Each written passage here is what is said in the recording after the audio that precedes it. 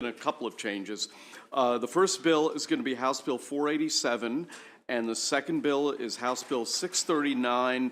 Those are jointly assigned with the Economic Matters Committee, and we should be joined.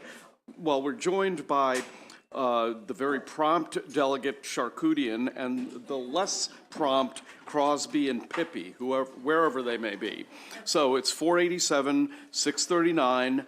I'm then next taking, at the request of the Vice Chair of the Ways and Means Committee, I'm taking House Bill 684, Delegate Wilkins, and then another change at the request of Delegate Ciliberti. I'm taking House Bill 713, which is a local Frederick County Sheriff's salary bill, and Delegate Ciliberti will be presenting on behalf of the Frederick County delegation. After that, then, we will proceed to House Bill 449, Delegate Morgan, Todd Morgan, our Morgan, 561, the Carroll County delegation, 671, Delegate Heinbaugh. Following that, House Bill 688, Delegates Johnson and Johnson. Well, it's kind of, imagine that, Johnson and Johnson. After that, House Bill 691, Delegate Stewart. After that, House Bill 695, Delegate Sample Hughes. And after that will be the final bill of the day, House Bill 696, Delegate Addison. So let me begin by calling up Delegate Buckle and whoever he has accompanying him. No one wants to come to Annapolis on a Friday afternoon. I can't understand why. So Gee, it's just me. I wonder why that would be, yeah. Thank you, Mr. Chair. And I have to say, you know, this career has obviously worked out pretty well for you, but if it doesn't in the future, you have a real opportunity to be like a variety show host. You're very, very good. You're very smooth. Everybody's happy. You know, you're moving things along. Just think of me as Bob Barker. I'm going to just leave that one right there. I appreciate that. This is House Bill 487, as you indicated. What the bill essentially does, I'm sure the members of this committee in particular, if not, you know, everyone in our General Assembly, has come to realize that back in 2007, and normally I say there's really not hardly anyone left in the legislature who was there, but I know looking at the front panel of this committee, there are at least three. I'm not sure about Delegate Stein, but I know that Delegate Holmes, Chairman Barvey, and Delegate Healy were here. I won't speak to what your mindset was or what you thought was going to happen in 2007 when a piece of legislation was enacted that permanently purported to tie our vehicle emission standards program under the Clean Air Act to the California standard. I don't know what you thought or what information you had available to you at the time, but in my research, what seems to have happened in 2007, electric vehicles were really in their infancy. They weren't something that was heavily and readily available to the public in any substantial way because of battery developments and other technology issues. They really were sort of an esoteric issue. What the California emission standards and the Clean Air Act was really talking about back in 2007 was fuel efficiency standards. It was ways to produce or to require manufacturers to burn fuel that had less emissions impact, and also technical ways that manufacturers could essentially clean up the emissions coming out of the tailpipe of a normal gasoline-powered vehicle. And there were great technological advancements being made at the turn of the century, and California decided to really be on the cutting edge of those advancements. Flash forward 15, 16 years later, the California regulatory system is promoted. They have a particular name for it. It's Air Quality Review Board. Last year, they implemented regulations which would require them, they would be the first state in the nation to do this, to go to 100% zero-emission vehicles by 2035. 2035 sounds like it's far away, but what really happens is that the emission standards begin to kick in almost immediately. If we were to continue to tie ourselves to California's rules and regulations, by 2027, 43% of all new vehicles sold in the state of Maryland would have to be electric vehicles, zero-emission vehicles, or pretty close to zero-emission vehicles. The best estimates that I have nationwide for 2021, 4%. In California itself, which has the highest standards and the highest uptake of electric vehicles in the United States, last year, 2022, 12%. In Maryland, I don't have the statistics for the last recorded year, which was 2022, but it's fair to assume that it was somewhere in that range, 4%, a little more, a little less, certainly wasn't as high as 12%. So we're talking about in 3 to 4 years, going to 43%. So that's almost, if we were at 4%, the national average, that's almost a 1,000% uptake of electric vehicles in 4 years. I would submit to you that that's not feasible. It's not feasible from a consumer standpoint. It's not feasible from an industry standpoint. And perhaps most importantly, it may create unintended consequences for the electrical grid. I know that's an issue that your committee, and I'm sure the Economic Matters Committee, deals with on a weekly basis, of how do we get to accommodate this substantially increased uptake of electric vehicles that will drive right by a gas station forever, but they have to go somewhere to plug in for power. And how does that affect the reliability and the availability and the price of our electric grid? There are approximately 17 states or jurisdictions, including the District of Columbia, that have made decisions at prior points in time to tie themselves to the California standard. The federal law has two standards. There's a Federal Clean Air Act standard, that's where the majority of states are, and then we're here. And if that's all I would want to say is that I just wanted to read two quotes from your fellow, for many of you in the majority of the committee, from your fellow Democratic politicians in other states. Governor Tim Walz of Minnesota, which originally adopted the California plan. We're not California. Minnesota has its own plan. Minnesota's program is a smart way to increase rather than decrease options for consumers.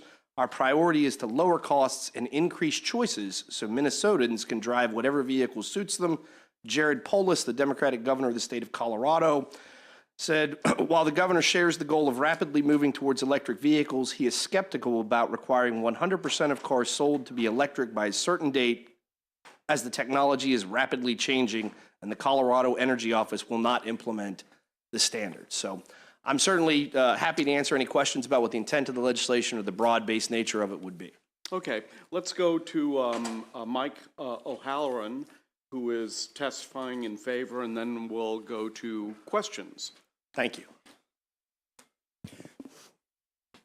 Thank you, Mr. Chairman, and good afternoon, members of the House Environment and Transportation Committee. For the record, my name is Mike O'Halloran, here today on behalf of MAPTA, which is the Association for Energy Marketers and Convenience Stores here in Maryland. We are in full support of Delegate Buckles' bill. And let me just kind of set the stage. Certainly the sponsor talked about 2007 and the California law, and I would wager, and perhaps those at the front of the committee might be able to answer with their own thoughts at the time, but I doubt very much that anybody in the legislature, when we passed this law, thought we would be here today in terms of mandating 100% of new vehicles being sold to be electric vehicles. So where does that bring us today? Where does that leave us today? As the sponsor pointed out, there is a very serious concern about the infrastructure. Our utilities being able to provide the power that is going to be needed. Certainly these issues are not new to this committee. We've fleshed out many of them so far this session, whether it be Delegate Love's Advanced Clean Truck legislation, Delegate Roos' legislation about EV charger rebate programs, and we'll continue these conversations. But I think it's important to note that this bill is simply a study, an analysis. I will grant that certainly there have been exhaustive studies about the benefits of EVs and how we should move towards a fully electrified transportation sector, but those are by and large, with perhaps a few exceptions, national. But here we are in Maryland, and all this bill does call for is for the MDE, Public Service Commission, to do the analysis. Just like we asked them to do in various ways with last year's Climate Solutions Now Act. We need to get serious about what we're doing here in Maryland. And so with that, we appreciate the sponsor's efforts, and we wholeheartedly support. Thank you. Okay, we have a question from Delegate Healy. Thank you very much, Mr. Chairman. I wanted to question what you just said, because the fiscal note indicates that it does more than just a study. It also stops the program until the study is done. And so I think that's a little, not quite accurate. Can you comment on that, please? Well, I'll certainly defer to the sponsor, but I will say, Delegate, I read that in the fiscal note as well, and I was surprised. I mean, the way I read the bill is that it would require the study. It doesn't remove, from my understanding, it does not remove us from as being one of the quote-unquote California states. It does, to be fair, Delegate Healy, it does require us to get the study, get the results, and to pass further legislation that ties us to this specific program. It does not automatically. So it unties us first and then does the study. That's right, because I would submit that it would be inefficient to say, hey, we're going to go to all the automobile manufacturers and the dealers in their state and say, you have to prepare right away to transition. As you know, there's a lag time for the model years before we've done the study to see whether or not we can even do it and whether it's the expressed will of the General Assembly today as opposed to the 2007 General Assembly with a different set of facts. Next question goes to the prime sponsor of the global climate change bill from last year, the vice chair. Thank you, Mr. Chairman. And Delegate and Mike, I guess my question is this. Chairman alluded to last year's Climate Solutions Now bill, which does require PSC to do a general systems capability study with respect to electrification. So do you feel that that authorization was insufficient to accomplish this study and analysis that you want to do under this bill? I don't know if I would use the word insufficient, Mr. Vice Chairman. I would say that it's not specifically directed, and perhaps the Public Service Commission could implement that as part of their study to say, hey, we're going to very specifically look at if we hit 43% by such and such a year of all new cars sold, how much would that translate to in terms of new demand on the grid, and how many new stations would that require? My understanding of the study through your legislation last year was a very broad study of how much electric would need to be brought in and from what sources to sort of provide for the ideas of this increased electrification, not only of new cars, but also of various other industrial applications. If we converted to energizing or electrifying rather than using natural gas for a variety of different services.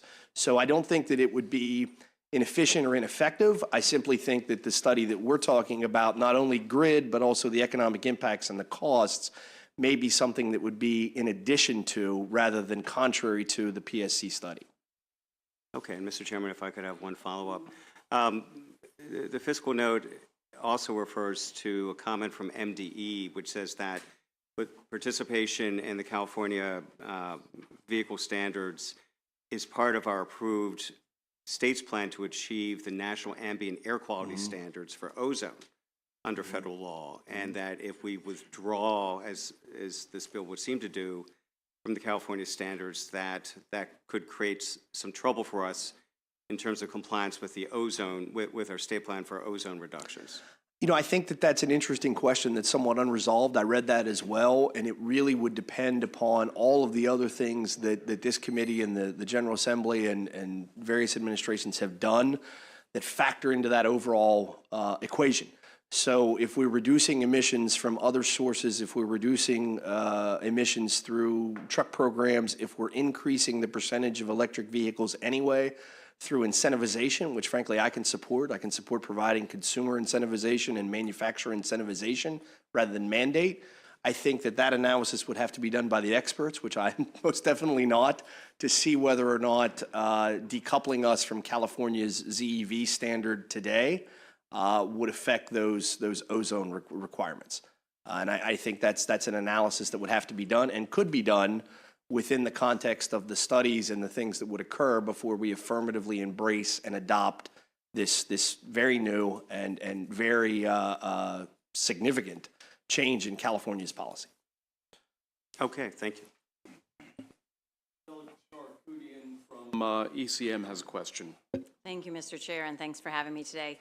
So I feel a need to, whenever we're talking about studies about impact on the grid, especially as it relates to electric vehicles, is that I want to kind of point this out and see what your thoughts are on this. the electric vehicles, of course, are batteries that are driving all over the place. And batteries, of course, can serve a really important load balancing effect on the grid and can charge the grid during peak periods. And so I'm just wondering if your bill imagines not just, it sounds like you're thinking of it as a sort of negative impact on the grid. Does it specifically ask about the potential for, if we had all these batteries driving around and batteries in everybody's driveway, the potential benefit to the grid of being able to manage and do the bi-directional charging and all of those kinds of things as well? It would be and would be intended to be agnostic on that issue. So if there is value by increasing the electric battery capacity and there's value through the technology that can supplement the grid, that's great. If we need more grid capacity, we need so many more charging stations, and we need to plan for that, and that has an economic impact. That's just the reality. I'm not looking for right, exactly. Positive economic impacts as well as is that exactly. And you think that the letter that's written in a way that is reflective of that? I hope so. Sometimes when you just say impact, the people are looking at like how much more do we need to build out the grid. I think like the PSC has interpreted some of what we did last year more along those lines, what I've seen of some of their initial kind of conversations. And so I just want to make sure anytime we're sending, Right. Those kinds of studies that we're really clear about our understanding of the complexity of it and the benefit, as well as the challenges that it creates. That would certainly be my intent is, I'm not an expert scientist whatsoever. And so for them to evaluate all of the effects, both positive and negative from that economic perspective of, hey, we may be creating more capacity in the grid by creating more of these indirect charging abilities, that's fine too. I just think that we should know that. I would note that, California's legislature is pretty close to a full-time legislature. They're obviously the largest state in the nation by a wide margin, and they have a little bit of a different system. They had a standardized regulatory impact assessment of their rule that was created, their rule that they're going to adopt, and they believe that it'll be a net positive for them. But the underlying assumption from an economic standpoint of the net positive is that they presume that gas prices will stay at $4 a gallon or above consistently from 2026 until 2040. That is well outside of the realm of what other projections are from the U.S. Energy Administration and from other states. As most of you probably are aware, California has typically the highest gasoline prices in the nation for a variety of reasons. And so their economic impact analysis, if you back that out and said, hey, the prices went down to $3 per gallon instead of $4 per gallon, under their own analysis, their rule would have net costs of about $6.5 billion. That's the type of analysis. There are benefits, there are negatives. I think we should get the experts to do that analysis before we just say, hey, we voted for this 16 years ago. We actually didn't vote for it. We just voted to couple ourselves to them. And now we're just going to go along with it without doing an analysis of how it would affect our state. I hope it would have a positive analysis, but I'd like to see that first. Thank you, Mr. Chair. Yeah, do you have another question? Oh, go for it. Okay. Thank you, Mr. Chairman. One more follow-up. Thank you. That is the Maryland Commission on Climate Change. It was as most recently as end of 2022. It said that electrification of the transportation system is absolutely critical if we have any hope of reaching our greenhouse gas emission reduction goals, 60% by 2031 and net zero by 2045. If we take out our connection to the California vehicle emission standards, that will further set us back in terms of achieving the electrification we need for the transportation system. So if that happens, do you have any proposed alternative? I don't off the top of my head, but I guess what I would say in response to that is I would agree with the concept that electrification, the ultimate electrification of the vehicle fleet, is going to be a big, big part in combating carbon emissions and climate change concerns. But the arbitrary figure of we're going to go from, let's just say 4%, and please don't take that as I'm guaranteeing you that's where Maryland's at. That's the best data I can get. We're in that range. 4% to 43% in a few years is unrealistic. And one of the concerns that I have is because it doesn't say, California's model doesn't say you have to sell a certain number of electric vehicles. It says a percent of all new vehicles. So one way you could do that mathematically and economically is if you're a car dealer in Baltimore County or Allegheny County or Montgomery County, you could simply say, hey, I used to get 100 cars on my lot and a month, and I got 20 that were EVs, and I tried to sell all of those cars, I'm at 20%. Now, in order to maintain my standard to say I have to sell 43%, I'll just get less cars. Now I'll just get 60 cars, and I'll sell 25 that are EVs, and I'll meet the standard. What that amounts to is it diminishes that aspect of our economy and provides less choice. I don't know how many of you gone shopping for a new car in the last year or two. New cars are very, very hard to get nowadays in many communities because of supply chain disruption issues that stay with us persistently since COVID. And so that's one of the things I think our legislature should consider, and we should take testimony and think about, rather than just couple ourselves to, a sister state that has a very different economy on the other side of the country. We should take a look at that and maybe say we're going to increase the number of electric cars without mandating a percentage, because the percentage mandate may really work against your purposes. It may just reduce the total number of cars sold by Maryland enterprises, but people will simply cross state borders. We all understand that with cars today. It's very, very simple to buy a car in another state. You can go on a website and say, I want exactly this type of brand of car with this type of interior, and you can find it at a dealership in Ohio, and they will either ship it to you, or you have to take a day out of your life and drive out there with a companion, pick the car up, bring it back, title it in Maryland. That could easily happen if we artificially depress our available inventory of new cars based on this California model. I'd like to see us sell more electric vehicles. I think that's a good goal and a good idea. I don't think that their plan necessarily will fit our state.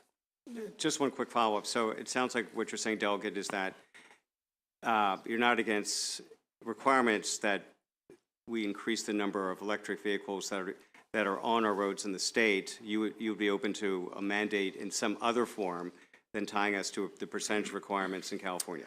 And I think that's fair. I prefer, frankly, my political philosophy, which is not everyone's, I prefer incentivizing the consumer and the manufacturer to do things we'd like them to do rather than mandating them to do things. I learned that, I think, just from raising children. I'm not saying I'm the best at it, but I have learned sometimes that if you ask them and say, if you get to do this, then we get to do something you want, sometimes works better than saying, no, you must do it my way today. And so I think, that's something built into us as human beings. We like incentives more than we like prohibitions. But I have no problem with being part of that discussion about how we increase electric vehicles and do it in a way that's consumer friendly and environmental friendly. No opposition to that whatsoever. The problem is that it seems to me, again, not the expert, but it seems from everything I've read and the research I've done, if you adopt the California standards, you're in for a dime, you're in for a dollar. You just have to adopt them, tooth and nail. And their particular, this dramatic increase of the number that would have to be sold on a percentage basis only may not have a very positive effect for us economically or environmentally. Okay, thank you. Before I recognize Delegate Pippy, your bill requires a study of the effect on the grid of the California standard with respect to vehicles, correct? That's part of it, yes. Okay, so basically, your study is this big, but the study under last year's bill is this big because it requires a study for the entire electrification All different program. industries. Well, then, don't you think that the study in last year's bill is much more stringent than yours? Wouldn't you be weakening the study? No, because the study would still go on, and I think my answer would be similar to when the vice chairman questioned. I wouldn't use the word stringent. I would use the word directed, because last year when we passed the study, maybe you can go back to the people doing the study and say, please include in now that we have to get to 43% electric cars by such date and such date. When we passed the study, we didn't have these standards. So No, but the Public Service Commission reads the newspaper just like the rest of us, and Do they're they? gonna, yes, they do, and they are gonna have to tailor their study to the law. And the laws of the state of Maryland currently are that we're hooked to California. So the irony here is that if this bill of yours were to pass, it would require them to do a less thorough study No. Last year's study stays 100% in effect. This does not No, obviate last year's study. last year's study would be affected by the passage of this bill. I don't believe Because so. the standards would be different. Now we don't have the California standard to measure against by law. No, that's not the intent of the bill. What the intent of the No, but bill that's the is to say, effect of the bill. study what the effect will be if we adopt California standard, which literally, 15 months ago, no one in the world thought, hey, we're passing this standard, we're going to 43% in 3 years. Okay. And Well, so that's all it would be. I guess we can agree that that's not the intent of your bill, What's not the intent of the bill? to make the Public Service Commission study under last year's bill less stringent because you're No. getting rid of the California No. requirement. No. No, I know that's not your Right. intention. Right. My intent, the Public Service No, Commission I is- understand what you Yeah. think your intention is. Well, I know what my And intention I is. also know what the bill last year did. Right. And I know what the effect of passing your bill would do to the study that we mandated last year. It would make it less stringent. It would have to. Bill does not require us to say we do not want to study the effects of It going to gets rid of our, 43%. doesn't the bill get rid of our being tied to the California standard? Yes or no? No, it does not require us to do that unless we take an action to do it. It requires the study first. I've never done anything in my life, and as you know, I practice law, I advise a lot of companies. I was I've going to never say done- you could probably end the sentence right there. No, it just does joking. not. I've never done anything in my life that says, let me go out and do something and potentially spend all the money, and then I'll figure out later whether it was a good idea or not. Usually we figure out whether it's a good idea or not before we spend the money. Okay, Delegate Pippy gets the last question.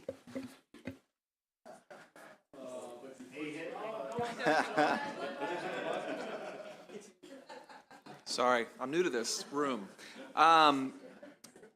Delegate Buckle, you're doing a good job. Thank you. I've got a tough questioner up there. You've got a tough questioner. So I'm just going to stress on a word that I heard during the chair's discussion, and he used the word hook.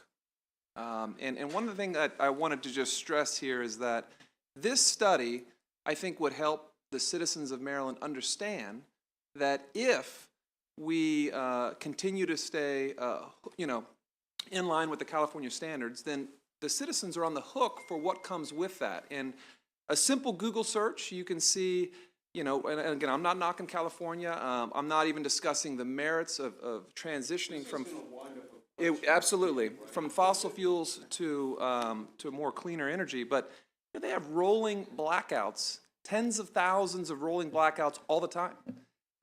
There are significant grid issues in California that impact tens of millions of people in that state all the time. And again, not discussing the merits of transitioning, but I think Marylanders should understand that they are on the hook for this transition. And I think this bill is prudent in the sense that it will give them an idea of what they're on the hook for. Shall we stay connected to California standard? Is that so? Well, yes, not only Maryland citizens, but those of us here in the legislature. Okay. We'd like to know, and I just briefly point out, it's not only just a study about the grid.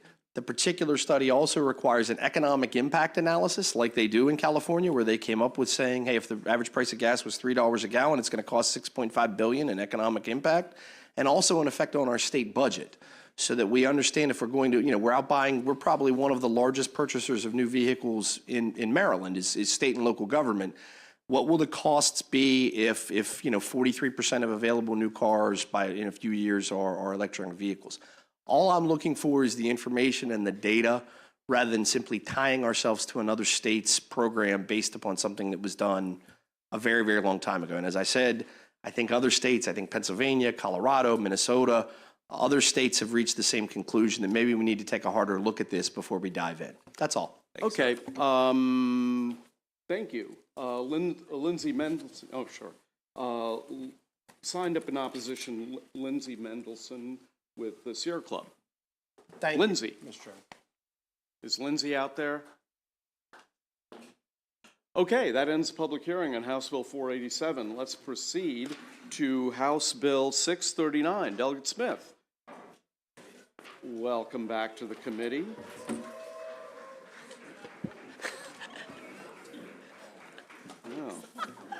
Thank you, Mr. Chair, Mr. Vice Chair, and all distinguished members of the committee. For the record, my name is Delegate Stephanie Smith, and I'm here to present House Bill 639.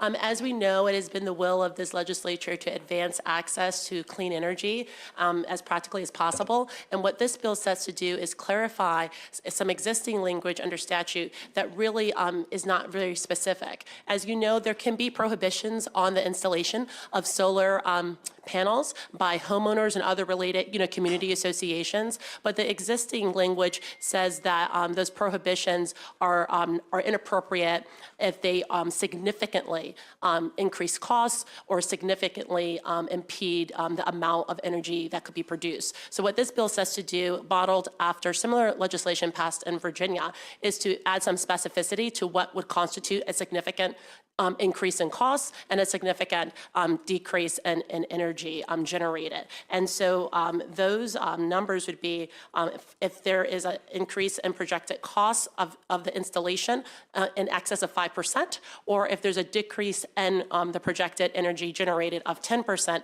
those prohibitions by a related community or homeowners association would be impermissible. So that's really all this bill sets to do, and there is support that you'll hear from a panelist that will be made available virtually about how this would enable those committees that review such applications for solar projects to have something more specific by which they would judge whether something would meet the needs of their community without it feeling kind of arbitrary. It would enable them to have some guardrails. So I know there's going to be some additional testimony. I don't want to steal their thunder, but I do hope that I can gain careful consideration from you all for House Bill 639, and thank you all for your time.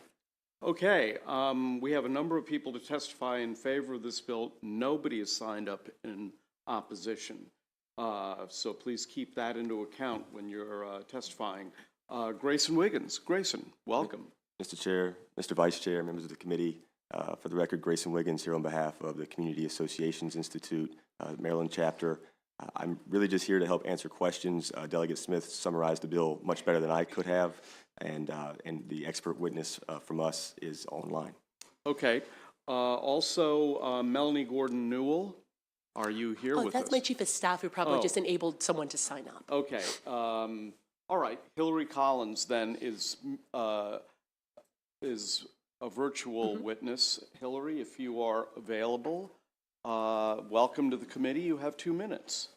Thank you so much, committee members. My name is Hillary Collins, and I am a member of the Community Associations Institute Maryland chapter. I'm also a practicing community association attorney in the state of Maryland, as well as Virginia and Washington, D.C.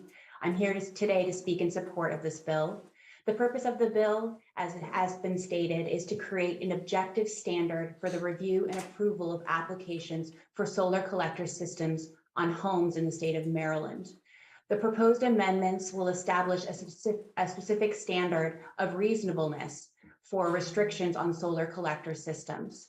As currently drafted, the law only provides that a limitation shall be unreasonable if it significantly increases the cost of the solar collector system or significantly decreases the efficiency of the system. But the statute does not define the word significant. By incorporating specific percentages, like the solar panel statutes in Virginia, New York, and other states, both the homeowner and the community association may look to a specific standard when determining if a cost increase or reduction in efficiency is significant.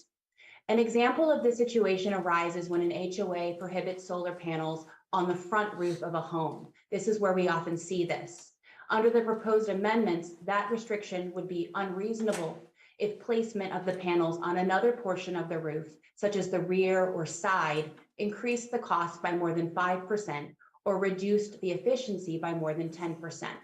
Without a specific standard, homeowners and boards are left to argue about what is reasonable with respect to restrictions. I've witnessed these arguments in my practice, leading to litigation.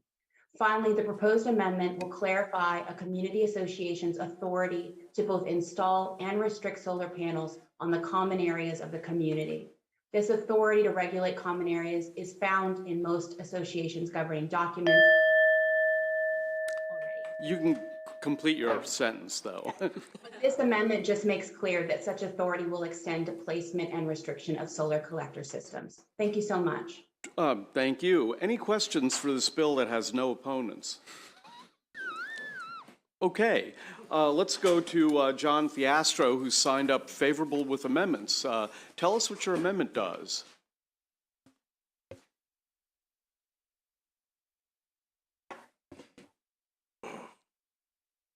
Thank you, Mr. Chairman, Mr. Vice Chair, members of the committee, members of Economic Matters who are here today. For the record, John Fiastro on behalf of my client Sunrun. Sunrun is a leading publicly traded solar installer in the United States.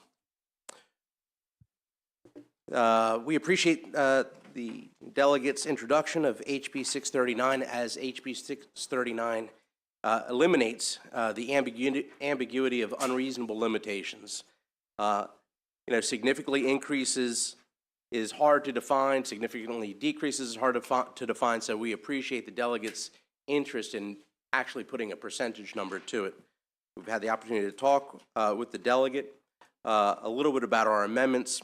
Sunrun offers 2 amendments. See, the bill suggests that the review and the adjudicator of the 5% differential would be a PV design professional certified by NABCEP. NABCEP is the North American Board of Certified Energy Practitioners, so a NABCEP professional.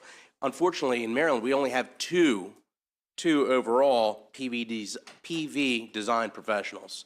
So what we'd be asking these 2 professionals to do is to go behind the originating sale company, the originating vendor, and check and discern whether there's a 5% differential in cost or whether there's a 5% differential in the decrease in efficiency. So the First Amendment, Sunrun suggests replacing PV design professional with PV installation professional.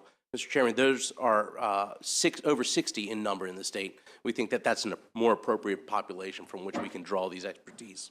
The second piece is the language of independent, that this person is independent might have an unintended consequence of actually inviting a second vendor onto the property after the first vendor has actually made the sale. Okay. So those are 2 simple amendments. We don't think it does anything to the intent of the bill. Okay. We appreciate the time, Mr. Chairman. Thank you. Okay. Any questions for this witness? Seeing none, thank you very much. That ends the public hearing on House Bill 639. Let's proceed to House Bill 684. Is Delegate Wilkins here? There you are. And if you have, I understand you've got 2 panels, and so I have a memo here telling me who to call up in the 2 panels. And if you want to have the first panel or somebody else join you, that would be great.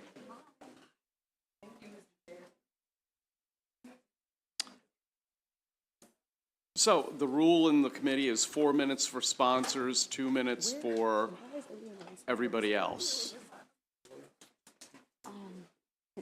Okay. Thank you so much, Mr. Chair. Sure. Thank you to the committee. Very much appreciative of your time this evening. I think folks are just coming into the room. I am, for the record, Delegate Janelle Wilkins, and I'm pleased to present HB 684. Losing the roof over any family's head is destabilizing, and it puts every aspect of their life into a downward spiral. This is why it's vital that we have strong standards to measure against any action that displaces residents from their home. With just 60 days' notice, any renter can lose the roof over their heads if the landlord decides not to renew their lease for no reason at all. HB 684 is an enabling bill, and I want to emphasize an enabling bill. It provides the authority to counties to establish just cause evictions. Well, what are just cause evictions? For returning members, you have heard this bill several times, but for the new members, I want to share a little bit more about a just cause eviction. What it is it requires a reason to be provided when a landlord chooses not to renew a lease.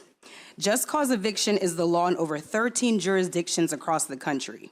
Washington, D.C., our neighbors, in New York City, the entire state of Connecticut, the entire state of New Jersey, Seattle, Boston, Massachusetts, and Chicago. This is not a new provision that we are pushing for. The bill allows the county to decide what an appropriate just cause is. But just to give you some examples that we usually see as just causes for a lease non-renewal, there are things like breach of lease or damage to the property, disorderly conduct that disturbs other residents, illegal activity, landlord deciding to take the property completely off the market.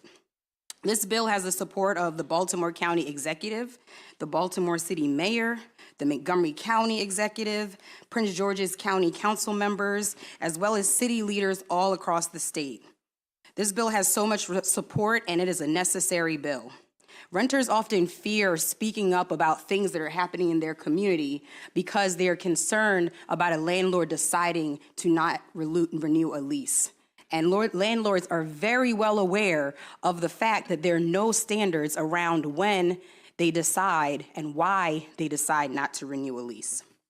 Although the landlord lobby comes out in strong opposition of this bill, we know that it's absolutely critical to empower our renters and to make sure that there's a balance of power when it comes to someone keeping the roof over their heads. The jurisdiction should have the ability to decide, the authority to decide just cause evictions. And all this bill will do is provide any county with the ability to enact just cause evictions legislation if they choose to in their jurisdictions. I urge a favorable report on HB 684. Thank you. Thank you very much. We're going to go through, this is the way we're going to do this. We're going to go through the first panel, and then we'll entertain questions, and then we'll go through the second panel, and then we'll pick up all the other proponents who are signed up, and then we will go to the opponents. So the next 5 people to testify in this order are Zafar Shah, Mariuri Arakat, I hope I'm pronouncing your name correctly, Dominic Butchko, Matt Lozak, Norman Leventhal. In that order, 2 minutes each. Zafar, welcome back to the committee. Hey, thank you, Chair Barve, Vice Chair Stein, members of the committee. My name is Zafar Shah. I'm an Assistant Director of Advocacy at Maryland Legal Aid. We provide legal services to thousands of households across the state of Maryland at our 12 offices. I want to put this bill in a little bit of a context, of a true housing crisis, a fast constricting economy where the supply of housing is inadequate, demand is growing for rental housing, increasing rents and making it a very unstable environment for low income earners. And I'm not talking just about the 2021 inflation, I'm not talking about the 2020 pandemic, I'm talking about March 2009 when Prince George's County and Montgomery County brought just cause eviction bills from their delegations to the General Assembly because of that crisis of the mortgage foreclosure crisis in 2008. This is a bill that reaches into communities and provides a solution even in the most terrifying economic times. This bill, in the meantime, since 2008, we've seen countless jurisdictions across the country pass this type of legislation. In the meantime, we've not done it. We've seen research in recent years, I've cited it in my written testimony, showing that there is not a negative impact on development in jurisdictions that adopt a just cause policy, as opposed to a rent stabilization or rent control policy. It's important to distinguish that where there is just one of those policies, we're not seeing a negative impact on development. At the same time, the impact is clear. Research does show in 2022, a study showed that there is a clear impact, positive impact, on curtailing evictions, eviction filings, and reducing the downward movement of low-income earners from hot markets and providing them more time to make choices and move on their own terms if they have to. We urge a favorable report on House Bill 684. Thank you. The next witness is Mariuri Arakat. Did I pronounce your name correctly? Oh, Okay. Please continue. Buenas tardes, mi nombre es Marjorie Ávila, soy de Honduras, miembro de casa, residente del condado de Montgomery y madre de una hermosa niña de 5 años. Yo también estoy sin hogar ahora. Presidente Barbe, vivo en su distrito, en Rockville. Estoy buscando un hogar para vivir porque ahora estoy en un lugar temporal. Good afternoon. My name is Marjorie Avila. I'm from Honduras, a CASA member, a resident of Montgomery County, and the mother of a beautiful 5-year-old, and currently unhoused. President Barbe, I live in your district in Rockville, in Maryland, and I'm looking for a new place to live because I'm in a temporary shelter. Hace 2 semanas me desalojaron de mi casa. Vi cómo mis pertenencias personales y mi vida fueron arrojadas a la calle. En poco menos de 15 minutos, mi niña de 5 años jugaba inocentemente en el patio. Lo que estaba pasando, no hay palabras que puedan describir el sentimiento. Lo mejor que se me ocurre es que tenía poco valor como ser humano por primera vez.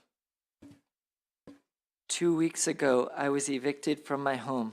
I watched as my personal belongings and life were dumped on the street in just under 15 minutes. My 5-year-old girl played innocently in the yard, not knowing what was happening. No words can describe the feeling. The best I can come up with is that I had little value as a human being. Llegué a este punto porque hablé sobre las injusticias en nuestra comunidad por parte de la gerencia. Como yo era un inquilino respetable y bajo mi contrato no pudieron hacer nada. Sin embargo, tuve un accidente automovilístico hace 2 meses y no pude trabajar durante semanas. Me atrasé en el pago de alquiler por 2 meses y a pesar de mis mejores esfuerzos para trabajar con la administración y recibir asistencia para el alquiler, procedieron con una presentación de desalojo. I reached this point because I spoke about the injustices in our community being conducted by management. I was in good standing tenant, and under a lease, they could do nothing. However, I had a car accident a few months ago, and it could not work for weeks. I fell behind on rent by 2 months, and despite my best efforts to work with management, they proceeded with an eviction filing. En resumen, tomaron represalias contra mí. Al final, el propietario me echó injustamente como a un perro. Sé que no soy el único que se enfrenta a esto. Muchas comunidades de inmigrantes como la mía enfrentan esta injusticia semanalmente. Estoy aquí para pedir su apoyo a favor de la ley Causa Justa. Gracias. In short, they retaliated against me. Ultimately, I was thrown out unjustly, like a dog, by the landlord. I know that I am not the only one who is facing this. Many others in the immigrant community are facing these injustices. I'm here to ask for your support for HB 684 in favor of just cause. Thank you. Thank you very much. Dominic Puchko.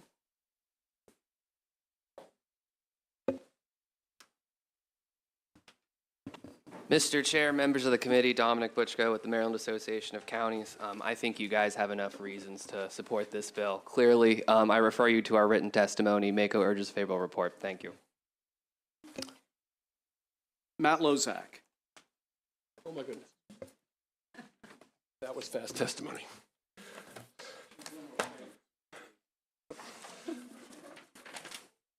Good afternoon, Chairman Barbe and Vice Chairman Stein, members of the committee. My name is Matt Losak. I'm the co-founder and executive director of the Montgomery County Renters Alliance. We are the first and only regional nonprofit dedicated exclusively to renter outreach, education, organizing, and advocacy. I want to thank Delegate Wilkins for her championing of this bill year in and year out, and here we are again. We are here again to urge this committee to allow this bill to vote in the full House. Whether you support just cause protections or not, surely this committee supports the democracy enough to permit legislation that simply allows local municipalities to choose to pass just cause or not in any form that they choose. We are confident the majority of the House will support this legislation, that the Senate will also demonstrate its support this year. For the first time, we have a companion bill over in the Senate. And we have a new governor who we know is also supportive of just cause legislation and other renter protections. He also understands, as we do, that this kind of protection is essential to the health, welfare, and prosperity of our communities. Today we are hearing in person and in writing from literally scores of top officials from across the state, as well as scores of community organizations and renters, and there would have been more if there were time to have them speak. They are pleading with you, as am I and the Renters Alliance, which represents tens of thousands of renters in our region, to pass this out of committee. You don't have to support just cause eviction to pass it out of committee. Just let it go forward and let the House vote on it. If you oppose it, then let the local jurisdictions make the mistake you think that they're going to make. They will do it, and they will suffer the consequences or not, but give them the opportunity to do it. Housing is no longer, rental housing rights is no longer a policy sideshow.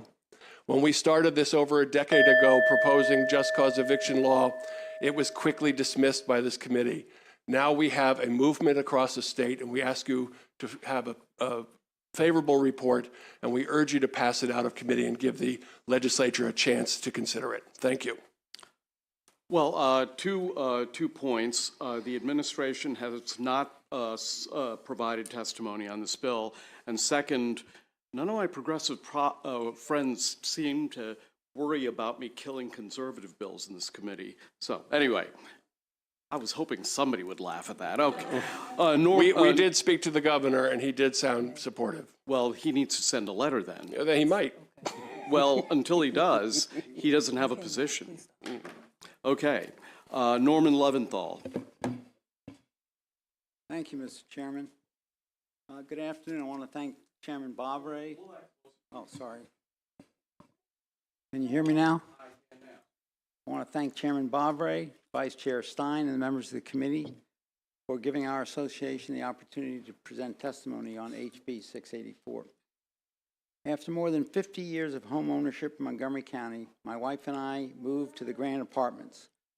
We relocated from District 15 to District 16. I see my delegate, Sarah Love, is here, well, I'm happy to see. And I think that was Linda Foley that is supposed to sit over there. That was my former delegate, one of them. In any case, after 2 months of the Grand, I realized it wasn't so grand after all. In fact, it was left in a state of serious disregard by the landlord, Brookfield Properties. As a result of the terrible condition of the building, I helped form the Grand Residents Association, whose 60-plus members promptly elected a board of directors and appointed officers. We are tasked with improving the lives of more than 1,000 voting residents of the Grand Apartments by assisting the state and Montgomery County to enact laws and ordinances to benefit renters as well as their landlords. It is clear to me, and I know to many others, that the subject of HB 684 is one such measure. As a practicing lawyer for more than 53 years, I cannot imagine a provision that cries out for passage as much as the Just Cause bill, which is the subject of this hearing. In fact, it is a tenet of basic contract law that every agreement, including residential leases, are infused with the constructed good faith of all parties is subsumed within its text. I personally find the right of our landlord, Brookfield, as well as other landlords across the state, to terminate any lease for no reason or any reason to be the very antithesis of good faith. In this regard, I do have one comment regarding the text of the proposed legislation. Section 2, lines 4 to 26, lists examples of just cause, what they would encompass, other than explicitly stating that unjustified or inexcusable non-payment of rent. Wow, that was a fast 2 minutes. I cannot imagine any other cause that would, any other instance that would constitute just cause other than a breach of the lease. And if I can just get 15 seconds. No, you know, I've got 60 witnesses and I have Right, 10 more bills, so sorry. Then I'll just finish by saying, I can finish my thought. Sure. That I find no reason why landlords need a protection of this kind. The only reason I could fathom is that they want the right to terminate a lease for any reason or no reason because they don't like the person or because the person has taken action the landlord doesn't like. And believe me, I've heard from many at the Grand who suspect of joining our organization because of that. Okay, I'd like to Thank you. I'd like to proceed to questions. First question goes to Delegate Long. Thank you, Mr. Chair. Delegate Wilkins, thank you so much for bringing this bill. I'm a new member, so it's my first time hearing this, but I know it's enabling legislation for counties. So I guess my question would be, from your smaller counties to your larger counties, exactly what would that process be for them enacting a just cause? Sure, so that's a great question. So with this being an enabling bill, if it goes into law, it simply authorizes jurisdictions to be able to implement their own just cause eviction provisions. So what that could look like, for example, I'll give an example of Montgomery County. Let's say Delegate Stewart is my landlord. And if this were into effect and Montgomery County went ahead and implemented it, which I hope that they would, Delegate Stewart would send me, as he is required to already under law, he'd have to send me notice in the required amount of time that he's deciding not to renew my lease. The only change that this bill would make is that he has to include that reason that is outlined in this new law in Montgomery County. So he has to say, you know, you've been playing your music loud. I've reached out to you asking you not to do that. You are disturbing other residents, and that's one of the causes outlined in the Montgomery County law. And for that reason, I've decided not to renew your lease. So for most landlords, that would be it. You receive that notice to quit as a renter. And what happens is most renters, they leave. Now, colleagues, as we know, in order to forcibly remove someone, you can only do that through the courts. So if someone ends up staying on the property and you have to file a complaint under tenant holding over to say, I want the sheriff to come and get this person out and do a formal eviction, then during the court proceeding, the landlord would then have the opportunity to show, I sent Janelle these emails asking her to stop. She didn't stop, and that was my reason. So that is it. Those are the changes that would be made, that we now have a standard around non-renewal of lease, and the county would determine what those causes are. The bill doesn't require specific causes. We wanted to give the flexibility to the jurisdictions to determine what those are. So let me make sure I understand your answer to the question. Let's say I'm a bad tenant and I play my music too loud. So under that provision in your law, the landlord would say, give me 60 days notice and tell me because it's the loud music. If I refuse to leave, then at that point, he or she would be required to go to court to remove me, correct? Yes, and that's already current law. To remove someone, you have to take them to court. Okay, so basically, the operative thing here is that you still have to go to court to remove somebody, even if it is for a just cause. Well, you have to anytime. If I don't, no. As opposed to the current situation where a landlord doesn't have to renew a lease, there's no legal process required for that. But for a just cause eviction, the only way to get bad tenant Kumar out of his unit would be to go to court. No, that's if I'm understanding your question correctly, Mr. Chair. No, there is no change currently in order to get anyone out, even currently in terms of a non-renewal lease. Let's say just current law. If you decide that you want me out and I am not getting out of your unit, you still have to take me to court right now. Okay. Yes. Delegate Stewart has a question. Thank you, Mr. Chair. It's deja vu all over again. And by the way, if I ever did become a landlord, I would have no tolerance for loud music. So just FYI. So we've obviously heard this, a few times. We've heard the arguments and the counter arguments. Amber alert. Yeah, turn it off. But for the benefit of the new members, I just wanted to actually get sort of like a little bit of a clash here or back and forth of what the opponents are going to come up and say, so that everyone sort of understands what the arguments and counter arguments are. So I guess either to the delegate, the sponsor, or anyone on the panel, the opponents are going to say that this creates what they call a lifetime tenancy for the tenant. Explain, if you guys could just, respond to that concern for the benefit of the committee. Well, first of all, it is our understanding that most landlords would like tenants to pay rent even after they're dead. So in terms of a lifetime tenancy, if they're offering an apartment, a home in perpetuity, then the tenant would be able to stay there in perpetuity, provided they pay their rent and abide the general rules of the lease. Absent that, so not sure exactly how a life estate is defined, except some kind of medieval law from Old England. But basically, if your apartment is let in perpetuity, then as long as there's no just cause to evict them, then the tenant could stay there. On the other hand, as most just cause laws are written, there are a series of laws, a series of just causes that the bill allows. Obviously, all of the standard reasons to evict somebody, failure to pay rent, disobeying the rules, breaking the laws, doing something that any Judge Judy would say, hey, after a while, you're going to have to go. There are also some business reasons. If a small landlord or even a large landlord decides to take an apartment off the market, then that would be a just cause. If there's going to be renovations of some extensive nature that make the apartment community or the apartment uninhabitable, that would be a just cause.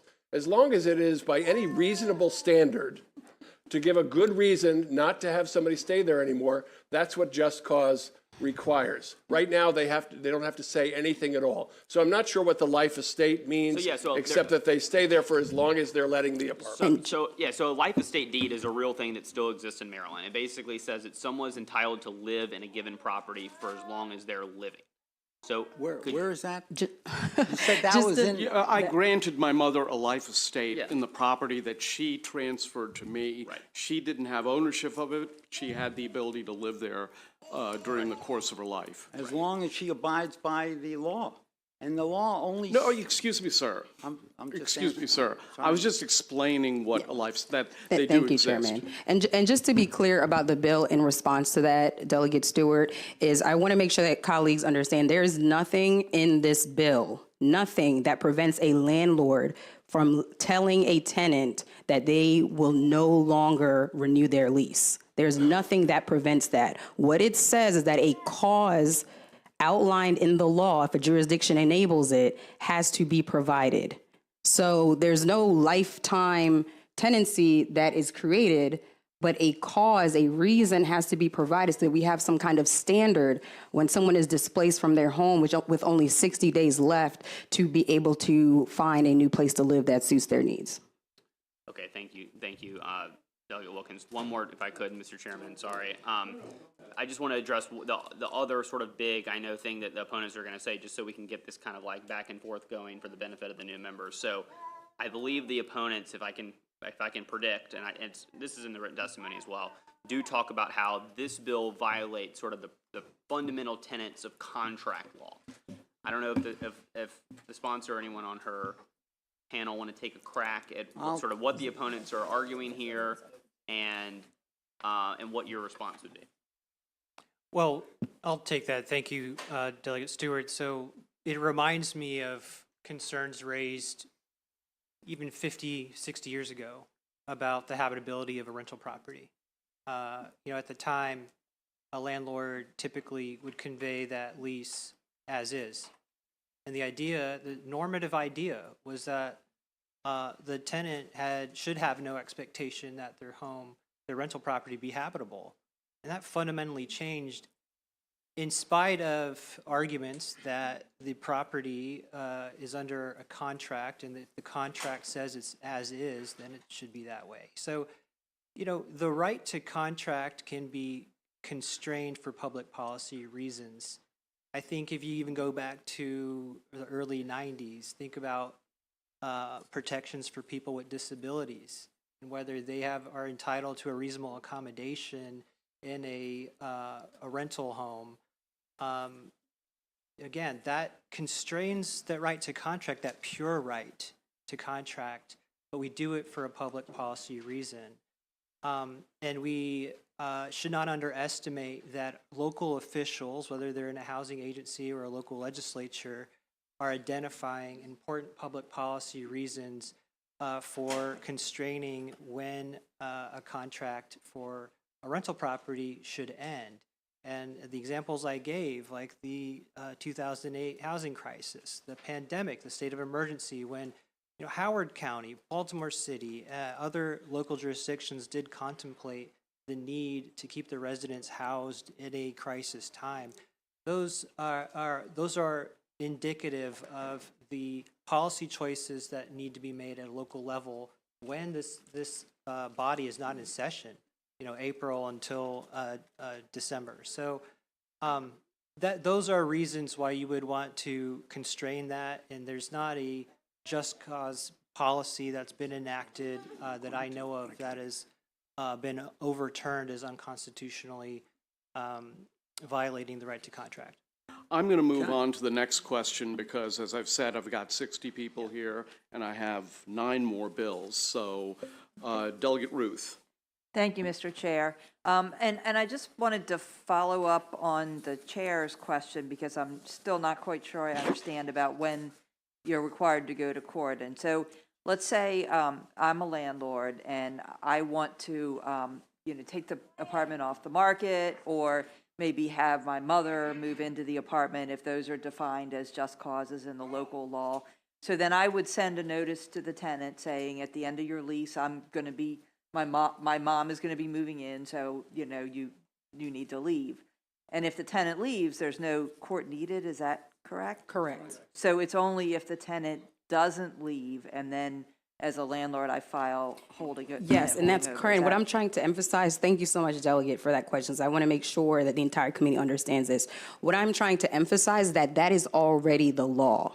There are 3 main ways that a landlord can evict. And when I'm using the term evict, I mean forcibly taking your items, removing the tenant from the property. A tenant can file a breach of lease. They can file a tenant holding over complaint or a failure to pay rent complaint. And what we are talking about— Well, you've missed one. Under current law, a lease doesn't have to be renewed. Under current law, correct, my landlord could choose to not renew my lease. And under this, that's another way to get rid of a tenant. Yes, correct. Okay, but I just want to make sure you have all the ways. But just to clarify, though, Mr. Chair, in terms of what a landlord files in court, that's what I'm referring to. Those are the reasons that a landlord files in court. You have to go to court already in order to forcibly remove someone. That's what I'm emphasizing. This bill is not all of a sudden saying, now you have to go to court in order to not renew the lease. That is not what this bill is saying. You already have to take someone to court in order to remove them for the property. A tenant can right now decide, Delegate Stewart doesn't want to renew me. I don't have another place to stay. I don't have anywhere to go. I'm still on the property. He still would have to file in court right now under current law in order to get the sheriff to come and evict me. So the thing that I'm just trying to emphasize for everyone is that it's already current law in order to remove someone and physically evict someone for the property, that has to happen through the courts. But thank you. Yes. But that would only happen if the tenant doesn't leave following the notice. Exactly, and I think legal aid would be able to tell you that every landlord— Sorry. And Delegate Ruth, if I could add that if the tenant refuses to leave and there is just cause, they won't have a case in court. And then currently under tenant holding over actions, there's no defense because the landlord does not have to state a justifiable reason. Can I add one point of clarification? Thank you. Sure. The first thing, this legislation doesn't change anything in the way of landlords' rights. All it says is they have to give a reason for terminating or not renewing. And I can't imagine a reason why they would do that other than to punish a resident for taking actions against the landlord. Because I have yet to hear one thing that the landlord is going to lose by this legislation. I don't see a thing that it does. I'm bewildered. Let me ask a question. I'm a pretty liberal guy, but I've never supported this bill because I have always been convinced that this will shut down apartment building in the state of Maryland, just the same way as rent control did in Tacoma Park. Now, of course, it's a matter of conjecture until we do it. But here's the thing. I've been spending the interim looking at studies that purport to say that just cause eviction laws don't harm the market. And I haven't really found a study that I find even close to being compelling. And so if you have any studies like this, my email address is kumarbarve@gmail.com. I will, of course, be happy to read them. But I'll be blunt with you. I'm a renter. My wife and I chose to sell our homes, and we like renting, and we don't want to buy a condo. And I'm personally very concerned that this law may cause my property owner to turn my building into a condo building, and I don't want that. Sir, I understand that, and I fully agree. But I haven't seen any studies either that says that just cause legislation adversely affects the market. I would never invest in a I would never invest my money in a building in a jurisdiction with a law like this. Well, that's your prerogative, sir, but I would. And the fact is, I find that this... Have you? Have I what? Are you invested in buildings in jurisdictions with just cause eviction? I don't invest in real estate. Okay. Except through... Fair enough. Through large, REITs. REITs. Yeah, okay. However, Mr. Chair. I wanted to say, sir, that the basic tenet of contract law is that every participant in a contract brings a sense of good faith. How can you expect a landlord to have good faith and bring that to the contract if he can get rid of somebody for no reason at all or any reason? All we're asking is to give the counties the right to pass legislation that they feel is best for their constituents. I don't see how that affects the market at all. And if it turns out that one county proceeds along this and you find that it adversely affects the market, then we'll learn something. But without passing just cause legislation, you're just prolonging the inevitable, which is renters will suffer the consequences. And quite frankly, I believe that the leases that are required to be signed today are unconscionable and against public policy, which is precisely the point that was made earlier, that it's unconstitutional. And I'm very serious about this. Well, look, I'm a liberal guy, and I have never supported this. And, it's partly because I have a background in accounting and finance. I've been in the private sector for 40 years. I know how people make investment decisions because I've been doing it for 40 years. I would never personally invest in an industry that would be regulated in this fashion. That's obviously my point of view, but I think most business people agree with me. Matt, you want to comment? I do, but Delegate Wilkins said she's going first. Mr. Chair, if that's okay with you. Sure, of course. I just wanted to, in response, I do want to mention, I think the proof is already in the pudding because there are jurisdictions all across the country that already have this. Our neighbors in Washington, D.C., as I mentioned, New York City, State of Connecticut, State of New Jersey, Seattle, San Francisco, Boston, Chicago. There are places all around this country that have just cause evictions right now. But you realize that those jurisdictions are the ones that have the worst rental housing deficits in the United States of America. Seattle is a very good example of that.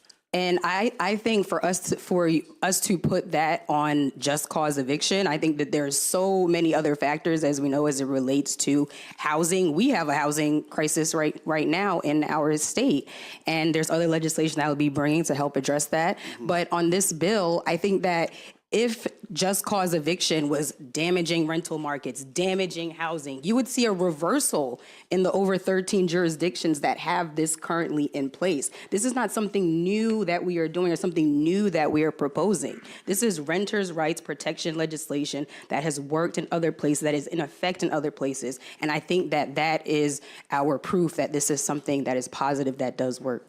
Matt, go ahead. What she said is basically what I was going to say. She Okay. said it just right, except I do want to thank you for your honesty on this. And if you are truly acting in good faith, we look forward to having further discussions with you that are not time limited to really get into the public Well, policy no, issues. I'd love to do that. I mean, but as you know, well, you know what? I'll take you up on that. That's a very generous offer. We'll buy lunch. You don't need to do that. Actually, you can't do that. That's why I said it. Yeah. Touche. Okay, next question goes to Delegate Naraki. Thank you, Mr. Chair. I appreciate it. I believe, is it Matt? Sorry, I just want to Yes, make sure. Okay. I do have a problem with something you just said. You said something to the effect of most landlords want people to pay rent after they're dead. I've been a landlord before. I'm not currently, but I have been. I've never had any kind of expectation like that. So I'd like to understand where is it in public law that says the individual is somehow able to pay rent after they're dead, not their estate or whatever, but the individual, or you can cite sources or whatever that are saying that most landlords feel that way. I really think it's inflammatory to paint every landlord with a broad brush like that, because there's plenty of landlords I'm not saying there aren't bad actors, but there are plenty of landlords that are good actors, and I think it's really inflammatory to paint the entire industry that way. Well, I agree with you. That was a joke. And of course, what I was saying was that I don't know any landlords that don't want to take rent for as long as they possibly can. That was all that was meant by that. Okay, thank you. Delegate Strawn. Thank you, Mr. Chairman. Delegate, I have a question about how this bill would be implemented if it were to pass. Let's see, page 3, line 4 says just cause may include, and then it's got 6 different factors, which I guess could be considered as just cause. So if this bill were to pass, giving the authority to local jurisdictions to implement a just cause ordinance, would they have to include all 6 items that are defined as may including just cause, or would they be able to select just, sort of pick and choose which ones they want to put into their ordinance as just cause? Thank you, Delegate. The jurisdictions would be able to decide. We wanted to make sure that the localities would have the ability, based on their communities, the issues that they're seeing, and even the input from landlords and other stakeholders around what those just causes are. So this is completely enabling. We included examples to help ensure that, some of the usual just causes perhaps would be included, but it would be up to the jurisdiction to decide what the specific just causes are. Okay, thank you. Sir, Delegate Stein, may I just add something? My amendment to this, my comment was that just cause means those 6 things. It not just may include, because I can't think of another thing that would be just cause for terminating a lease other than that what's subsumed within those 6. Thank you, Mr. Chairman. Delegate Wilkins, thank you so much for bringing this back and for your tenacity on this issue. So I have 2 questions. One is, could you just remind me, I don't recall whether in the past this was enabling legislation or only for Montgomery County? Great question. I introduced it several times as a Montgomery County only bill, but the support has been so tremendous that it's now statewide enabling. I thought that was a change. Thank you for clarifying that. And then my next question, and I think this might be appropriate, Delegate Wilkins, you can certainly answer it, but it might be most appropriate for Zephyr Shaw. And I want to know, landlords will say that some landlords will say they rarely decide not to renew a lease unless it's really necessary. Is that your experience? Can you speak to that at all?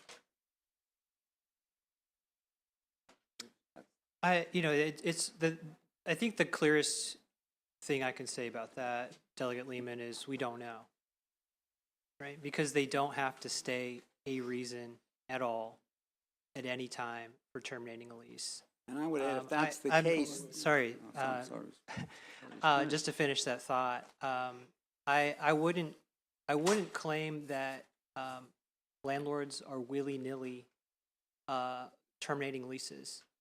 It does happen quite a bit. You'll see from the Judiciary Statistical Abstract for the last the last calendar year, that the number of evictions for lease termination, which we call tenant holding over, are higher than they've been in the past 12 years since I've been practicing. So we're looking at numbers of over 800 tenant holding over cases in a month, which is it's just such a huge percentage increase over what we used to see, which was less than 300 a month. And so it happens quite a bit. I mean, when you have change in the rental market, you're going to see more of that happen. And we've seen that since the pandemic. But, you know, no one here, you know, is going to suggest seriously that landlords take it lightly. But they know they don't have to say anything. They know they don't have to have a reason. And so they can do it. And if they're scared of this bill because they have to have the reasons that a local legislature enacts, and they're scared to have to prove their case in court, well, this is really just a matter of them having to put some meaning behind what they're doing. And I don't think that's an impossible situation, even at scale for landlords, because most of them are going to have a good reason. And Delegate Lehman, if I may add quickly, that absent this protection, we see whole communities who are intimidated from speaking up. It has a chilling effect. How many does it take to be evicted without cause, without a stated reason, that the neighbors and the entire community know what happened, and they will not speak up? And we've seen that across Montgomery County, one of the wealthiest counties in the world. We can only imagine what it is in regions of the state that have less ability to fight. Isn't it also possible that tenants could be intimidated about testifying against a neighbor who is dangerous? Couldn't that be a possibility? It absolutely is, and I believe that if the neighbor is intimidating or breaking the law or breaking the rules of the community, that's included in just cause. But you'd still we have have to often prove it in represented court. tenants. Yeah, but you'd still have to prove it in court. Well, we believe in a standard. The you know and I know wink wink is not a standard. Well, you know, in our building, we had a guy who was smoking like a chimney, and we wanted the property owner to evict him. And they said, no, the lease is running up in 6 months. We just won't renew him because we don't want to spend the money to go into court to evict him, and we don't want to have to make you go into court to testify against him.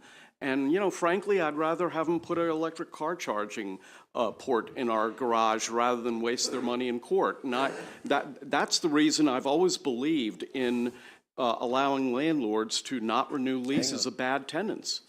Well, Delegate Barbe, we have had to defend tenants against other tenants as well. We know that scenario very well. We obviously are not friendly to tenants who don't obey the community rules or make a community unstable or intimidate. But the law does allow for a landlord to act. And frankly, in most of those cases, it's because the property management has refused to act expeditiously to file for breach of lease or to take action against the tenant, which already exists in the law. So we think that's the approach to this thing, rather than an accusation which could be justified, or he said, she said, or somebody doesn't like somebody down the hall, or some other non-provable standard. There has to be a standard. Accusations cannot be a conviction. I have an answer, sir, directly to your question about the smoking, for example. At the Grand, it's a no-smoking building, and it has been that way for years. Now, various residents of the Grand have found cigarette butts all over their balcony and in the hallways. They've raised this with the Grand management for years now, and they haven't done a thing. So in answer to your question, yes, that is a just cause for somebody breaking the rule of the apartment building. However, it's management's fault. The landlord doesn't take action because he doesn't want to cause any rifts. And the fact is, maybe you should move to my building. Where do you live? The Rockville Town Center. Well, we're thinking of moving to Gaithersburg, actually, in a year or two. I guess the point is, my property manager has never been hesitant to not renew the lease of a person who smokes cigarettes, who has a loud dog or a vicious dog or loud music. They just don't renew the lease. Now, it's an annoyance for us because we have to live with them for another 4 or 5 months, but, you know, if the property manager saves money, everybody gains. Just cause doesn't change any of that, sir. If the management doesn't take action, it's not going to take action on the just cause or not. All this says is please give the person a reason why you're evicting No, them. it changes it pretty substantially in How? the because when that guy who was smoking had his lease not renewed, if he had decided to stay there and say, prove that I'm smoking, then they would have had to go to court and they would have had to have me and my wife testify. But they're going to have to go to court anyway to evict them. Going to court doesn't change one bit as a result of this legislation. It doesn't. But no, for a non-renewal of a lease, there's no proof, there's no, look. Right now, you don't need proof of anything. If somebody tried to evict me, I would go to court anyway, whether they have a reason or not, because I find personally it's against common sense for a landlord to say, I want the right to get rid of somebody for any reason or no reason. Well, we'll have to disagree. Well, okay. Delegate Boyce. Thank you, Mr. Chair, and thank you, Delegate Wilkins. Of the other states that have this just cause law implemented, do we have data about, I guess, to your point, the tenant holding over numbers? In other words, is there a direct benefit, whether it's through court numbers that we can see or lack of court numbers? You know, I heard someone say that if it wasn't working, they would have repealed it. But if it's working, how do we get those numbers to see how it's working? And if those numbers exist, could you send them to us? Delegate Boyce, there's a study in the footnote on my testimony from Maryland Legal Aid. It is authored by the Federal Reserve Bank of San Francisco, in which they did find statistically significant reduction in eviction filing rates after the introduction of, or the enactment of just cause in the Bay Area. And that's nine different localities in the Bay Area that they looked at. Understandably, we're not the Bay Area, but you're looking at a state and many municipalities in California that now have just cause. And so it does provide a good source of data for comparisons. Thank you. Mr. Chair, thank you. My apologies for the last bite of the apple. I just have a question, maybe for the good of my fellow freshmen as well, too. I am trying to understand. So if I have a couple of townhomes that I rent out in Prince George's County. So does this now classify, I'm looking through the bill, is an apartment building and a residential property, does this all fall under jurisdiction as being a landlord and tenant? Does it matter if it's an association of apartments or a condo, apartment building, or a large-scale building or residential property is my question. That's another very good question. Thank you, Delegate. Under this bill, again, because it's enabling, I'm not sure if you're referring to the Calvert side or the Prince George's side, but let's say Prince George's decided to enact this, they would be able to determine if, for example, they didn't want to exempt smaller landlords who own a couple properties, they could do that. That would be under the purview of the jurisdiction to decide the parameters and the grounds and who it would entail. So right now, the bill provides that authority to be able to do that to the jurisdiction. So they would determine exactly what landlords would be under this. Thank you. Thank you, Mr. Chair. Thank you, Mr. Chair. I think I have two questions. First of all, what stops my jurisdiction from doing this now? We need state legislation to empower us to do this now? Yes, and there are a lot of jurisdictions who you will hear from soon who do want to be able to do this. I've gotten Attorney General's opinions, and just though in terms of the authority of the jurisdictions versus the state, they do not currently have the authority to do so, and this bill is just giving them the authority to be able to do it if they so choose. Thank you. And my second question, Mr. Chair. If my jurisdiction decided to enact this enabling legislation, do they have the opportunity to repeal it if it doesn't work for them? Yes, they do. All right, thank you.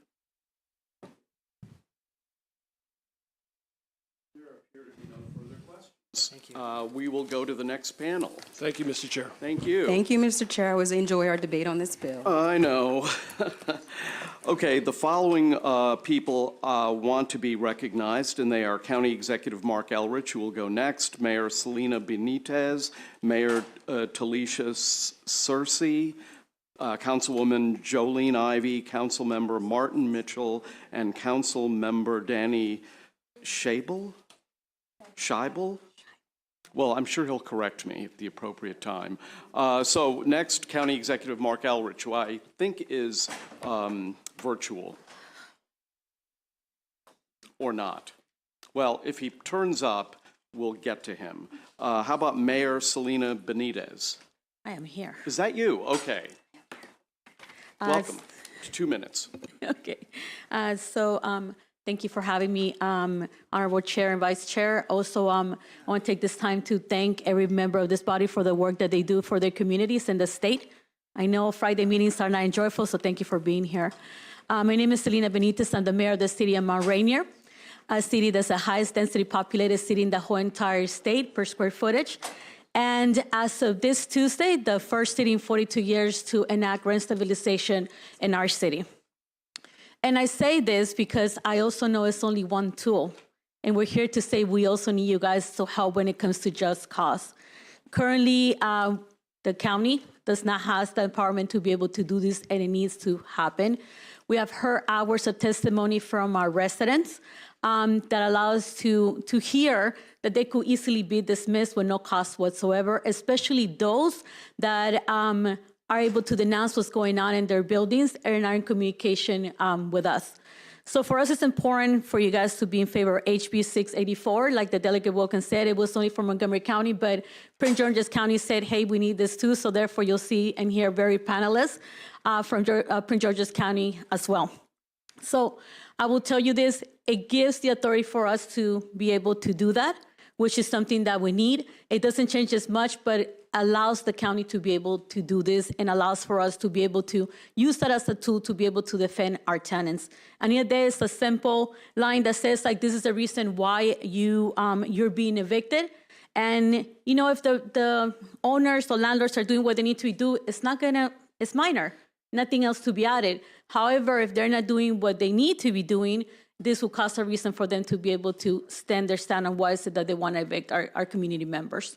So I'll give you 10 seconds to be able to go to the next speaker because I know it's a long, long, long meeting. So thank you. I believe we have County Executive Mark Elrich with us. Mr. Executive, welcome to the committee. You have 2 minutes. So thank you very much for letting me testify today. For the record, my name is Mark Elrich. I'm the Montgomery County Executive. I'm here to support Delegate Wilkins' Just Cause bill. This is a bill that actually I started working on as a Tacoma Park council member going back to the turn of the century. That's how long it's been. And I sent a letter in support of the bill, but I wanted to speak about the importance of the bill. This bill does not require just laws. It gives the local jurisdictions the ability to create a just cause law. And we think just cause is badly needed. And going back to my earlier experiences as a council member, I dealt with, and the city dealt with, many tenants who received eviction notices subsequent to requesting housing inspections over conditions in their buildings. And in the old days, landlords were actually very blunt and actually told people they were going to be evicted. And then the state had the wisdom to write a law that talked about retaliatory evictions. And so the comments were put to an end. Literally, a lawyer said, we told our landlords they can no longer tell people we're evicting you because you called the housing department. But what they did instead was simply bide their time and send tenants notifications that they wouldn't be renewed for no other reason than the fact they had contacted the housing department. This is a real thing, and it is a real problem. And it chills other tenants' willingness to come forward and to contact the housing department when there are serious problems, because they're afraid that they're going to meet the same fate. This is not good for housing in general. It's not good for the tenants who may not be experiencing the problem that another tenant is experiencing. It's not good for tenants who are experiencing these problems and then see what happens to somebody who complains. So I'm hoping that this committee will favorably report this bill out. It's a real bill addressing a real problem. Please help the tenants in the state. Thank you. Let's turn now to Mayor Talisha Searcy. Did I pronounce your name? You did. Oh, all right. You know, when your middle name is Prabhakar, you want to get these things right. Please Wonderful. proceed. Thank you. My name is Talisha Searcy, and I'm the mayor of the city of Tacoma Park, Maryland. And the city of Tacoma Park fully supports and urges favorable consideration of HB 684. You've heard a lot around the provisions of this bill, but I would like to spend a couple of minutes to just talk a little bit about the impacts that this bill will have on local jurisdictions. And one point that has not been brought up is that many jurisdictions have quasi-judicial authorities as it relates to commissions on landlord and tenant affairs, or COLTAs. And what often happens is that these groups are required to mitigate incidents that may happen between tenants and landlords. Often, it also involves the impact of vacation or vacating the properties. And in many cases, residents may have questions or landlords may be concerned, and complaints can sometimes be filed through these quasi-judicial mechanisms. Just cause is a clarifying tool, which I think is critically important. It not only clarifies why someone is being evicted from the perspective of making sure that the landlord is using just reasons or justifications for eviction, but it also helps tenants to understand why they're being evicted and helping them to understand whether or not there's a cause that is justified. There were a number of examples that were brought up earlier in the discussion around smoking or breaches. And if someone doesn't know that that's why they're being evicted, how are their behaviors ever expected to be changed, whether in that property or in future properties? It also can help to address some of these quasi-judicial committee activities that different jurisdictions have in terms of mitigating those incidents of conflict between landlords and tenants. So again, you've heard a lot. There's a lot more people that are going to speak after me, but I would encourage this committee to definitely consider moving forward on this bill.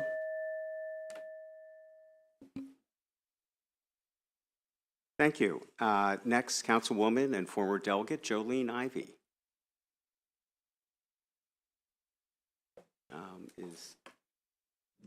Thank you so much. I can't great. seem to turn my camera on, but it says that I can. Okay, there I am. Great. And thank you so much for putting in this bill, Delegate Wilkins. I'm Jolene Ivey. I'm on the Prince George's County Council. I represent District 5. And in my district, the development of the Blue Line Corridor and developments such as Woodmore Town Center and the upcoming redevelopment of the Prince George's Hospital site means that we're attracting new businesses, professionals, and residents, which is great for our area and for our tax base. But it also means we have a responsibility to protect our current residents to ensure that they can continue to live in the county and not be displaced from their homes and their community. So the county should be allowed to enact needed provisions that would prohibit a rental landlord from failing to renew a lease or from terminating a current lease without stating a just cause. HB 684 is a common sense measure that helps protect people and will decrease the number of people who are essentially put out of their homes for no good reason. So thank you so much for your time today, and I look forward to the bill's passage. Thank you very much. Next, Councilmember Martin Mitchell. Greetings, Chairman and Vice Chair, and esteemed members of the committee. I want to thank the Housing Champion, Delegate Wilkins, for putting forth this critical legislation for tenant protections.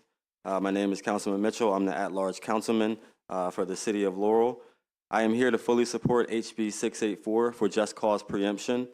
Over the last year, I've been on the ground with hundreds of affected tenants, advocating for more tenant protections and actively shaping policies that will improve renter conditions. Some of the stories I've heard are downright criminal.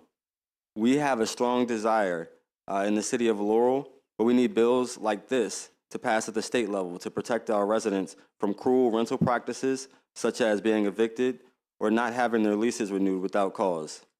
Almost 60% of Laurel residents are renters. So a protection like this, I would love to cover the great 152-year city of Laurel.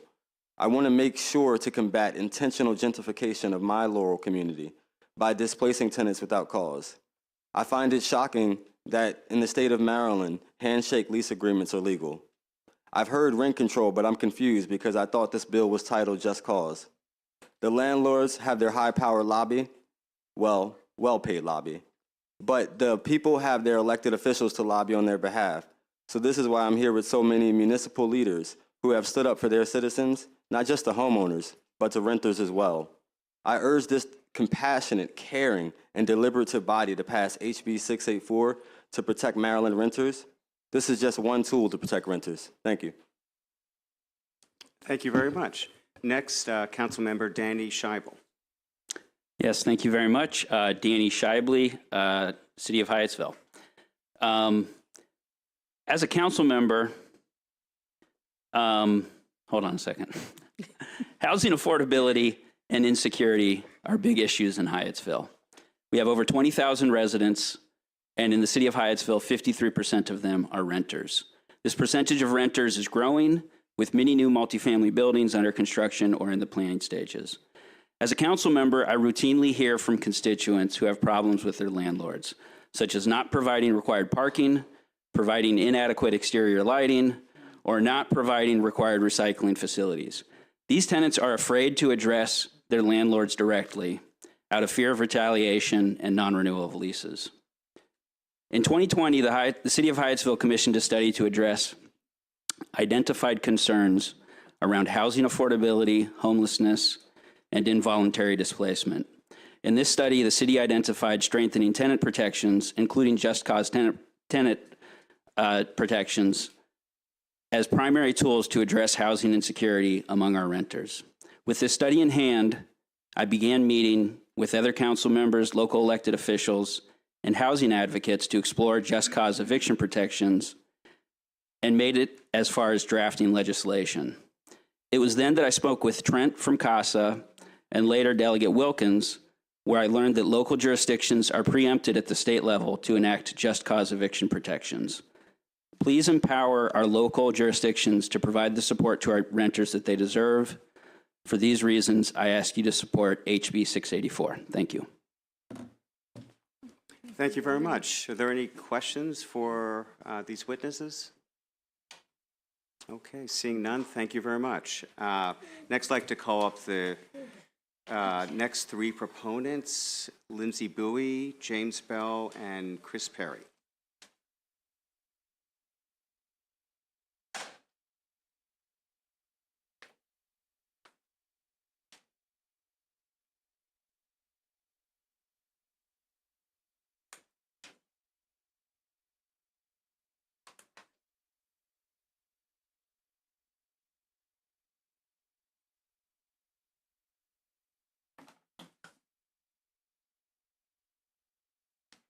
Welcome. Hello, and thank you to the committee for hearing my testimony. My name is Lindsay Bowie. My husband and I and our two small children are renters, and we live in Gaithersburg. I'd like to start by thanking Delegate Wilkins and the co-sponsors for introducing this important legislation that can make a real difference in the lives of many renters. The stability of a home for us and our neighbors is extremely important. We have formed deep roots in our community. Our son is a first grader at Thurgood Marshall Elementary School, where I serve on the PTA. We have family close by, and we see ourselves not just as temporary visitors, but as permanent long-term residents. In Montgomery County, we have local officials who support protecting renters from landlords refusing to renew a lease without providing a valid reason. But if our legislature fails to permit our county to enact just cause eviction protections, families like ours, along with senior citizens and veterans, are all in constant threat of being told to leave our homes with just 60 days' notice. As month-to-month tenants ourselves, that leaves us wondering each month, will such notice arrive? Our family needs to know that our home cannot be taken away from us at any time for any reason that does not have to be revealed. Our son's elementary school boundaries are drawn such that no other multifamily properties feed into that school. So for us and our neighbors with kids, a non-renewal notice means a change in schools for our children. And with 40% of the student body residing in our apartment complex alone, the stress that comes with unstable housing inevitably spreads to teachers and staff and the community as a whole. We are good neighbors and we pay our rent. We deserve to live our lives free from the anxiety that our son or any of his friends will have to change elementary schools. If you could wrap up your testimony, the committee would appreciate it. I encourage you to support Delegate Wilkins's Just Cause Eviction Bill and urge your colleagues to do so as well. Thank you. Well, it's always nice to see somebody from Gaithersburg. James Bell. Are you James Bell, sir? I'm Chris Perry. You're Chris Perry, then go ahead. Good afternoon, Chairman Barbie and Vice Chair Stein, committee members. Surely you remember me. I've been before this committee before. My name's Chris Perry, and I'm a senior citizen and an Air Force veteran and a Vietnam veteran. My wife Kathy and I are long-term renters. Many of you will remember I've spoken to this committee during past sessions. Kathy and I have rented our home for over a dozen years and hope to continue to do so for as long as we can provide our rents do not increase unreasonably beyond our fixed income. And provided our landlord does not decide to order us to vacate our home for no justifiable reason with just 60 days notice. Seniors like us increasingly depend on our homes to be stable. As we grow older, our social calendars include as many doctor's appointments as movie and dinner night out. The idea that those of us who rent our homes should be seen as temporary residents who at any time should expect to move is not only unreasonable, but hazardous to our health and damaging to the overall welfare and prosperity of the community we belong to. Kathy and I are renter activists. We believe in speaking up when building conditions need improvement, but we are in constant fear, like all renters, that to do so might mean eviction. We ask you to move this legislation on to the General Assembly. You don't have to agree with just cause protections, but you should agree that the people of each jurisdiction should have a right through their elected representatives to enact just cause protections to the degree they see fit. As you can see today, the request for this authorization is statewide. We are not college students living in a dormitory or tourists staying in a hotel or Airbnb. We are permanent voting residents who have a stake in our communities and our homes. In past years, I have appeared before you with a similar request that you favorably report this bill. Now, is it going to be the turn of the next century before you'll hear my request? Thank you. Thank you, sir. Is James Bell anywhere in the House right now? Okay, so we're going to go on to Matt Hill. I thought I saw Matt. Yep, there he is. Matt, welcome back to the committee. You have 2 minutes. Mr. Chair, I will not take the 2 minutes. Matt Hill, Public Justice Center. I just want to say me too. Thank you. Okay, very rapidly becoming a favorite witness. No, we love hearing from everybody. I'm just joking. Okay, Patricia Beckham. Okay, Patricia, welcome to the committee. Thank you. Good afternoon, everyone. Legislators, my name is Patricia Beckham. I'm a retired registered nurse and have worked in many healthcare areas, from emergency nursing to nursing education on the college level. I'm here because in an effort to be closer to my 4 sisters, I sold my home in Prince George's County and moved to Montgomery County. I currently live in Silver Spring, Maryland. That is when I heard about being evicted from my apartment for just cause reasons.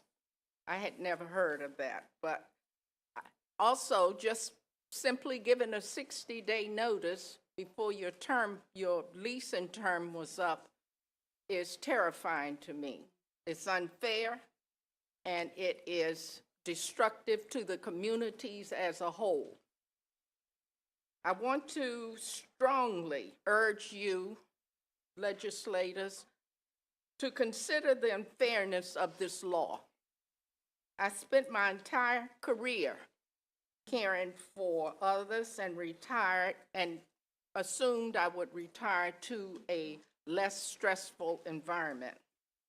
I had not anticipated the vulnerability of my moving as a renter, becoming a renter.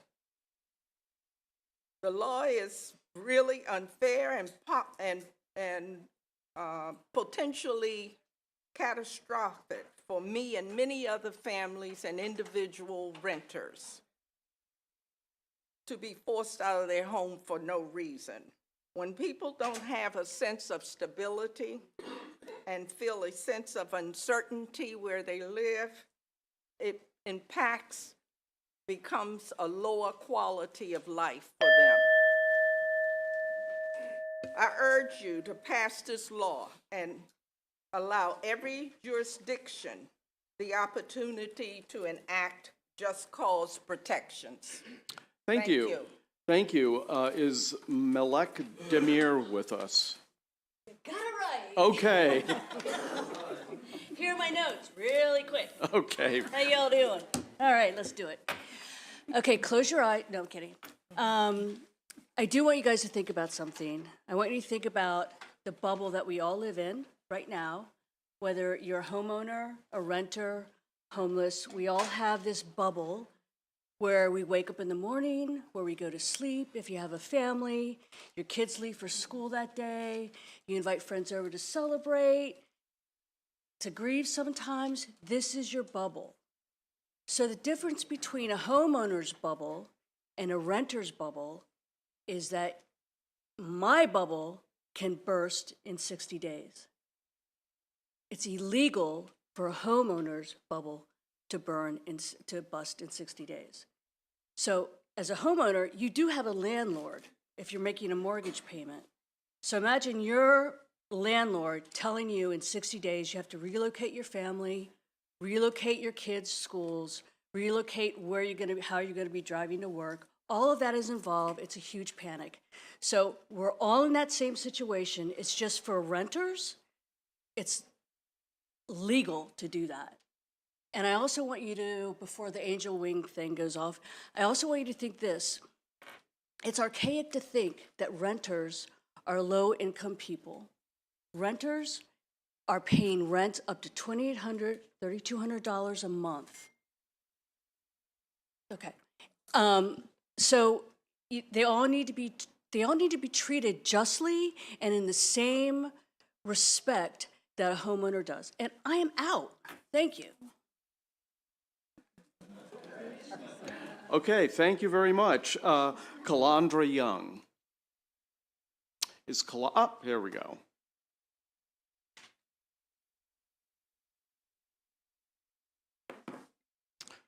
Welcome to the, Hello, how are you? yeah, welcome to the committee. You have 2 minutes when you start. Thank you. Good afternoon, Chair Barve and members of the committee. My name is Calandra Young.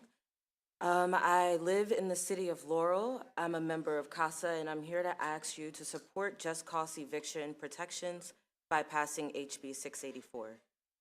My grandmother lived in Westgate of Laurel for more than 12 years. When she was told that her lease was, when she was told that she had to move and would be evicted if she did not. They did not give her an explanation as to why. My grandmother was in her early 70s at the time, and now she was being forced to abruptly uproot her life from a city that she had known well. She had lived in this city all her life. So, of course, this left her feeling scared, lost, attacked, confused, hurt. To this day, I don't know why they asked her to leave. She doesn't know why they asked her to leave. After forming a community with her neighbors, friends, she was forced to leave her home. And she wasn't the only person that was forced to leave the apartment complex. There were others that were affected by this as well. How is it fair that tenants who can pay their rent in good standing are asked to leave? Is it because they got rental assistance and the owner is nervous that they won't be able to pay in the future? Is it because they spoke up about problems with conditions in the apartment? Is it because the owner wants to drastically increase the rent?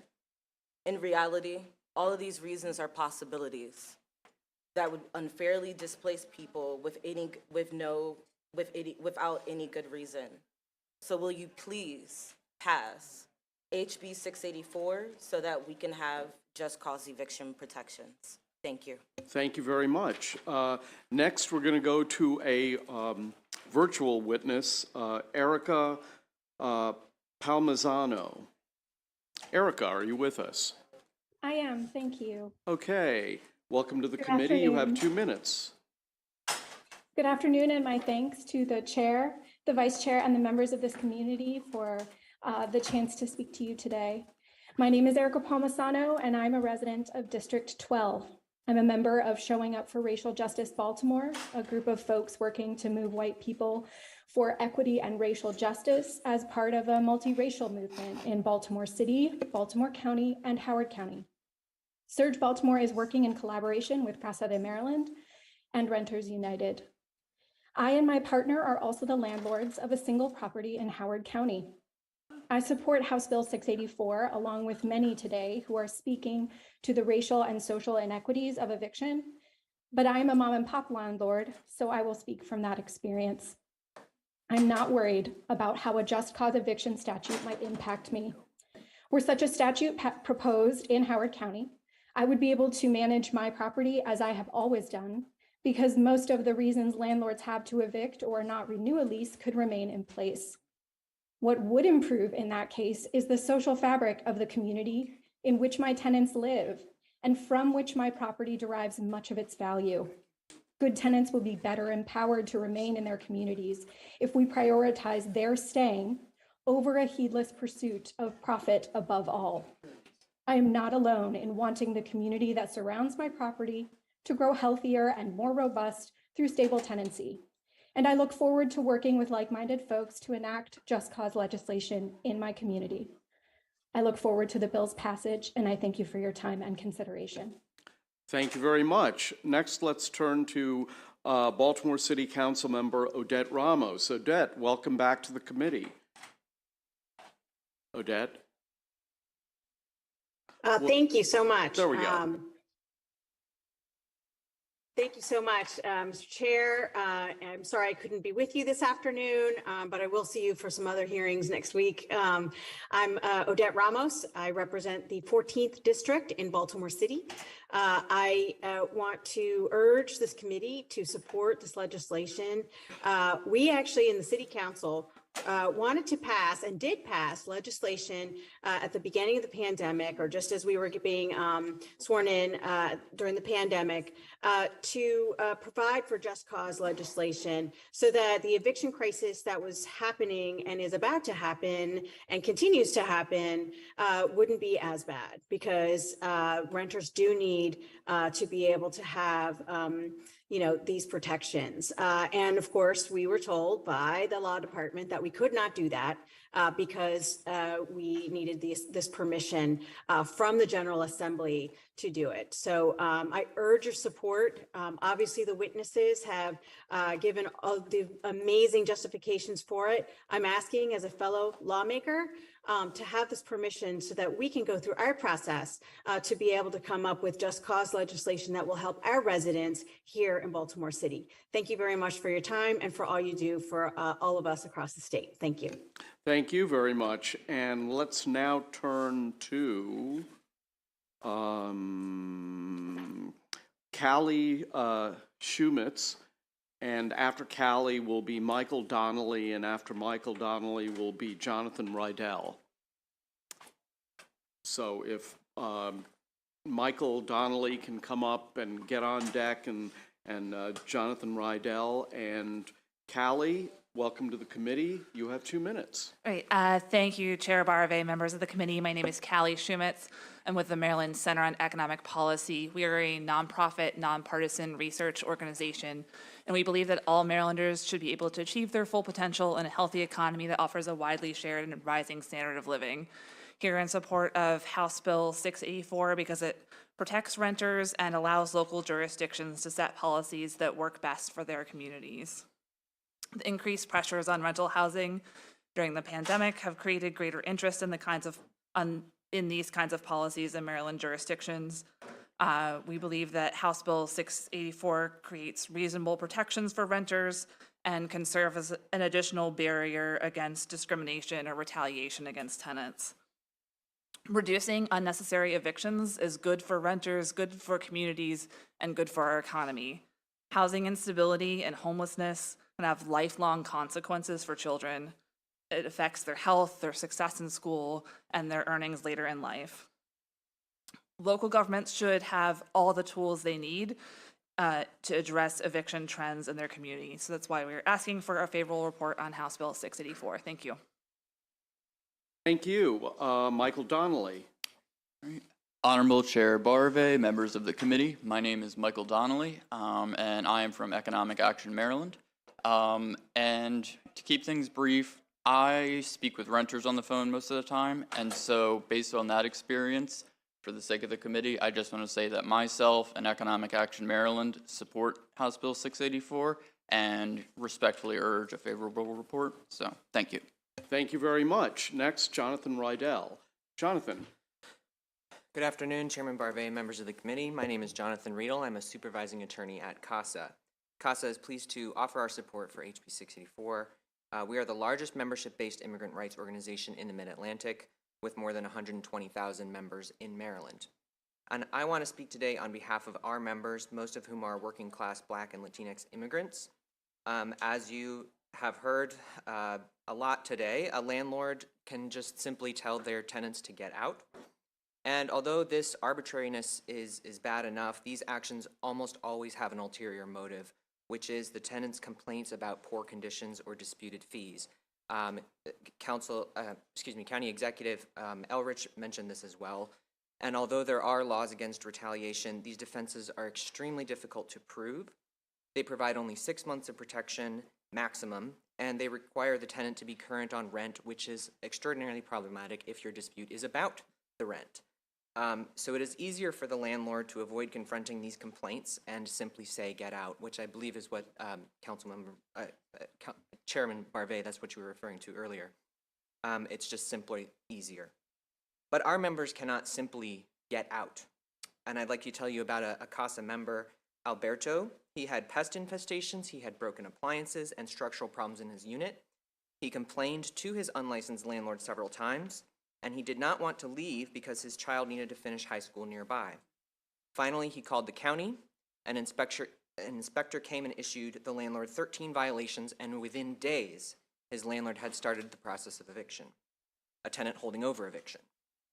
Alberto won his court case, but the next day, his landlord started the process again. Working class communities should not be ripped apart just because a landlord decides, for no good reason, to evict them. Our members' schools and businesses are nearby, and they don't have the months of savings for moving costs and a new deposit. For these reasons, we urge the favorable report and happy to answer any questions from the committee. Okay, thank you very much. The next witness is a virtual one, Christiana Rigby. Christiana? Hello, Chair. There you are. Great. The video is on. Thank you.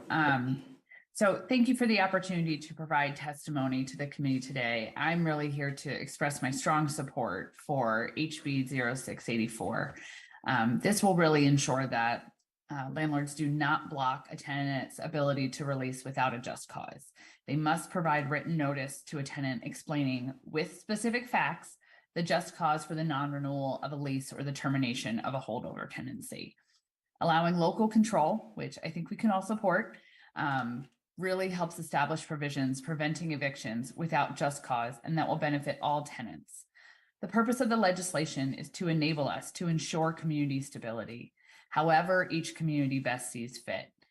If you have concerns about this bill, I urge you to get in touch with your local legislators so that way we can craft effective local policy that's germane to our residents, our situations, and to protect our community stability. This is not part of my prepared testimony, but I do want to submit respectfully that it is not It is not renter stability efforts that are preventing new housing. As a local legislator, there are land use regulations, there are growth restrictions that are not thoughtfully or carefully balanced.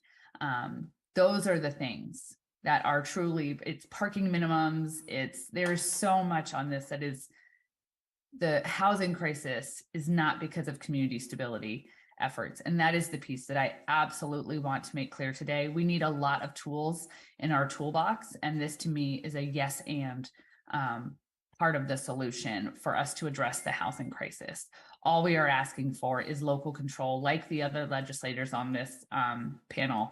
I too have tried this locally and been told we're preempted by the state. So, we want to have that discussion. We want it to be thoughtful, and we want to make sure that those property owners are aware and engaged. And that really comes at the local level, unless at the state level. So thank you very much for your time today. Thank you for holding this hearing. And I respectfully a favorable report.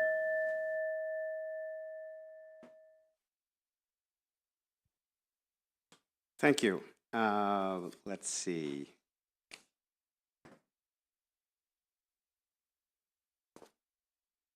Apologies.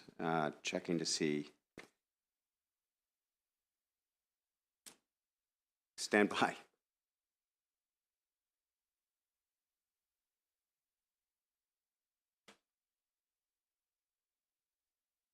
Is there anyone who is virtual who has not testified yet?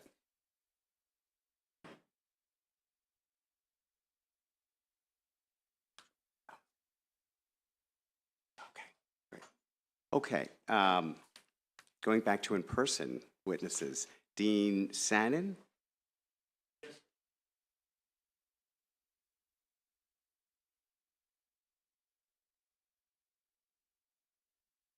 Mr. Vice Chair, members of the committee. My name is Dean Sannon, reside in the same apartment for the past 23 years, never missed any rent or any problem down there. In 2020, a new owner moves in, we have double up the rent all of a sudden by next month, which was acceptable. Last October, a new owner comes in. He wants the rent to be a little bit over than double again at $1,250. Receive a 60 days notice of eviction without any reason, claiming that he wants to renovate the place and bring some new tenants in. And actually, after long negotiations, we agreed to pay him $1,000 right now and get an extension of our stay for 3 months with an option for another 3 months, total 6 months. After that, we have to move out regardless of any other reasoning. And these apartments are in poor condition on El Reno Street. He wants to bring new people in. Believe that this Just Cause bill would be helpful to us somehow, at least to maintain some decent kind level of negotiation with any kind of owner, landlord. And we are in favor of passing that bill if possible. Thank you very much. Thank you. Next, I'd like to call up Councilmember Will Jawando. Councilman here? Virtual. No, unfortunately, he's not virtual. Okay. I believe that we have had everyone who is present, either in person or virtually, who's in favor of the bill testify. Is there anyone who signed up who has not testified, who was favorable? Okay, any questions from committee members for the witnesses who've recently testified? Okay, seeing none, we will move then to the opponents. Oh no, I'm sorry, we do have oh no, there was one person favorable with amendments, he's already testified. The opponents of the bill, starting with Bill Costelli and Ryan Washington and Bob Enton.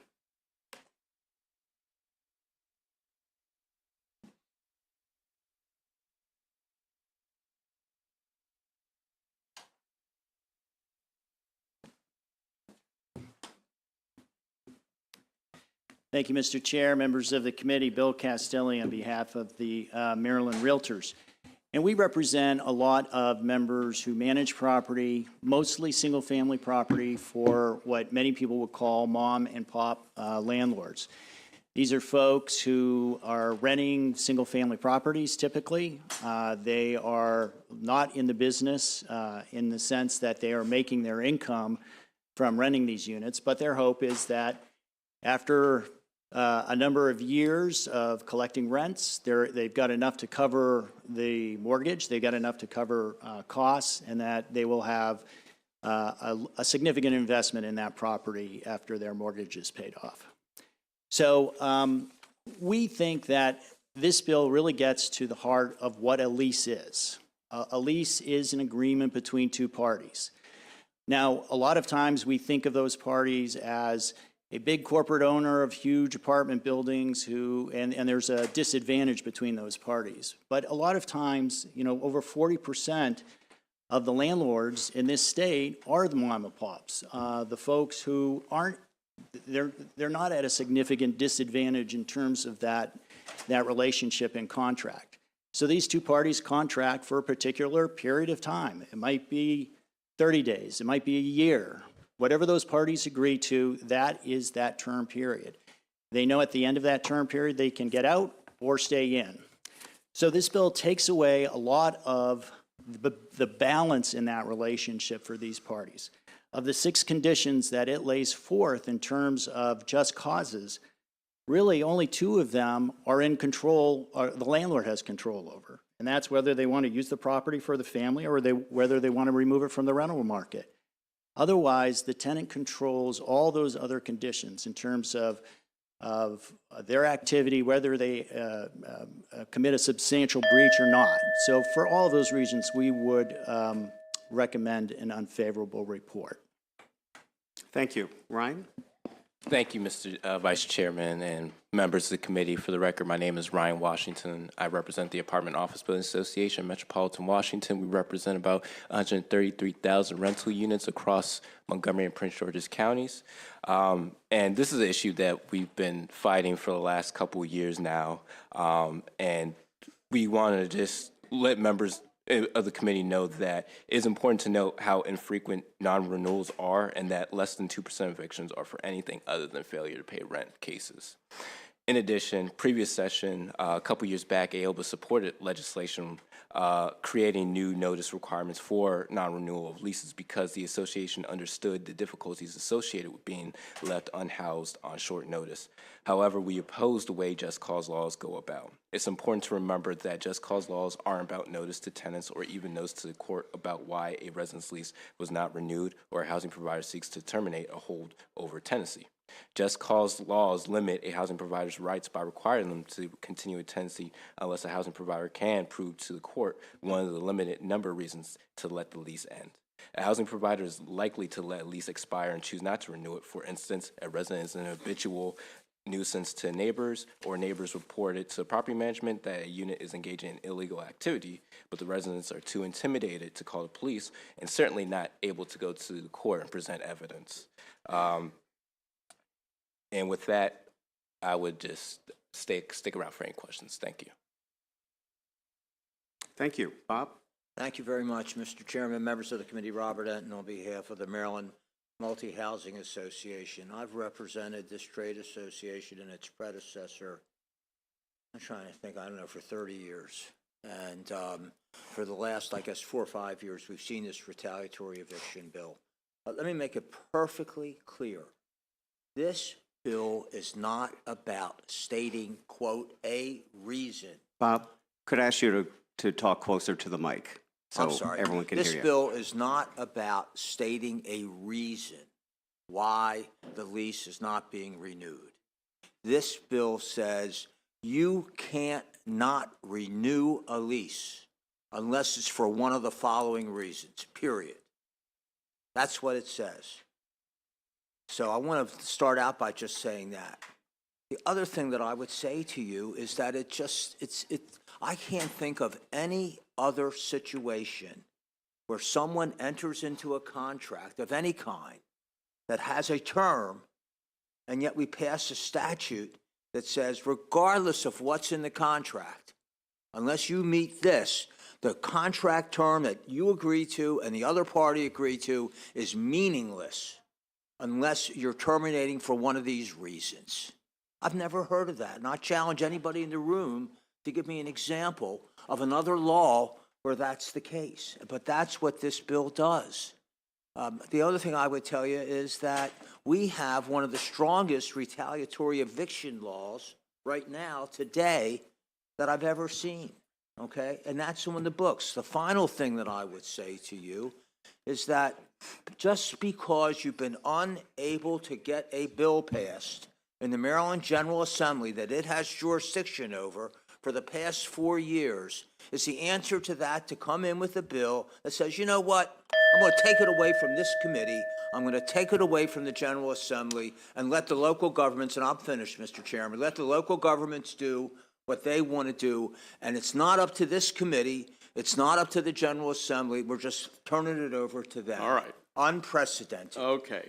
Thank you. I am going to, there are 3 more people who are virtual. Then I'm going to recognize Aaron Carroll. No, I'm not going to do that. I'm going to go to Ray Gambrell right now, and he's virtual. Ray Gambrell? Not here? Okay, how about Aaron Carroll? Come on up. And then I'm going to go through the other 3 virtual folks, and we'll go to questions. So don't go away. Okay, Mr. Carroll, welcome to the committee. You have 2 minutes, sir. Thank you, Mr. Chairman. As you said, my name is Aaron Carroll, and I'm actually Prince George's County native. I currently reside in Baltimore County, and I own 5 properties. Now, I was just told that 2 of them are in Mr. Allen's district and 2 in Mr. Naraki's district. And, you know, the biggest issue, or I have several issues, but one of the biggest issues I have is the fact that, you know, I've been on the other side of this coin. I've been a tenant. You know, I'm 31 years old, and I've worked extremely hard to put down 25% down on these investment properties, as well as closing costs. And every dime I've had to make myself. And the fact that I'm not able to get tenants out when their lease is up, if I decide that you know I don't want to, that's not very palatable to me. And I can think of several things that may not be on that just cause list. For example, I have a property in Parkville, and before the current tenants moved in, there was no pest infestation. They have considerably low hygiene for the standard of, you know, I would say a lot of us. And about every 3 months, I have to call in exterminators now. That's another $300 out of my pocket about every 3 months. If something like that isn't on that just cause list, and I can't get a tenant out when their lease is up, when I've done everything on my end, you know, to make it fair for them, then I have a huge problem with that. And, you know, I don't really have anything else to say, but I appreciate your time. Thank you. Thank you very much. Let's go to Dean Hunter with SMOA, which I don't know what that acronym stands for. So if you could start by telling us what that is, and then you have 2 minutes. Good afternoon. My name is Dean Hunter. I'm the CEO of the Small Multifamily and Rental Owners Association. We're a trade group representing small landlords in Washington, D.C.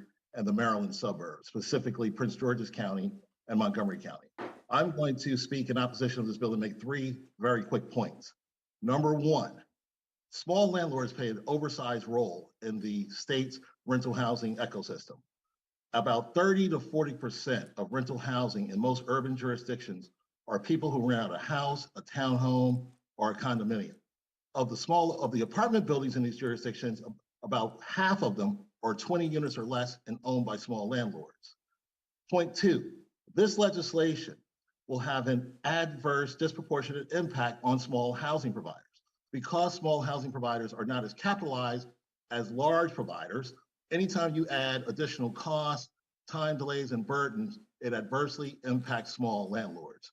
The third thing I want to do is demonstrate for you specifically how this harms landlords. We operate in the District of Columbia, where it currently takes 6 months to a year to evict a tenant, in large part because of just cause eviction. A small housing provider who rents out an apartment for $1,500 now loses $9,000 if it's 6 months, $18,000 worth of income if it's a year long. This hurts people. I have people who are returning veterans who can't get back into their house and have had to rent apartments because the tenant won't move. I have senior citizens who want to sell their property and have been unable to do so because the tenant won't move. I'm a real estate agent also in the District of Columbia. I have 7 properties that I'm trying to sell right now that we've been working for over 8 months to get the tenant out and cannot sell. Interest rates have gone up. This legislation will actually decrease affordable housing in the county. Please oppose it. Okay, thank you. And Letitia Rollins. Letitia, are you with us? Yes, I'm here. Oh, okay. Welcome to the committee. You have 2 minutes. Okay, thank you. My name is Leticia Rollins. I'm an attorney for many multifamily landlords throughout the state of Maryland. There are 2 problems with this bill that no one has addressed. One, the first problem with the bill is that it will have negative rental consequences, negative rental history for tenants. So for right now, if a landlord non-renews a tenant and we go to court and a tenant holding over judgment is entered against the landlord, the tenant won't have a negative rental history. It will just simply show that the landlord went to court, tenant didn't move on time, tenant stayed in the unit. If my client said, hey, should we rent to a tenant with a tenant holding over? Sure, why not? They just stayed beyond the time that they were required to be in the unit. If the bill as proposed passed, the tenant will then have negative rental history. We would then have to go to court, show that there was cause to remove the tenant, and that then becomes no different than a breach of lease, which is also a negative rental history for a tenant. The second problem with the bill is it just simply speeds up the eviction process. Right now, my client can do a 30-day notice of breach of lease, or my client can do a failure to pay rent and then no right the tenant. So currently, with the bill as it's being proposed, the proponents believe that the landlord is going to wait to give a 90-day notice at the end of the lease term and then have to show cause to remove a tenant that's causing a problem. The landlord is not going to do that. The landlord is going to exercise their option to issue a 30-day notice of breach of lease, remove the tenant in the middle of the lease term in a court proceeding.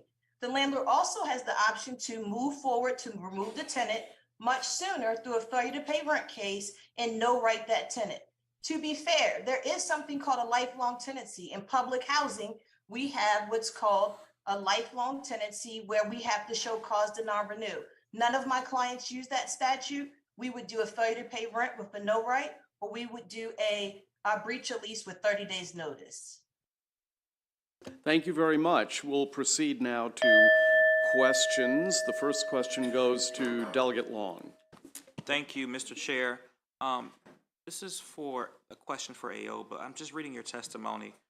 And I guess my question is referencing litigation. You use that as a reason as to why this would be bad to enable jurisdictions. And you're using the fact that housing providers are forced to create files for every problem tenant. From my understanding, unless a person is being evicted, they don't have to go to court. But what if a tenant is satisfied with the reasons a person has displayed as to why the lease has not been renewed? I think that your justification for saying that it's bad is, I think, from a very biased perspective. If you can just kind of speak to that. I think it's best practice in general that a landlord would just keep records for tenants regardless, just having proper documentation. So I just think that that's I don't think it's a very well worded argument to state that it's going to increase financial expectations for a landlord because they're not doing good record keeping. I'm not sure if that's what your intent was. But I don't think the bill sponsor. I don't want to speak for her. I'm not sure that the intent of the bill sponsor is to say that every case is going to go to litigation. This is just to show that they have to have just cause. if they're going to go that route? No, and thank you for the question, Delegate. And for the sake of brevity, that was more in context with nuisance neighbors. So someone that may be smoking weed and that tenants surrounding contiguous units complain, they would have to have that type of rapport where they're documenting those type of incidents and having that evidence to present in a case. Those are some of the instances that certainly I want to specify. Those nuisance neighbors, tenants that may not express hygiene where, they're attracting more infestation of rodents and that such. That clarifies your question. So you would agree that keeping accurate records is not going to increase financial constraints for the landlord? It creates a adversarial relationship between the housing provider and the tenant with trying to document these behaviors is what I'm trying to get the crux at, if that makes sense to you. It does. I'm not sure if that's it's an answer. I just don't think that's Absolutely. And we could speak offline further to clarify that. I could provide some more instances of that. Thank you, Mr. Chair. Thank you, Mr. Chair, and thank you all for being here. Mr. Enton, first of all, I appreciate we can have ideological differences, but I would hope that we don't cast aspersions on each other on the bill sponsors' motives. You mentioned about throwing it to the local jurisdictions. Why is that a bad thing to give the local jurisdictions flexibility in how they might implement this law? Yeah. I would just tell you that, this bill has been in front of this committee for the last, I guess, 4 or 5 years. It's never passed out of this committee. This committee has members that sit on it that are from all over the state of Maryland. And it just seems to me it's the notion that, okay, well, I want this bill. I can't get it through the General Assembly. And this is the bill that's been in only affects one jurisdiction. So maybe the answer is, let's just pass a bill that says it's up to each of the political subdivisions, and they can pass basically whatever they want in this arena. So you're going to have a potential hodgepodge of bills. We have local bills all the time. They go to the delegation, but the process is they still have to come in front of a committee of the General Assembly. They still have to, if they get out of the committee, go to the floor, pass on the other side, and that's the process. And it just, to me, I find it somewhat unprecedented that just because a particular group is unable to get a bill through the General Assembly, they say, well, you know what? Let's just turn it over to the locals. And what the testimony was of one of the witnesses, and you as committee members, even if you're against it, you should vote for it so that it gets to the floor. I mean, that's just not the process that we have here. I think it's unprecedented, quite frankly, in my opinion. Well, leaving aside that one bit of testimony, though, but, I think it's not unprecedented for us to pass enabling legislation for the local jurisdictions. We do it all the time, and, we heard from many elected officials from many different local jurisdictions that they want this. I guess my second question would be that you said we don't put limitations like this on contracts. I'm not a lawyer, so you have to forgive me, but I know there's a branch of law, lawyers who specialize in contract law, so don't we put various requirements on contracts all the time? You can't contract just anything, can you? Well, so you may have, we have volumes of the commercial law article and in other articles, a very robust set of consumer protection laws, which say that you can't do this or you can't do that in a consumer, whether it's in lending, also in the landlord-tenant laws. But what we don't have any place that I've ever seen under Maryland law, and I've been practicing law forever, I've never, and I represent all kinds of different businesses and trade groups that are impacted by what you all do down here. Never seen a law that says you enter into a contract and it has a term and you both agree to it. But when that term is over, the term that you agree to, one of the parties no longer has the right to terminate the contract unless for certain reasons. Now, we have, laws that say that you can't have a usurious rate of interest. We have laws that protect people against a grievous activity. But where's the balance here?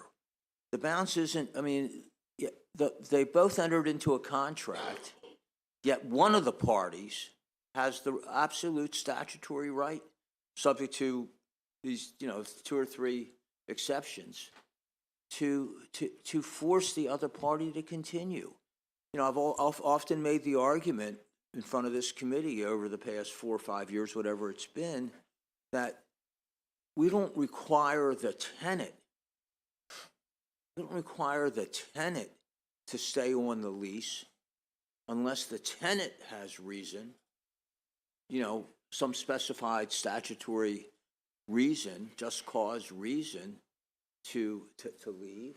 But we're going to put that on the landlord. And to me, it gives a tremendous disincentive for landlords to want to be in this business at a time when we're all struggling to make sure there's affordable housing.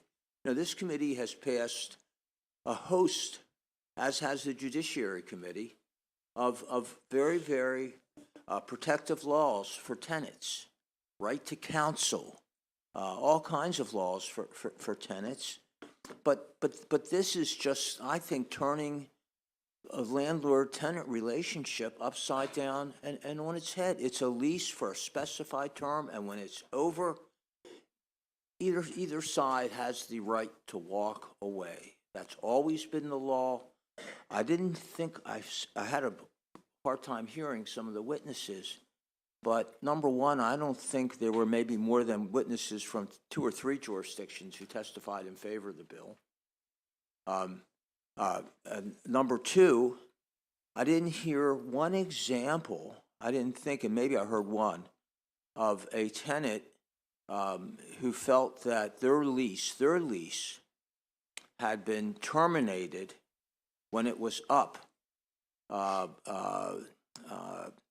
for some egregious conduct that they had entered into. Once again, it's just at the end of the lease, it's over. That's all. Put yourself in the landlord's shoes. I think you adequately Okay, answered fine. the question. I'm sorry, Mr. Chairman. Thank you, Mr. Chair. If Delegate Ruth, if you there we go. Delegate Naraki. Thank you, Mr. Chair. Mr. Chair, if I may I have 2 questions? Okay, thank you, Mr. Chair. My first question is to Mr. Carroll. Certainly always interested in someone that is a constituent or at least has small businesses in my district and certainly Delegate Allen's district as well, which is a neighboring district. Mr. Carroll, I would like to hear your thoughts if this bill were to pass. What would it do to you as a small business owner in terms of your ability to maybe continue growing your business and that sort of thing in this industry?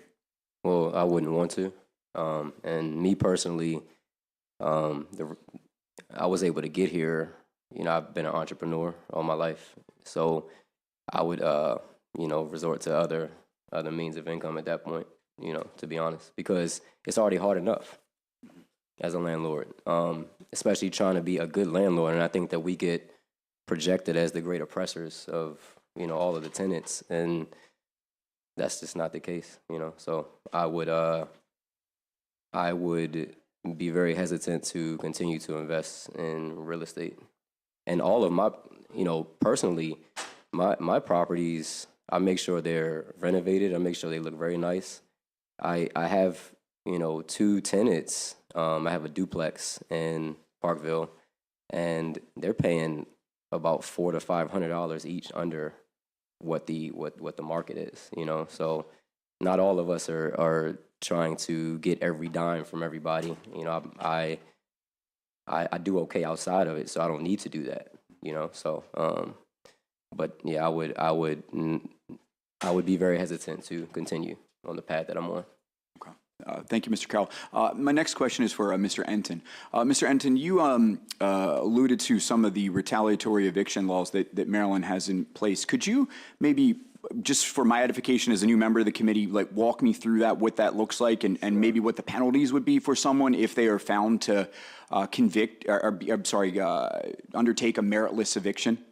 Okay, so it's section 8-208.1 of the real property. Sir, could you move closer to I'm sorry. It's section 8.208.1 of the real property article. It applies in every jurisdiction. And it says that, for any reason listed in paragraph 2, a landlord residential property may not bring an action for possession against a tenant, arbitrarily increase the rent or decrease the services, terminate a periodic tenancy. You can't take this action because the tenant or the tenant's agent has provided written or actual notice of a good faith complaint about an alleged violation of the lease, violation of law, and the landlord, you can't terminate it because they filed a lawful suit against you, they testified in a suit against you, and all these things are defined as a retaliatory eviction. And here's the penalty.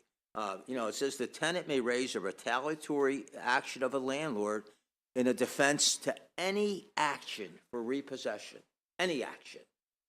So if your lease term is up and I say I'm not going to renew it, and you say it was because of, for one of these reasons, then I'm not going to be able to terminate the lease, period, okay? In addition, I get to recover my court costs, or the tenant would get to recover their court costs, would get to recover their attorney's fees, and 3 months of rent would be part of the damages. So this is the statewide bill. There's a separate Montgomery County statute which was approved by the General Assembly for Montgomery County to have a different retaliatory eviction standard than the one that I just read to you. But this has, retaliatory eviction is wrong, and the General Assembly recognizes that it's wrong, and it has pretty good remedies if it was retaliatory. But this is not a retaliatory eviction, and what Mr. Carroll talked about is, and what all landlords want to do is periodically renovate their properties, keep them up to date. Maybe they want to make an additional investment. Maybe they want to, whatever it is. But and to say, but I think that the main concern that we all have is it's not that we want to, that we're retaliating. But maybe there just comes a point when, rather than go through the eviction process, you just say, okay, this lease only has, another 3 months to run. I'm just going to wait till the lease terminates rather than evict. There was a study done in 2018 by Montgomery County, and it showed that in Montgomery County, it takes 3 months to evict a tenant. 3 months. So we have the 3 bites of the apple rule every place in Baltimore City except there where it's 4 bites. That means that you cannot pay your rent, force the landlord to file for eviction. When before the sheriff comes out, you pay the rent, and then you don't pay the next month's rent, right? And then it's another 3 months before you can go ahead and you pay the rent then. And basically, you can be late with every single one of your rent payments and force the landlord to file an eviction, and you don't have the right to terminate the lease for that tenant. So, it just doesn't seem appropriate. If it's for retaliation, fine. If the landlord's done something wrong, wrong to abuse the tenant, fine. I think you've answered the question. Okay, thank you. Thank you, Mr. Chair. Do you have any other? No, thank you, Mr. Chair. Yep. Okay. Delegate Lehman. Thank you, Mr. Chairman. I'd like to return very briefly to this point about enabling legislation. Mr. Enton, are you saying that you've never been in favor of enabling legislation rather than a statewide mandate for any issue affecting your clients? No, I'm not saying that really, Delegate Lehman. What I'm saying is based on the history of this particular bill, okay? And the fact that this bill has been in for 4 years and this committee has never chosen to I understand pass that. I've been in this committee for 5 years now. That's what I'm saying. I've been in this committee for 5 years. I do understand that, but to suggest that that is not a tactic that is commonly used in this legislature, I think is disingenuous. But my second question is for you. Let's let her go to her second. My Let's let second, her go to her well, second he question. was very indignant about that point. So my second question is about your comment on the anti-retaliatory law. And I wondered if you know, and if you don't know, I would like a follow-up on this. How many renter retaliation cases are actually filed in this state every year? I have no idea. I would like an answer to that question, I don't then, know that I'd please, be if you able could to- I don't follow know. up. I You'd appreciate have to it. ask the clerks of court, I guess. I appreciate a follow-up. Thank you, Mr. Chairman. We'll try and get that information. I don't know, but the court has to cooperate with us, so. Okay, Delegate Terraza. Thank you, Mr. Chairman. And Mr. Anton, I understand that you don't like this legislation. I think what you're hearing from a number of us is that this idea that it's totally unprecedented and how could you make this enabling, and I forget what Delegate Ruth was talking about. But also the idea, I mean, when I got here, somebody told me it takes an average of 3 years to get a bill passed. So I really don't understand the complaint that this is the third time it's being brought, and therefore there's some bad motive in bringing this bill. Is that not your experience, that it takes several years sometimes to get legislation passed? Sometimes it takes 20 years, 12 Okay. years. You know, So I've been it here doesn't for mean there's a long bad time. motive, though, in But doing that. So I guess my other question is for Mr. Washington. And you talked about like tenants doing illegal stuff. But is it your understanding that under this bill, they couldn't be, they would have to continue a lease with somebody doing illegal stuff? So this would be focused on, in addition to illegal nuisance abatement as well. So that would go into smoking. Even though there are non-smoking policies, there may be tenants that still smoke in their units, and it would be hard for, and if tenants around the area complain to property your management, it would be understanding hard. is that In those this- instances, it would be difficult to No, evict under this law, as interpreted. So your interpretation is that you couldn't evict a tenant for breaking the policies and doing illegal stuff? I'm saying that policies like smoking and going to court and proving would be difficult. But you're not suggesting that this legislation prevents you from doing that? It, It's in a just that way, you're saying that going does, because it's difficult to evict a tenant or not to renew the lease under these stipulations of the law, if that makes sense. Not really, but okay. And then the other thing you said is that this would cause an adversarial relationship. I mean, it seems like not renewing a lease. Can you explain that? I don't understand. Not renewing a lease, I think, would cause an adversarial relationship more than tracking bad behavior. Yeah, and these are great questions, Delegate. And where I'm trying to get to with the adversarial relationship is that with this, it's just a balance between the landlord and the tenant establishing just cause laws. So in the event that there are tenants that are committing activities that aren't productive and conducive to the environment, that in fact inhibit, uncomfortability for some of the surrounding tenants and families that may complain, whether it's, the dogs barking or smoking. Okay, no, I hear like that, to use but the I asked smoking about- policy. Right, but I asked about an adversarial relationship.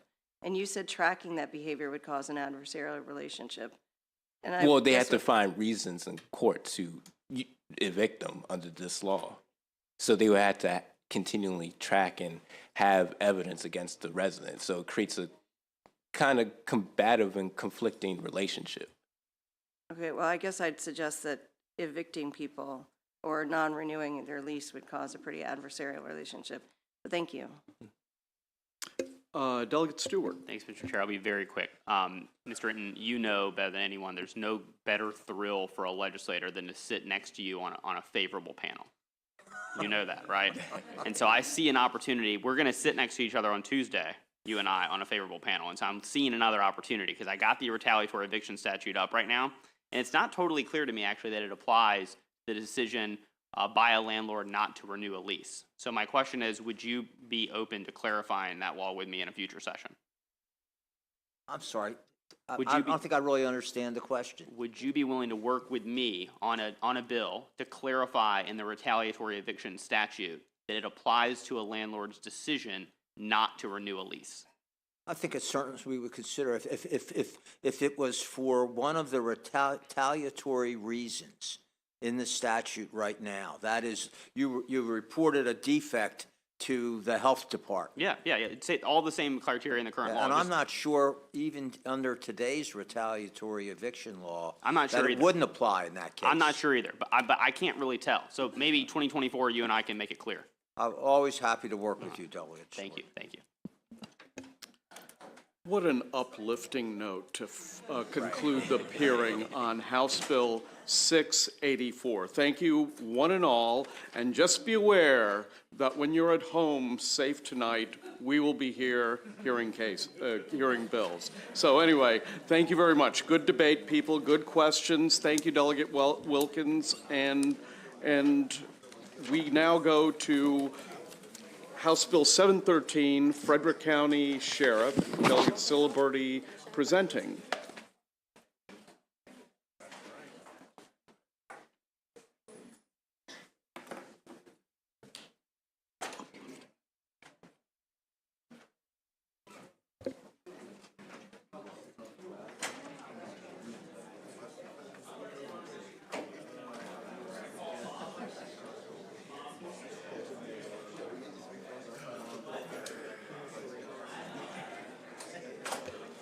All right, if everybody who's leaving could do so as quietly as humanly possible so that we can hear the erudite words of Delegate Dr.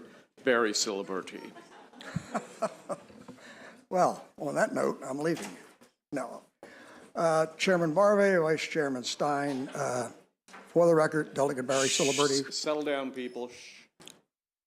Yes, On go ahead. behalf of the Frederick County delegation, and I'm here to present House Bill 713 or 713, take your pick.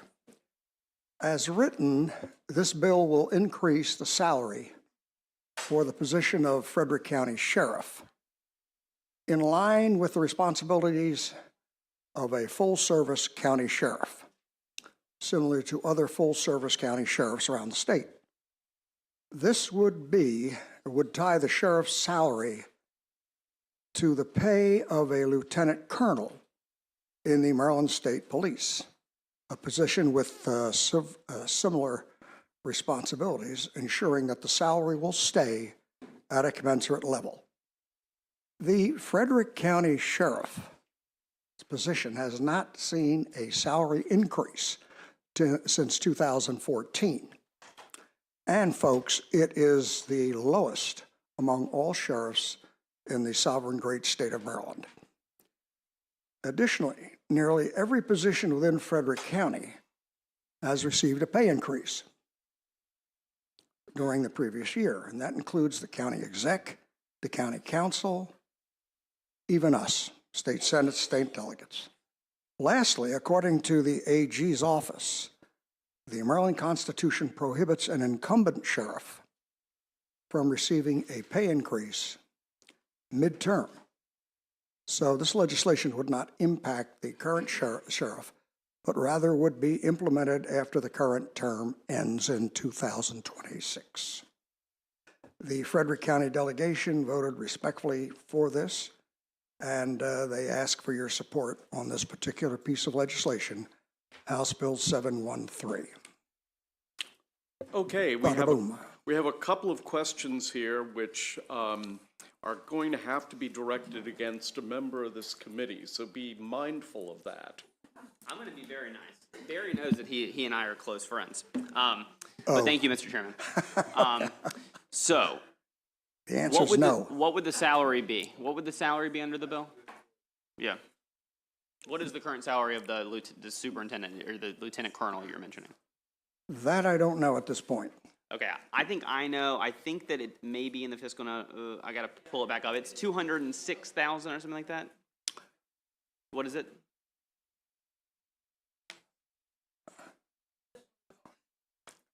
Now, the salary for the sheriff, of course, that's not what you asked, receives an annual salary of $125,000, Yeah, under current law. current law. Right. And I believe that in the fiscal note, it noted that it would go up past 200,000, assuming no increases for this position, this lieutenant colonel position. Why did the Frederick County delegation choose to go with tying it to that? I know that we've heard similar bills that tie it to a percentage of either a state's attorney's salary or a district court judge's salary. Why did the delegation, if you know, try to tie it to this, I think, significantly higher salary? Well, I wish I could answer that, but I simply don't know why we did that. Okay. Any other questions? We have the answer? Right. 202, yeah, 202,000. And I know that you said that. Answer? 202,000, yeah. So I know that you mentioned that the current salary is the lowest, which I didn't realize, is the lowest in the state. But That's what I have here written. from my understanding, it looks like 202,000, I think, y'all essentially go from the bottom to the top. I think you would be lowest in the state to that would be the highest salary position, paid position, sheriff position in the state. Is that right? I would have to get back to you on that. Okay, all right. Well, Thank you. that would seem to be the intent of the Frederick County delegation. Right, thank you. Okay. Delegate Lehman. Thank you, Mr. Chair, and thank you, Delegate Siliberti. I will be on my best behavior as well, but I'm just trying to understand two things. First of all, there was a very similar bill last year.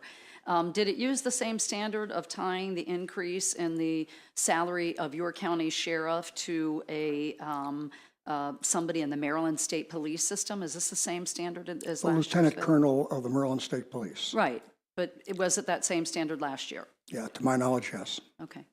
And similar, I guess, to Delegate Stewart's question, I know, I found out, I didn't know, but in Prince George's County, the salary of the sheriff is tied to circuit court judges' salaries. What is the standard right now? And again, you said you have no insight as to why the county is looking to go outside its own system and not tie it to state's attorneys in Frederick or sheriffs. So what is it now? How are salary increases determined right now? Are they tied to anything? That's on a county-by-county basis, I believe. Right, but in your county, it is currently not tied to, in other words, in some other counties, it's tied to the state's attorney's salaries or circuit court judges. But right now, Frederick doesn't have a standard for increases and a standard that applies to other positions, either inside or outside of Frederick County government. I'm being advised by counsel that that's the case. Thank you. Just a number. Okay, thank you. And one last question, Mr. Chair. What subcommittee will this come to? Local, okay, so we can discuss it further in subcommittee. Yeah. Thank you. Okay, any further questions for Delegate Siliberti? Seeing none, thank you very much. That concludes the public hearing on House Bill 713. Let's proceed now to House Bill 449. Delegate Morgan. I want to make sure I can have a wardrobe malfunction I got. Oh, yeah, okay.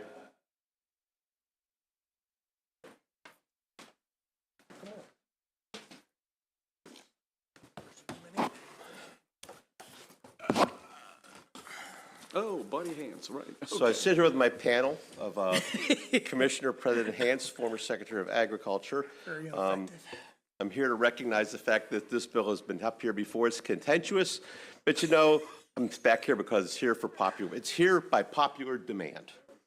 Okay, so I am here this afternoon, Chairman Barve, members of the committee, to present today House Bill 449, Calvert County Sunday hunting, repeal of time restrictions, and the bill alters the legislation passed last session on Sunday hunting. The current law now allows hunting on Sundays in Calvert from 30 minutes before sunrise until 10:30 a.m. September through May. After a full season of hunting with these time limits, the farmers and the landowners have found it to be too restrictive. The time limit was not practical, and some game preferred to roam outside of the hours provided. So the bill I bring today is simple. It only repeals the time limits for those wishing to hunt on private property, whether that be their own or their friends, while keeping restrictions in place for hunters on public lands. This would strike a good balance between private property rights and the safety of those who wish to enjoy public lands. I want to emphasize again, this is on private land, which can only be entered with the permission of the landowner. Since the bill affects only the private land, the hunters and equestrians need permission of the landowner to hunt or ride on the land. This leaves the decision up to the landowner to decide whether they want to be activity to be allowed on their properties. Hunting season runs from September through May. Of this time, the deer season, the main concern here, lasts for November and December. The rest of the time is for small game such as squirrels, migratory game, birds, and turkeys. These don't attract the number of hunters the deer season does. Deer hunting is becoming more of a necessity due to their proliferation. Crop and vegetation damage is increasing considerably. This leaves the months of September, October, April, and May lightly hunted. In the past, a huge concern with Sunday hunting has been the possibility of injury to horses and riders. We want them to be safe. So, I reviewed 20 years of DNR's hunting license incident reports. In it, I found 0 incidents involving a horse or rider reported. The only thing I did find was a citizen report in 2019 of gunshots the rider heard. I believe this incident is included with the Horse Council's testimony. This is good news for both hunters and equestrians alike. The bill before you was heard at an open meeting by the Calvert County Commissioners and approved by all the commissioners. No comments or questions were asked, and no one spoke against the bill. Additionally, this bill has the bipartisan support of the Calvert County delegation in both the House and in the Senate. Therefore, considering that hunting is only to take place on private land, the lack of injury data, this is a local bill request for support, and I ask for a favorable report. Thank you. Thank you, Delegate. Buddy Hance, welcome to the committee. You're always, don't push the buttons. Almost. Almost. You're always welcome in this committee, buddy, so what say you? Thank you, Mr. In Chairman. under 2 minutes. Mr. Chairman, Mr. Vice Chairman, fellow committee members, I appreciate this opportunity. I can't add a whole lot to what Delegate Morgan has already said. You've seen this bill before. I just want to reiterate the fact that this is a local Calvert County bill. It only affects Calvert County. It only affects private property. A private property landowner can give permission to hunt. He can give permission to horse ride. He can give permission to run beagles. He can give permission to do whatever he wants under the law. This just allows him to give the authority for someone to hunt. If my children don't live in this state, come visit me on a weekend, it allows me to allow them to hunt on both days that they are visiting our family farm. I just want to ask for your support on House Bill 449 and take one moment of privilege. I spoke earlier with the chairman, and I want to publicly offer a tour to this committee to come to Calvert County to visit Calvert Cliffs Nuclear Power Plant and the Dominion Export Facility. The Dominion Export Facility built a electric generation project about 5 years ago. It was the largest capital project in Maryland's history at $3.5 billion. And it's located right in Little Calvert County. And we would love to have you all come down one day and tour those 2 facilities. Oh, that's very, very generous of you. Thank you so much. We have a number of questions, however, and the first will go to Delegate Love. Thank you, Mr. Chair. Delegate, you hit the nail on the head when you opened and said that these are contentious. And you're new here. I am. So you haven't heard the multitude of bills that come in. So you may say this is a Calvert County only bill, but these bills have precedent.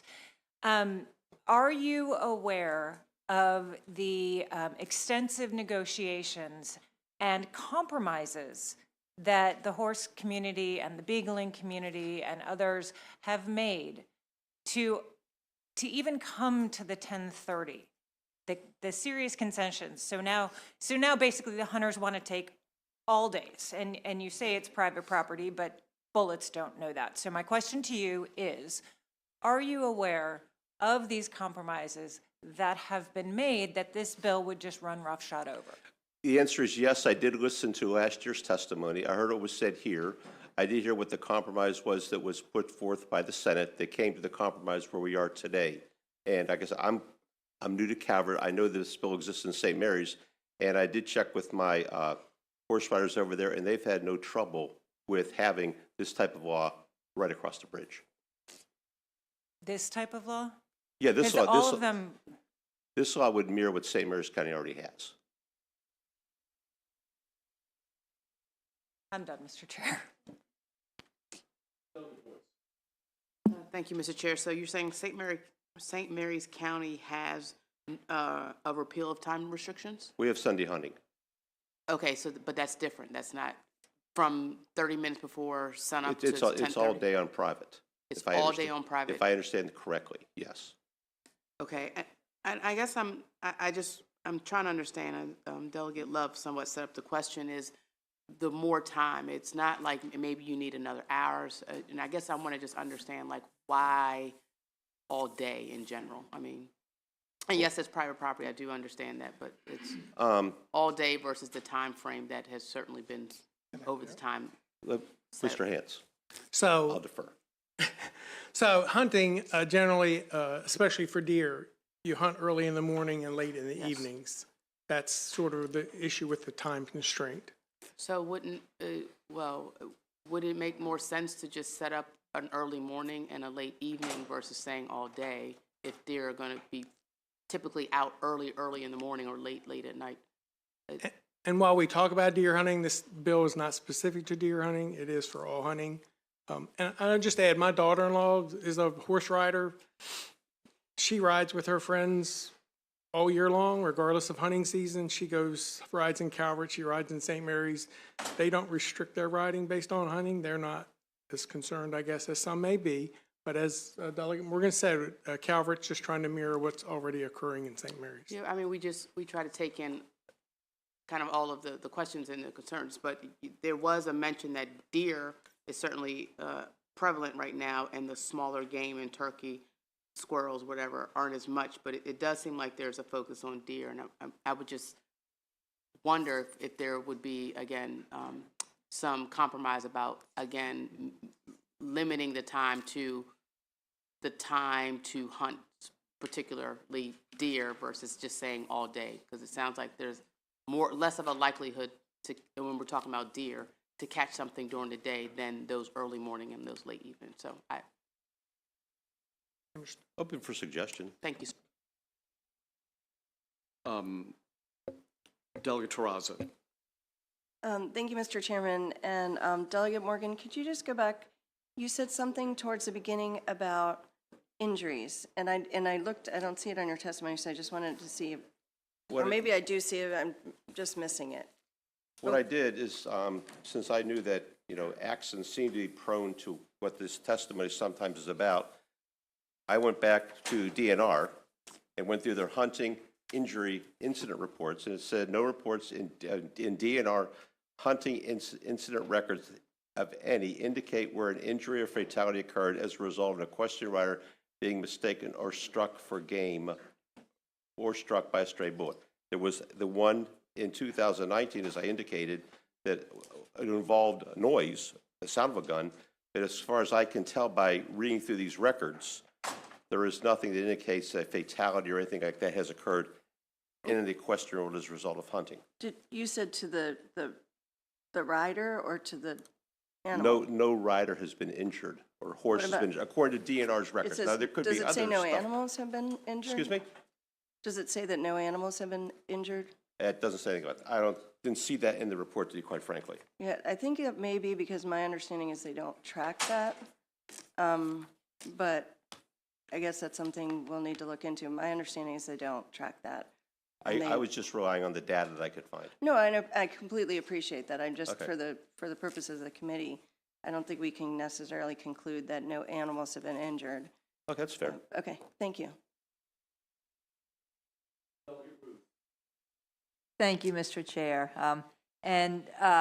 So just following up on that, is that no reports of injury, is that statewide or just in? The way when I did the research and went back to it, it was statewide, and it seems that most of the injuries that have occurred have been carelessness and people falling out of tree stands. Well, I'm pretty sure that there have been injuries, but I think the opponents will bring that out. I'm pretty sure that they'll testify on that. But just generally, bullets don't stop at property lines. Is that I correct? understand that part too. Okay, thank you so much. Thank you, Mr. Chair.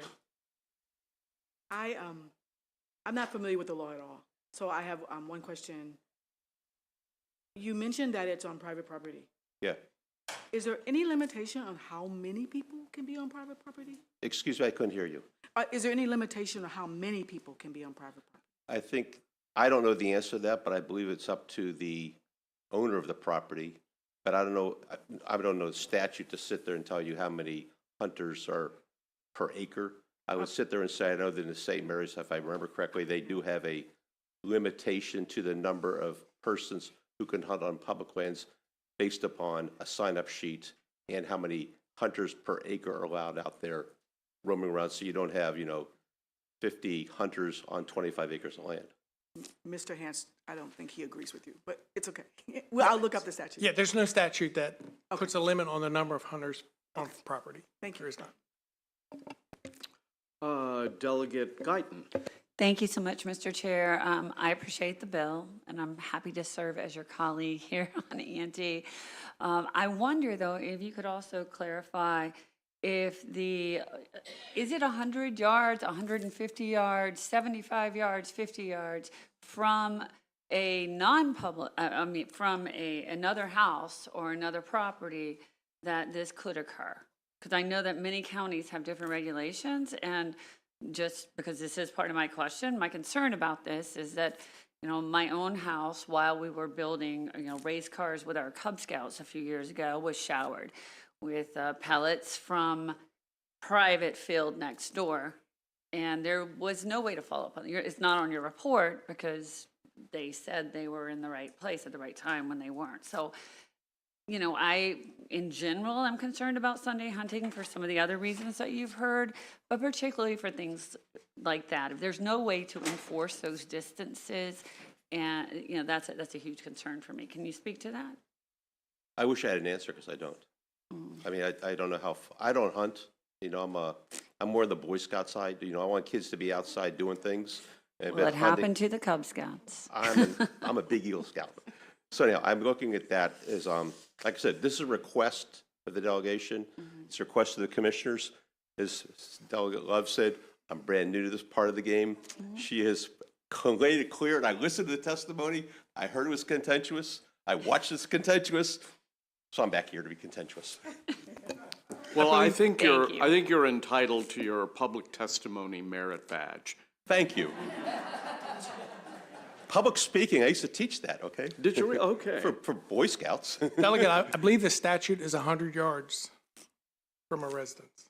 I believe that's what it is. And I didn't add in my testimony, I did forget, we do have 3 county properties where riding is available 365, that there is no hunting on those properties. Delegate Baker has a question. Yes, I'm sorry. Did you have another question? No, it was fine. I was just clarifying. Okay. Referring to riders at all. Okay. Yes, I just pulled up a stat here. According to the Centers for Disease Control and Prevention, the injury rate for hunters, accidents and such, well below almost every sport in America. For me, I love your bill. I think it gives our kids another opportunity to be involved. I know I taught school, I taught 5 days a week, and I got 1 day a week to hunt. So if it would rain on a Saturday, I had to wait another week to spend another day in the woods or go out with a student. I took students hunting. It has to be like the TV show Jeopardy. It has to be in the form of a question. Okay. So anyhow, that was a comment. That was important. Okay. Any further questions for the witness or the sponsor? Seeing none, we'll go to the opponents of the bill. They're both, one of them is virtual. Margaret Crane Margaret Crane, are you with us? I am. Can you guys hear me? Yeah, we can hear you. We can't see you, but we can hear you. So my welcome to the committee, and you have 2 minutes. Thank you. And thank you, Delegate Love. Huge fan of Buddy Hans, and I live right around the corner from him, but we are opponents on this issue. And we're opponents because I believe, as the Master of the Hillsbridge Beagles, that we need to share the resource. And what this bill does is it gives control of the woods from September to May to the deer hunters. As I mentioned, I'm a master of a beagling pack. We hunt in Charles and Calvert County. I have a farm in Calvert County. I have between 60 and 80 followers that come out anytime during the year, and the age of our followers range from the very young to the young at heart. My sport gives lots of people an opportunity to get out and see the beauty that Southern Maryland has to offer. We're a chasing sport. We're not a gun sport. And the reality is, even if we're hunting on private property with 200, 250 acres, there can be a deer hunter on an acre or a half acre or a quarter acre. And all they have to do is have that gun within, that's not within 100 yards of a home. In rural areas, there aren't homes everywhere.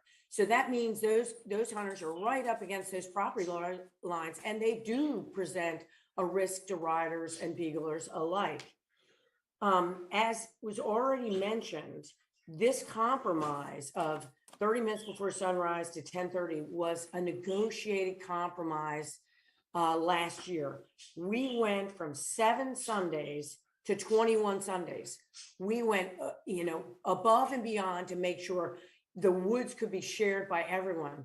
But to repeal the hour restriction that HB 449 would do doesn't compromise, doesn't allow a share the resource approach. What it does is it hands over the woods from September to May to the deer hunters, so that one group gets to use it to the exclusion of everyone else. Because again, the beeling, we take more private property. We take 150, 200 to 500. I'd ask that you oppose it so that more people can use the natural resources. Thank you so much. Next, we will have Christy Claggett, who is in person with the Maryland Horse Council. Christy, welcome back to the committee. You have 2 minutes. Yes, well, the Maryland Horse Council is a statewide organization, and we represent the entire horse industry. Today, we're representing the average farm owner, trail rider, and the multiple trail riding clubs that use Calvert County. They have asked us to come here and speak for them.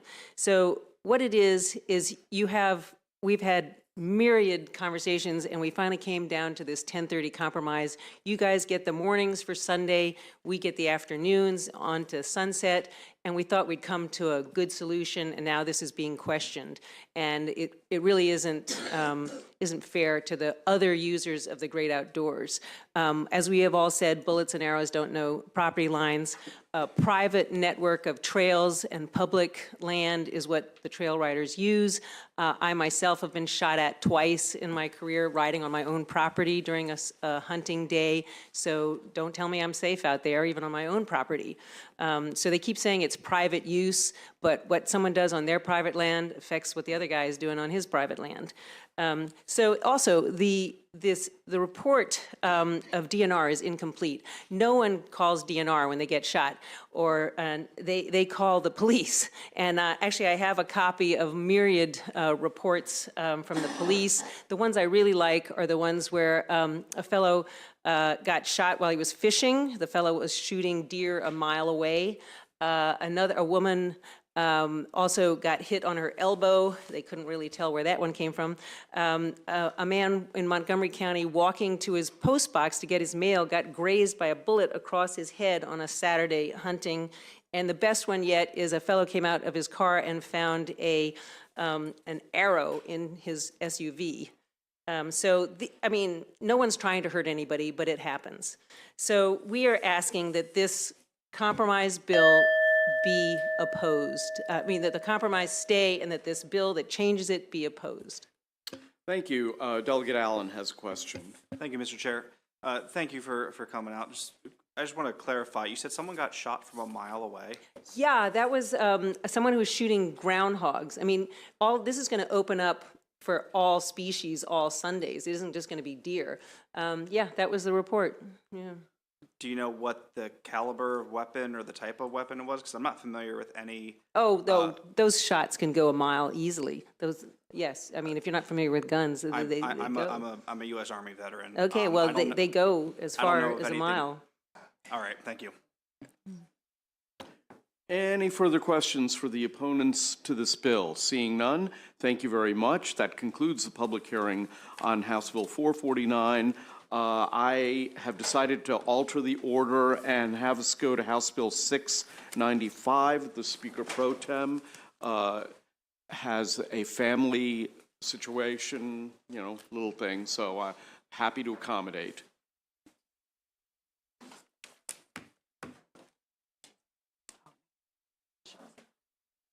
And you have 4 minutes when you begin. Sure. Thank you, Chairman Barvet. I do appreciate your indulgence and allow me to modify your schedule slightly. Members, today I have before you is House Bill 695. It's entitled Rural Maryland Prosperity Investment Fund. This Prosperity Fund has been essential throughout the years for the rural communities throughout Maryland. It's also known sometimes as the rural voice, collective voice in the state as it relates to specific issues in the rural community. On the council itself, it convenes stakeholders to collectively address what those issues are and speak to solutions and how the best way to address some of those. And some of those issues, I might add, are specific to broadband, healthcare, some of those barriers that we are often hearing about the rural community, and the Rural Maryland Council has been able to convene individuals to speak to those concerns and then figure out how to fund them as well. And speaking of funding, the funding that is put out through the investment fund, they are highly competitive grants. And the highly competitive grant process is for the state's 5 rural regional councils that are eligible, such as, again, infrastructure, entrepreneurship, and healthcare. What's very important to note is that the funds assist wholeheartedly with making sure they have staff to accommodate these needs.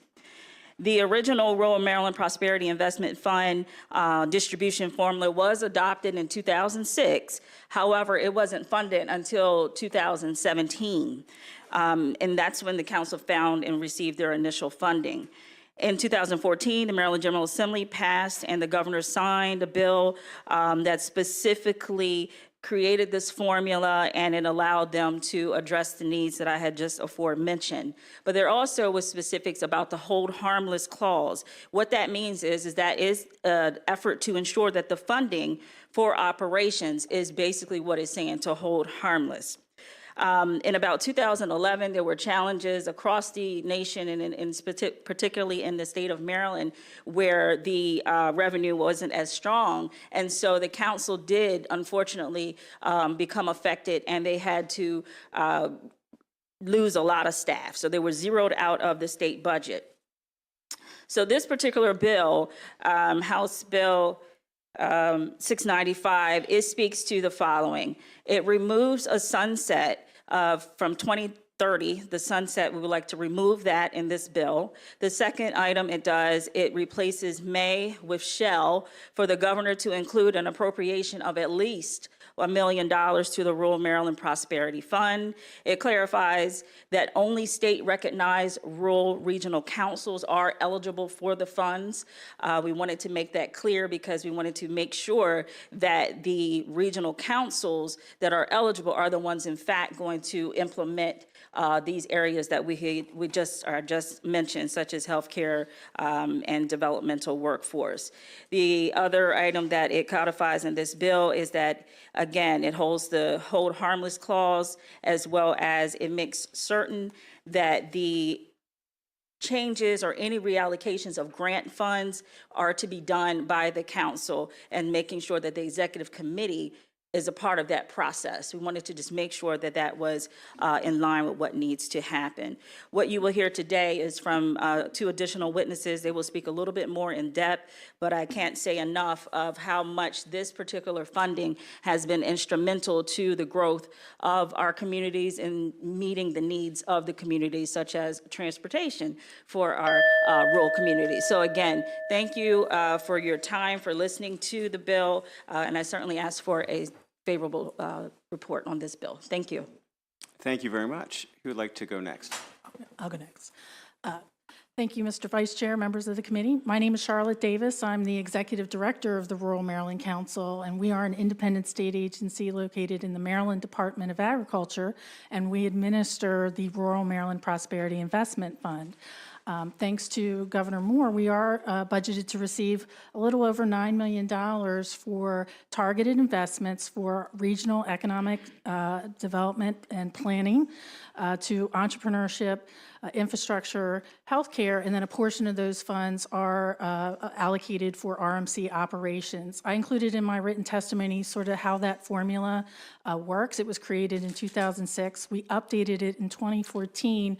That was the time when we added in healthcare, as well as that hold harmless clause to ensure continued operations of the Rural Maryland Council. This is a very competitive program. For fiscal year 2023, we received 215 applications requesting almost $20 million in support. We were able to fund 84 grant applications of a little over $8.3 million. The intent of the program is to improve quality of life in the rural areas to match statewide averages. So looking at unemployment, looking at poverty rates, and looking at access to health care and transportation. So we believe that this is an important program to continue. We just would like to make some technical changes. Mainly, we want to increase entrepreneurship to include workforce development and cooperative development. We've had to reallocate funding the last couple of years because we haven't received enough applications. So we want to make sure that the RMC Executive Board is aware of those decisions. It is an independent grant review board outside of the Executive Committee, and we want to make sure that everybody is aware when that allocation occurs. So with that, time is short, and I'll conclude my remarks. I want to thank the sponsor and thank the committee and ask for your favorable support. Thank you. Hello, Vice Chair and members of the committee. My name is Susan O'Neill, and I am the Executive Director of the Upper Shore Regional Council. I'm submitting this testimony on behalf of supporting House Bill 695, which is seeking 6 technical updates to RMPIF, the Rural Maryland Prosperity Investment Fund, including removing the sunset clause. So the Upper Shore Regional Council is just one of 5 tri-county councils in the state of Maryland. We represent Cecil County, Kent County, and Queen Anne's County. Our mission is to foster planning and development for these 3 counties. We afford federal, state, county, and local governments a regional forum to identify issues and opportunities and to improve the quality of life in the Upper Shore. RMPIF has been crucial in our ability to provide award-winning programming to these rural communities. So I wanted to take this opportunity just to discuss 2 programs. First is the Upper Shore Agricultural Micro Grant Program. This program actually received the MACO 2022 Rural County Innovation Award. Agriculture and related industries are key economic development focus in the region. The Upper Shore has over 1,400 farms generating $240 million in revenue. So this Agricultural Micro Grant Program was a collaborative effort spearheaded by us, but between Cecil County, Kent County, and Queen Anne's County. It's now entering its 3rd year. The program has successfully improved the regional food system by creating this cohesive relationships between the economic development offices, the farmers, and the agricultural enterprises. In fact, each county also contributed money towards this program. With this program, RMPIF, because of RMPIF, we were able to assist 62 agricultural businesses in 2 years. The second program is by providing a 5% equity contribution towards financing a project that is funded by Marbidco loan. We've been able to assist 10 farms. So thank you very much. We're respectfully requesting the support of HB 695. Thank you very much. We have a question from Delegate Healy. Thank you very much, Delegate. This is a very interesting bill. I'm curious. I'm just trying to understand how the money works. You're asking for $1 million a year in the budget going forward, but you're giving out $8 million in grants every year, so that's going to run out pretty quick, right? I can answer that. Let me.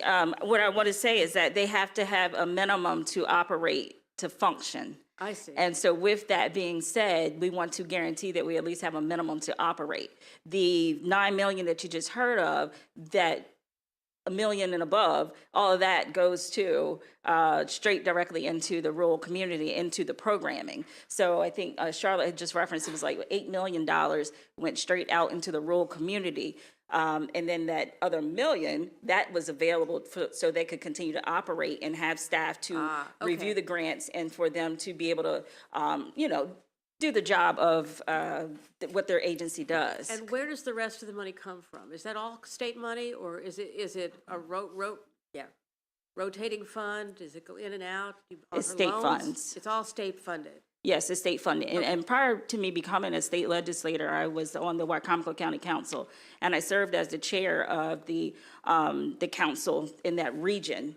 And so at that time, I remember coming up here, and at that time, I think Governor O'Malley was in office, and we were up here begging, basically like, please, can you at least give them some money so we can, address some of these needs in the community, to which, some of our state agencies can't address, such as the barriers with transportation in the rural community. And so to that end, we were certainly pleased with the funding that we certainly received at that time, but there have been times where it's not always guaranteed or assured of whether or not we at least can meet the minimum. Okay, thank you so much. I appreciate the answer. Sure, thank you. Delegate Morgan.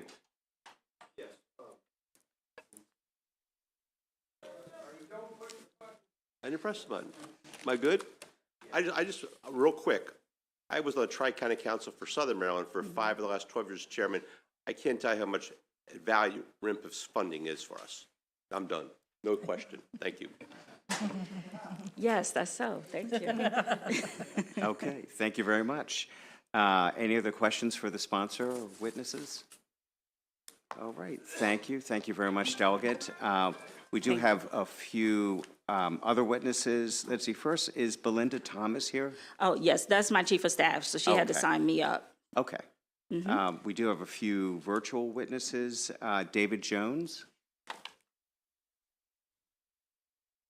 Good afternoon. Thank you for the opportunity to share here today. My name is David Jones, Vice President at Allegheny College of Maryland in rural Western Maryland. And we're here to support and show our favorable support of House Bill 696. The mission of ACM, a rural community college in Western Maryland, is to provide relevant education and job training in a supportive and engaging communities. And external studies continue to show the impact of not only our community college in Western Maryland, but every community college for job growth, business growth, small business development, industry certification and diversification, and important to the relevant success of our communities. Even more specifically for our area, our Center for Continuing Education and Workforce Development provides workforce education to regional employers to enhance economic development and advancement opportunities. One example that I'll even touch on today is our makerspace, Western Maryland Works, which received statewide recognition this past year from the state. This is a collaborative site in partnership between the college, our county government, and our business community. It's a 30,000-foot adaptive space, the former warehouse site, to provide local workforce development and bring innovation and high-demand training opportunities to our region. It continues to be a high priority for this community and region, and has successfully graduated hundreds of individuals to meet the needs of the workforce. When our Verso paper mill closed a few years back, this site had just opened up and provided incumbent workers, displaced workers, and others from throughout the region training that they needed to secure the jobs they needed to be successful to support their families. In fact, these individuals obtained high-paying and meaningful careers in organizations such as Berry Plastics, National Jet, Northrop Grumman, 3 of the largest employers in our region. This success would not have been possible without the support of this fund, and we urge your support to continue for the entrepreneurship and leadership that will continue on. Thank you. Thank you very much. Carmela Watkins. Good afternoon. My name is Girls of Southern Maryland Community Charities, and I can't stress enough the importance of RIMPF. We host a health fair, and our health fair is nice, but with the RIMPF funds, we are able to get a mammogram, a mobile unit for our event, And then the women can have a mammogram on a weekend in an area that you can't get on during the week, and you can't get it during the day. So we can do it on a weekend. We can make sure that it's safely done, and we can also, other things that we can do is we can give out materials. We can't now all of the organizations put their materials on the web, and if you don't have a computer, you can't access it. So we can print out materials and give materials to our participants. So I can't stress enough how important it is for REMPIT funds, because we have certainly benefited. And I thank you so much for listening to me. Thank you very much. Next is Emiliano Espinoza. Thank you. Good afternoon, Mr. Chair and members of the committee. My name is Emiliano Espinoza, and I am the program director of the Chesapeake Agriculture Innovation Center, and we support Bill 0695. So the Ag Innovation Center was established in 2021 with a USDA grant. The center offers elevated business resources to agriculture and dairy farmers, seafood and aquaculture watermen, meat producers, and value-added producers in all of Maryland counties. CAC has 3 core programs: the Producer Startup Program, the Producers Growth Program, and the Producers Business Resources. The 3 programs allow us to support any agricultural producer, no matter the stage they're in their business journey. And the generous support we have received from the Rural Maryland Prosperity Fund help us offer these programs at no cost. The financial contribution received from the Maryland Prosperity Fund and a partnership with CIRCAP Incorporated had a direct impact in hiring our lead consultant with 20 years of experience in economic development and real-life business operation experience. In 2023, we are bringing a food commercialization expert, a product development specialist, a marketing expert, graphic designer, and a strategic investment specialist to continue offering elevated technical assistance to farmers and value-added producers at no cost. Like its name suggests, the Rural Maryland Prosperity Fund contributes every year to a significant amount of projects like ours that have a direct impact on rural Maryland. The resources they inject into the community help spark innovation, develop economic prosperity, raise the overall standard of living in rural areas, and strengthen communities. For that reason, and once again, I am in favor of this bill. Thank you. Thank you very much. Any questions from the committee for these witnesses? Okay, seeing none, that concludes the bill hearing for House Bill 695. Thank you very much, Delegate. Thank you, Mr. Vice Chair, and also please thank Chairman Barvet for accelerating. Next, I'd like to call up Delegate Tomlinson for House Bill 561.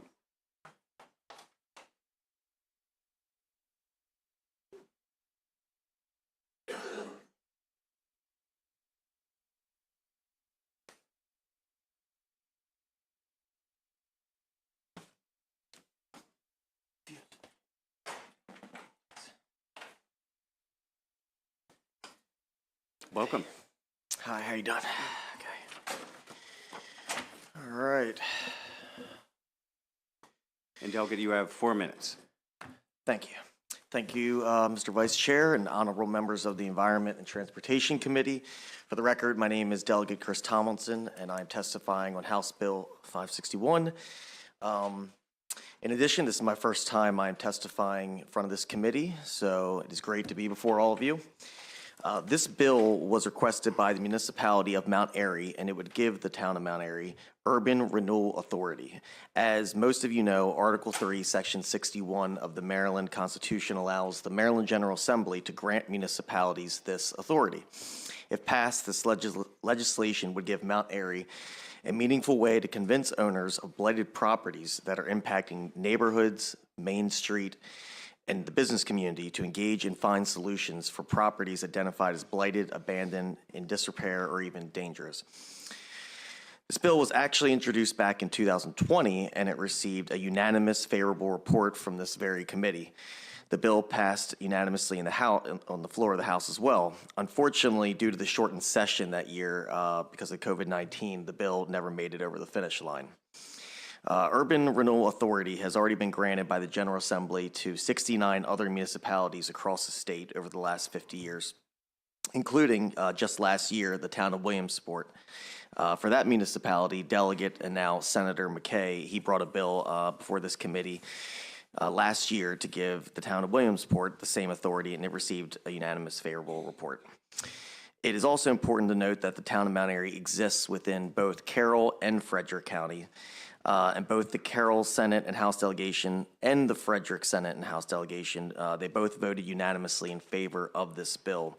I'm also joined here today with the mayor of Mount Airy, right here next to me, Larry Hushauer, who you'll hear from next, as well as, and we also have with us the town administrator from Mount Airy, David Warrington. I'm happy to answer any questions that the committee has, and I look forward to hopefully a favorable report. And thank you, Mr. Vice Chairman. Thank you, Chairman. I see you're back. Appreciate it. I'm back, yeah. And honorable members of this committee, so I appreciate your time. Thank you. Okay, did the mayor testify? Yes. You've got 2 minutes. Welcome, Mr. Mayor. All right, well, thank you very much. Larry Hushauer, the mayor of Mount Airy. To the Honorable Chairman Barve, thank you, and members of the committee. The town of Mount Airy is seeking the same urban renewal authority that has been granted to 69 other Maryland municipalities over the past 50 years. Williamsport and Hancock received it last year. The town of Mount Airy views this legislation as likely not to be used in the near future, but would like it to have it as a tool to be added to its toolbox in the event that it is needed in the future. In Mount Airy, as in other jurisdictions, absentee landlords have properties that have been vacant, abandoned, vandalized, or are a blight on our community. Urban Renewal Authority could be used to bring a blighted property owner to the table in order to create a meaningful dialogue on the future of their site. Currently, the requests of the town to discuss these properties have been ignored for years and in some cases, decades.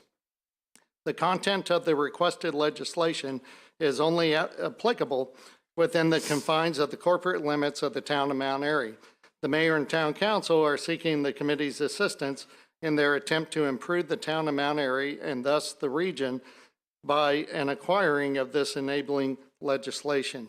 The Urban Renewal Authority of House Bill 0561 contains numerous policies and procedures which must be followed. The Urban Renewal Plan must be developed and submitted by the governing body for consideration. The plan should include, but is not limited to, properties identified as blighted, abandoned, or in disrepair or dangerous. As after public hearings, review by the local planning commission, and formal adoption by resolution, then the staff will be authorized to approach the property owners. The town of Mount Airy needs this legislation to allow for work to continue in a meaningful way to protect the health and the safety of our citizens. Thank you. Thank you very much. Are there any questions for these witnesses on this bill that has no opponents? Delegate Healy. Yeah, just one very quick question, and it is about the eminent domain piece of it. Does this include quick take, or is it the traditional use of eminent domain? No, eminent domain, of course, involves construction in some type with the intent of the... it's an either or. Is No. Is quick take included, or is it the traditional way of No, doing it's not. It's the more traditional way of operating with... Including public hearings and Okay, everything. thank Yes. Thank you. You know, I learn all the time that not to interrupt my delegates because they come up with good questions. All right, that ends the public hearing on your bill. Thank you so much. We will proceed to House Bill 691, Delegate Heinbaugh. 671, excuse me, Delegate Heinbaugh. Is that you? Yes, sir. Okay, welcome to the House of Delegates and to the Environment and Transportation Committee. Happy to be here. Okay. Although this bill may not be as exciting and interesting as some of the other bills. It is our hope that that will be the case. Well, good afternoon, Chairman Barvey, Vice Chair Stein, members of the committee. Thank you for the opportunity to testify in support of House Bill 671. My name is, I'm Delegate Jim Heinbaugh. I represent District 1A, which is all of Garrett County and the western part of Allegheny County. This bill very simply sets or establishes the meeting frequency for Garrett County Board of County Commissioners public meetings at 2 weeks. The code currently says that they meet every week. In fact, the reality is they've been meeting every 2 weeks, the first Monday and third Tuesday of the month for many years. For the 8 years that I was a commissioner, we met every 2 weeks. This bill was requested by the Board of County Commissioners. It was they're in the process of kind of a housekeeping thing where they're going through and trying to clean up disconnects between the code and actual practices. It has no physical impact obviously on either the county or the state. I do want to point out it has been amended at the request of some citizens, and the first amendment was more or less a technical amendment. It changed the phrase over video broadcast to through a live stream. The second change was a condition that the commissioners cannot meet solely through live stream for more than 2 consecutive meetings without a formal declaration of emergency.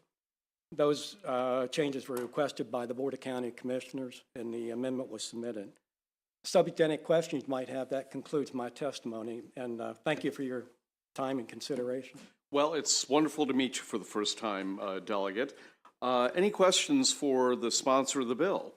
Seeing none, you are free to go. Thank you very much. Okay. That ends the public hearing on House Bill 671. Let's proceed to House Bill 688. Delegate Johnson. Now, you, I know. But there's another Delegate Johnson also. Yes. Come on up. Come on up. You know, you, I don't know, so it's wonderful to meet you. Johnson and Johnson. Okay, very impressed. 4 minutes, go. Good evening, Mr. Chairman and Vice Chair and members of the committee. I'm Delegate Steve Johnson, here to present House Bill 688, Municipal Incorporation, County Commissioners, County Council require approval referendum request. This is kind of a taxation without representation bill. Right now, we have areas of our state that have taxation with very little representation. They do not have anyone advocating on their behalf. The reasons areas look to incorporate are to have the authority over development, finances, government services, apply for grants, and to decide what quality of life projects they would like to have in their community. They want to elect a mayor and council from their own community to advocate on their behalf. Under current law, local government articles prescribe the manner in which a municipality may be incorporated under Article 11E of the Maryland Constitution. In order to incorporate, a community must consist of a minimum of 300 residents in the area proposed for incorporation. A petition to incorporate must be submitted to the county in which the area proposes for incorporation is located. A standardized petition form developed by the Office of the Attorney General is available for the communities seeking incorporation through each county's local board of election.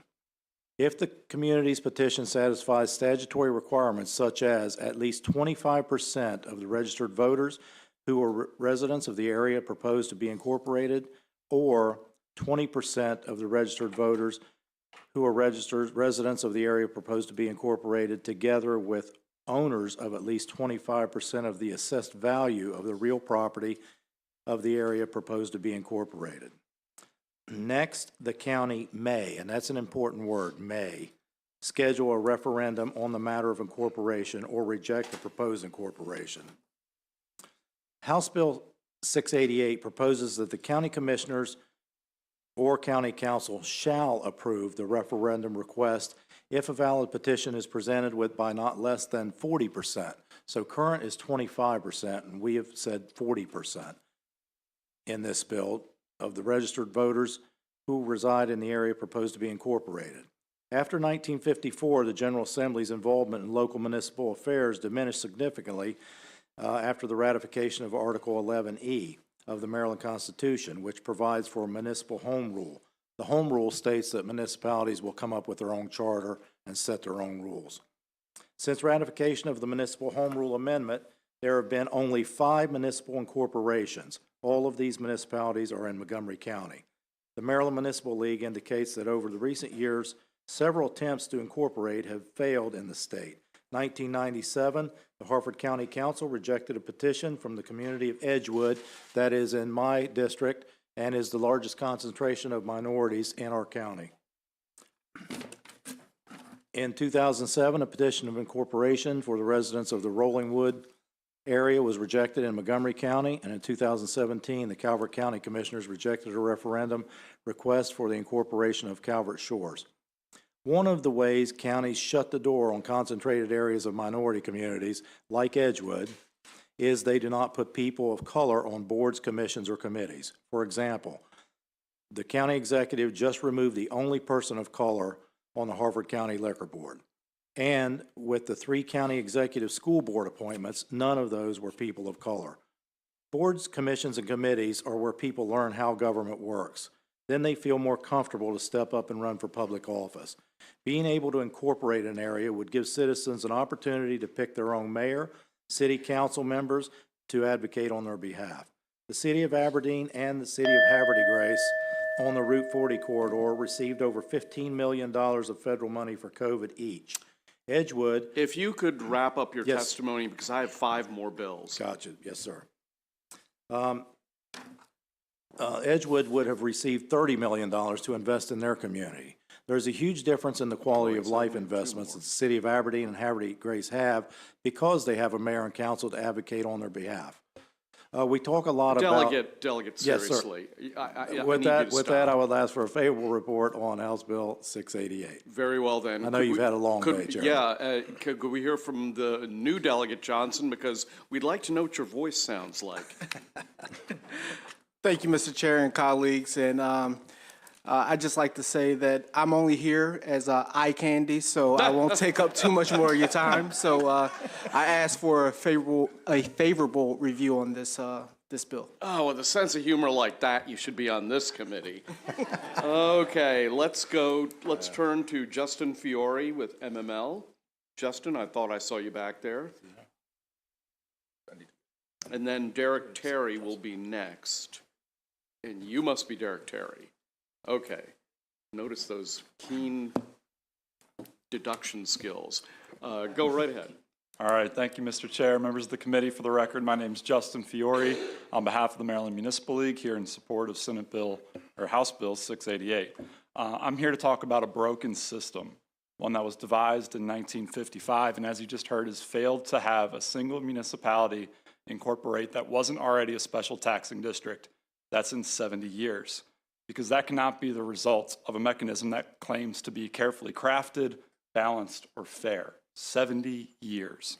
The system has, in effect, stripped these communities of a chance to advocate for their future, whether that be seeking a reprieve from hardships put upon them by the county, or just because they think they can do a better job. You'll hear from the Maryland Association of Counties that this new threshold to actually get a vote to take place can negatively affect the abutting areas. Perhaps that's true, but we've already made it work with the 157 existing cities and towns, 20 of which are the county seat for their counties, and I'm sure we can continue to do it with new ones. You were sent here to Annapolis to make hard decisions like this. I understand this would be one of them, but it's a very important one because you're the last voice that the community of Edgewood and others like it have. So with that, we would ask for a favorable report on House Bill 688. Very well, and Mr. Terry, you will be the last proponent, and then we'll go to questions. Greetings, Chairman and members of the committee. I want to thank Delegate Steve Johnson and my childhood friend, Delegate Andre Johnson, for this opportunity to show my support for House Bill 688. In 1981, my dad was stationed at Aberdeen Proving Ground, Edgewood Arsenal, and at the age of 9, Edgewood became my primary residence until 1995. Edgewood, the largest city in Harford County with approximately 25,000 people, is a community of diverse socioeconomic demographics where everybody knows your name and shares a common bond with neighboring Joppatown. Edgewood and Joppatown have numerous national businesses and/or distribution centers such as Kohl's, Amazon, Macy's, U.S. Lumber, and Zenith, which generate one of the largest commercial tax-based revenue sources in Harford County. In addition, Edgewood has approximately 12 hotels, while Aberdeen and Havre de Grace, both municipalities, have approximately 12 hotels. However, Edgewood retains a small percentage of the hotel tax revenue, while Aberdeen and Havre de Grace retains much larger. Moving forward to 2006, my then pregnant wife, 6-year-old daughter, and I moved to Waldorf a few months before my first of 2 military deployments. Like Edgewood and Joppatown, Waldorf is a community of diverse socioeconomic demographics where everybody may not know your name, but it's home to Charles County's largest tax revenue source, mainly property taxes. Like Edgewood, Waldorf has approximately 13 hotels with a very little standing Waldorf, yet is the largest city in Charles County, 4th largest city in Maryland, and recognized as the wealthiest county in the U.S. with an estimated population of 85,000. Unfairly, some label Edgewood, Joppatown, Waldorf as too hood, crime-infested, overcrowded, or poor, while those same people have no problem reaping the tax revenue benefits continuously sucked out. This is why I support House Bill 688. Residents need an opportunity to voice their opinion, but also elect their officials within their cities versus relying on those outside of the city to make decisions. Thank you. Thank you. We have a couple of questions. The first goes to Delegate Ruth. Thank you, Mr. Chair. And thank you, Delegates Johnson and Johnson, and everybody else here as well. So I wondered, Delegate, if you wanted to address MACO's, I know MACO will be coming up, but if their written testimony, they speak about how this removes the county, from having, any input and oversight into this process. I wondered if you wanted to address that. Thank you, Delegate, for the question. And that's part of the problem. That's why we're here today, because the county is making all the decisions for this community. Edgewood is in the development envelope, yet we've seen very little economic development, very little growth, and very little reinvestment from our county in this community. If you look at the 2 cities, Aberdeen and Havre de Grace, all of the quality of life issues they have, projects, monuments, Edgewood has none of that, and it's right beside these 2 cities because they really don't have, the county does not have their best interests at heart. And they see that. That's why they've already tried to incorporate once. And is there a racial equity impact on this? There is. That, like I said, is the largest concentration of minority communities in our county. And this is not just in my district, but this is pretty much the same way around our state. As I've looked into it, these areas of minority communities are being shut out and really not being represented. And that's why we would like to afford them the opportunity, like all the other 157 municipalities in our state, to have representation from their own community to represent that community. Thank you. And so just one last question, just one clarifying question. In terms of the county's role in the current process, they make the final decision about whether it even goes to the voters. Is that correct?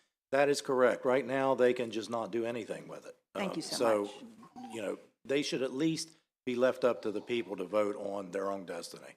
Thank you. Thank you. Thank you, Mr. Chair. Thank you, Delegate, for bringing this bill. Curious though, I just I was reading through. Where did the 40% come from? I was just curious because it sounds, I don't know. My initial instinct is a majority. Yeah, well, thank you for the question. Right now, it's 25%, but we wanted to make sure that if we put the word shall in there, that we had a very good percentage of the folks that signed a petition before we wasted the taxpayers' money to take this to a referendum. Okay, so it's increased from what? Okay. Correct, it increased from 25 to 40%. Okay, thank you. Why not 50? Well, that was a number after I spoke with some folks in the community that they thought was a fair number, increasing it by about 15%. Mr. Chairman. Okay. Any further questions? Seeing none, we'll go to the opponent. Here to pour cold water on your bill, Dominic Butchko.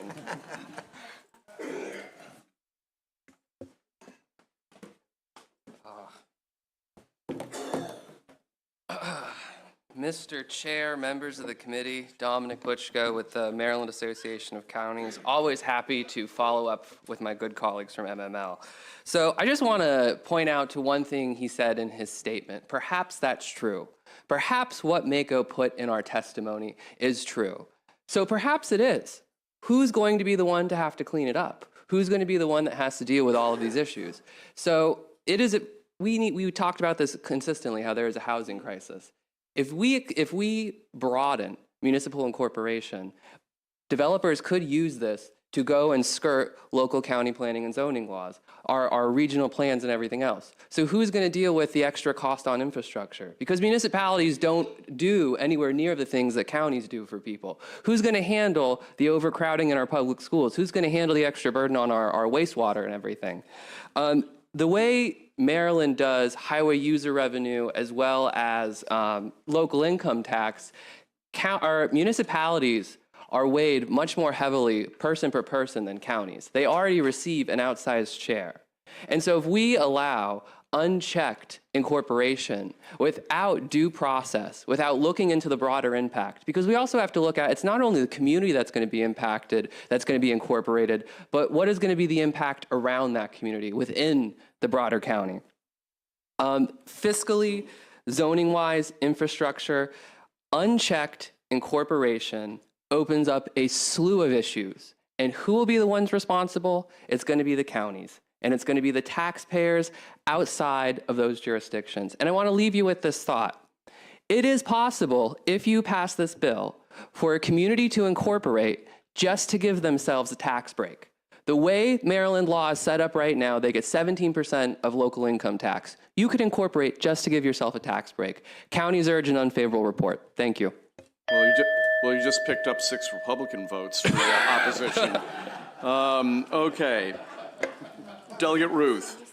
Thank you, Mr. Chair, and thank you for your testimony, Dominic. I always learn something when you're here before this committee, so it was very interesting and educational. And I hear what you're saying about the importance of balance and how counties, have ultimate responsibility for the cost of some things. But do you, and maybe this is a rhetorical question, but do you think that counties really should have the final and only say about whether it goes to the voters? Or, I mean, yeah. So I think the burden that is placed if we incorporate municipalities without having a check on them, when it does fall on the county and the county is ultimately responsible for the planning and the infrastructure and everything else, Maryland has made a conscious decision to put that at the county level. The counties, yes, should have ultimate say over that because we're the ones that are going to have to solve those problems. And I hear you, but you talk about balance, and is it balance that the voters in that municipality essentially don't even get a say if the county doesn't want to move forward? I find that argument very interesting because the last time I checked, all 24 of our jurisdictions are democracies. And so I don't see where voters aren't getting a say. Okay. Thank you so much.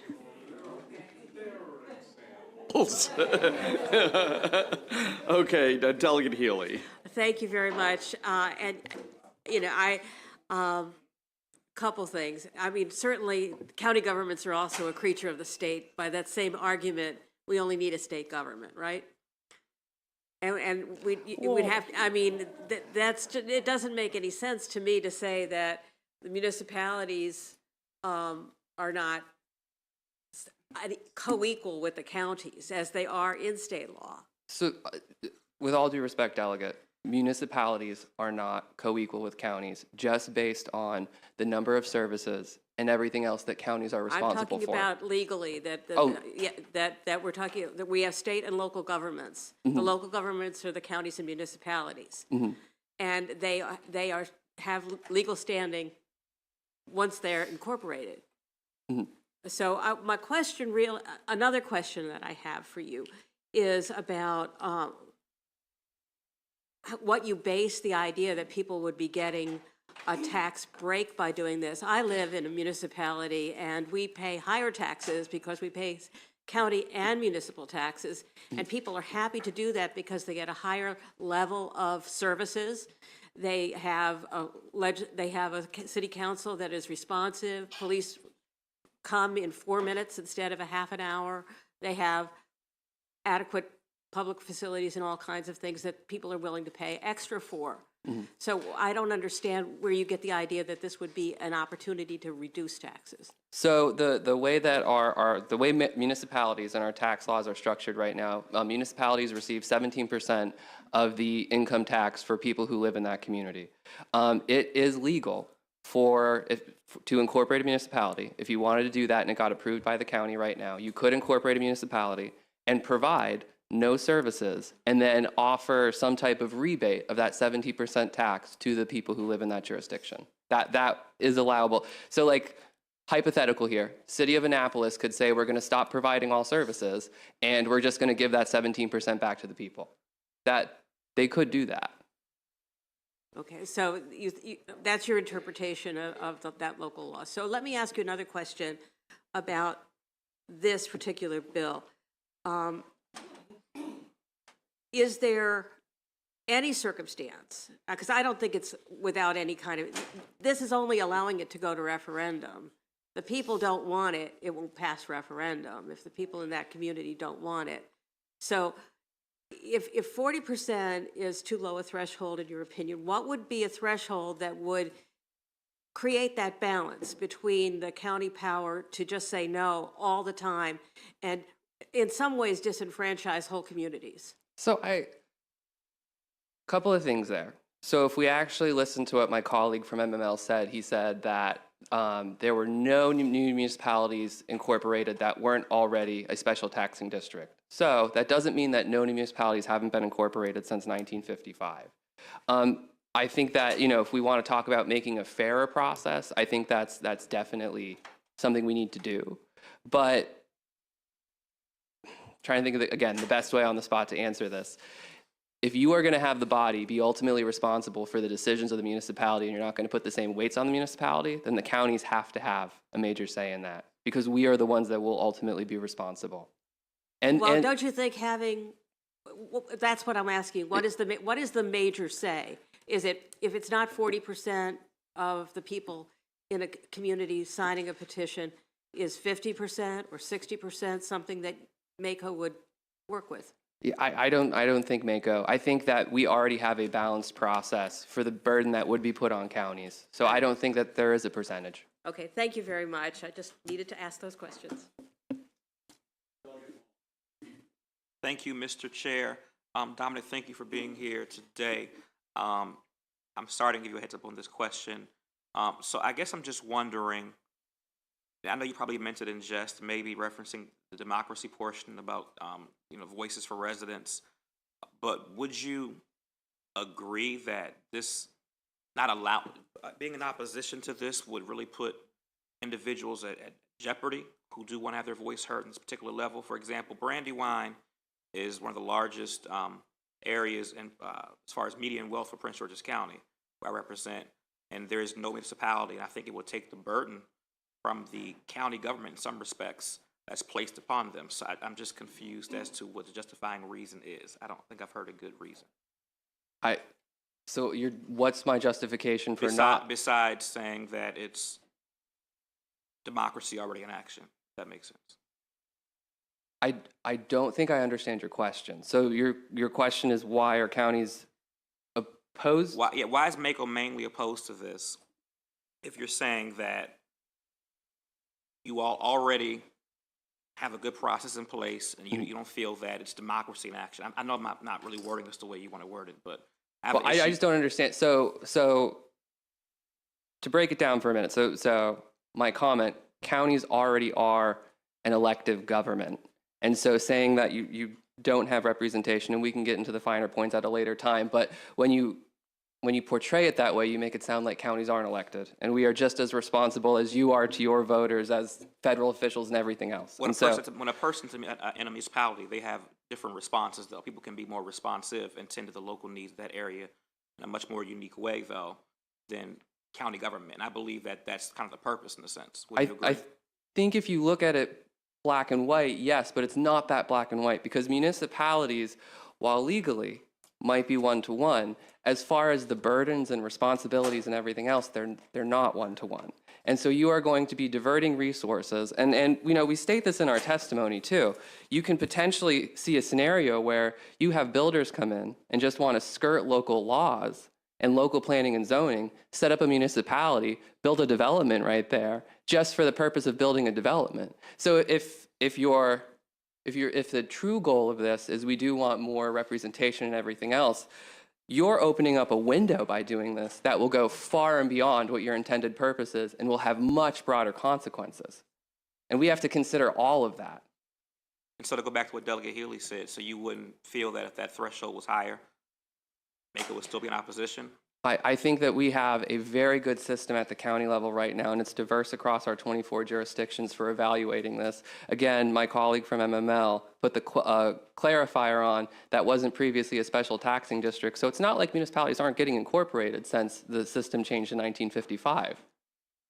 Thank you.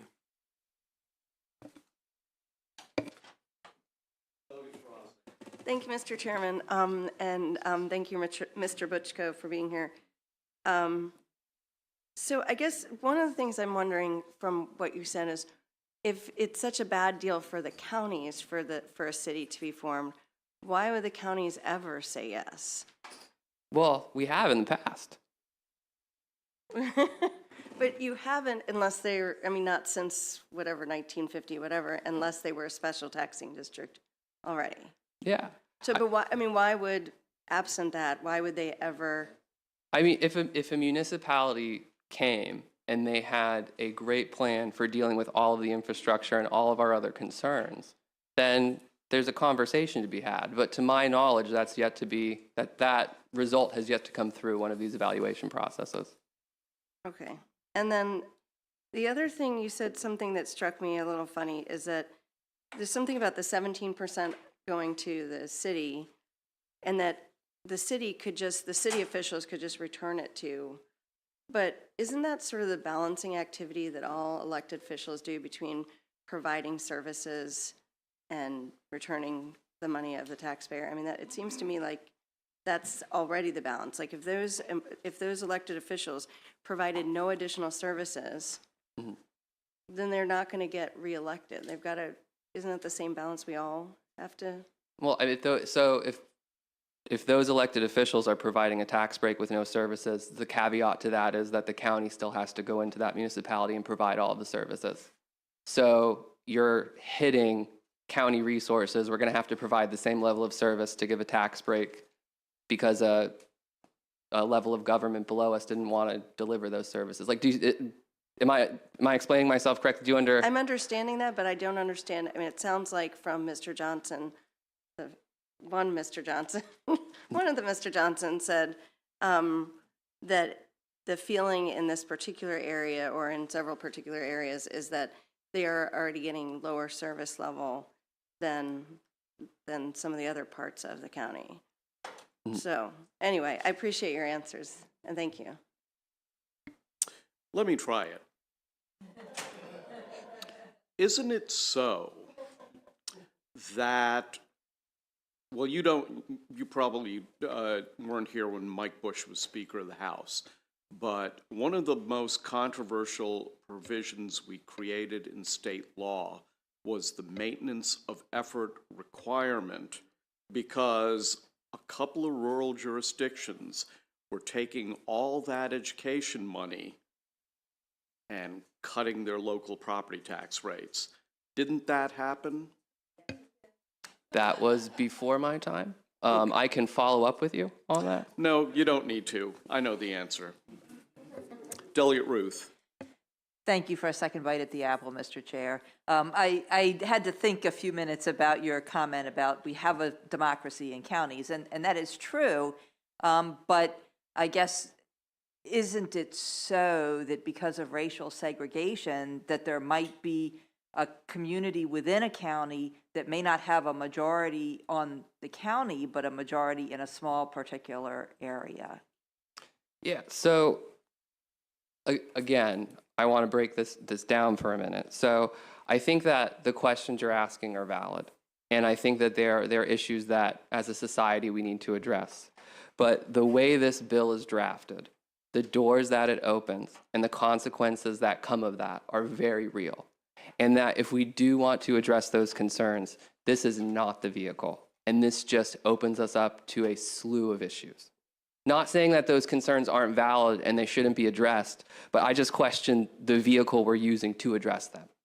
Okay, thank you so much. Okay, I'm going to be recognizing Delegate Jacobs and Love, and then we're going to end this because it is 5:08, and we have this really long bill on landlord-tenant stuff coming up next. Delegate Jacobs. Thank you, Mr. Chairman. So, Mr. Buchko, it kind of got me juiced up. I was falling asleep, but, you know. Is that a good thing or a bad thing? I'll wait for the Well, question. I spent a few years in local government, so it, you know, it kind of got me stirred up a little bit when you talked about how the counties would be responsible. So my question to you would be, if you had a municipality that owned their own wastewater treatment plant and their failure took place, who would be on the hook to pay for the repairs? Would the county then step in if the town couldn't, or would it be on the hook of the state? So, ooh, that's a good question. I don't know the answer to that one, and if I know the answer to it. I just want to know if you know the answer to it. Yeah. Yeah. So I'm assuming based on your question, you're going to say it's the state. Well, that's why I'm here. Well, I mean, in all honesty, if a municipality owns the wastewater treatment plant, the county's not going to back them up if they can't pay the bill or whatever. Their responsibility is with the state. It's not, the county is not the fall guy, so to speak. Yes. So isn't that so? Not necessarily. So it really, so it depends on the level of infrastructure. I mean, there's a lot that goes into that too. And I guarantee you, if you have a community and a county and you did have a wastewater treatment plant failure, I find it hard to believe that like our local elected officials wouldn't want to be responsive to that. It's the same voters, it's the same community. If a municipality wasn't that bad of a spot. It's too late on a Friday night for you to go there, and I see the Baltimore County people But Mr. starting. Chairman, he said that the county was the default, and So it's not true. But the surrounding area as well. So the school system, we would still be on the hook for the surrounding infrastructure, the roads and everything else. A lot of these municipalities aren't putting in their own wastewater treatment plants and everything else. So all of that capacity does go on the county. Hypothetically, if a municipality were to come in and do all of their own infrastructure and do it all themselves, that would lessen the burden on the county, but that's not the reality that we're seeing. So municipalities that have their own police departments, have their own wastewater facilities, do their own road work, but the county doesn't want to give them any tax differential or duplication of service money, and they're paying double taxes. They're paying county tax, they're paying municipal tax. You've lost, you don't have an argument. Wouldn't you agree the argument's not there? No, because the level of services that a municipality provides is never going to be the same as the county. And as far as the roads go, county road or municipal roads are weighed heavier dollar for dollar than county roads. And so municipalities are getting more. So highway user revenue, for example, municipalities, what was that? No. Let's let him answer.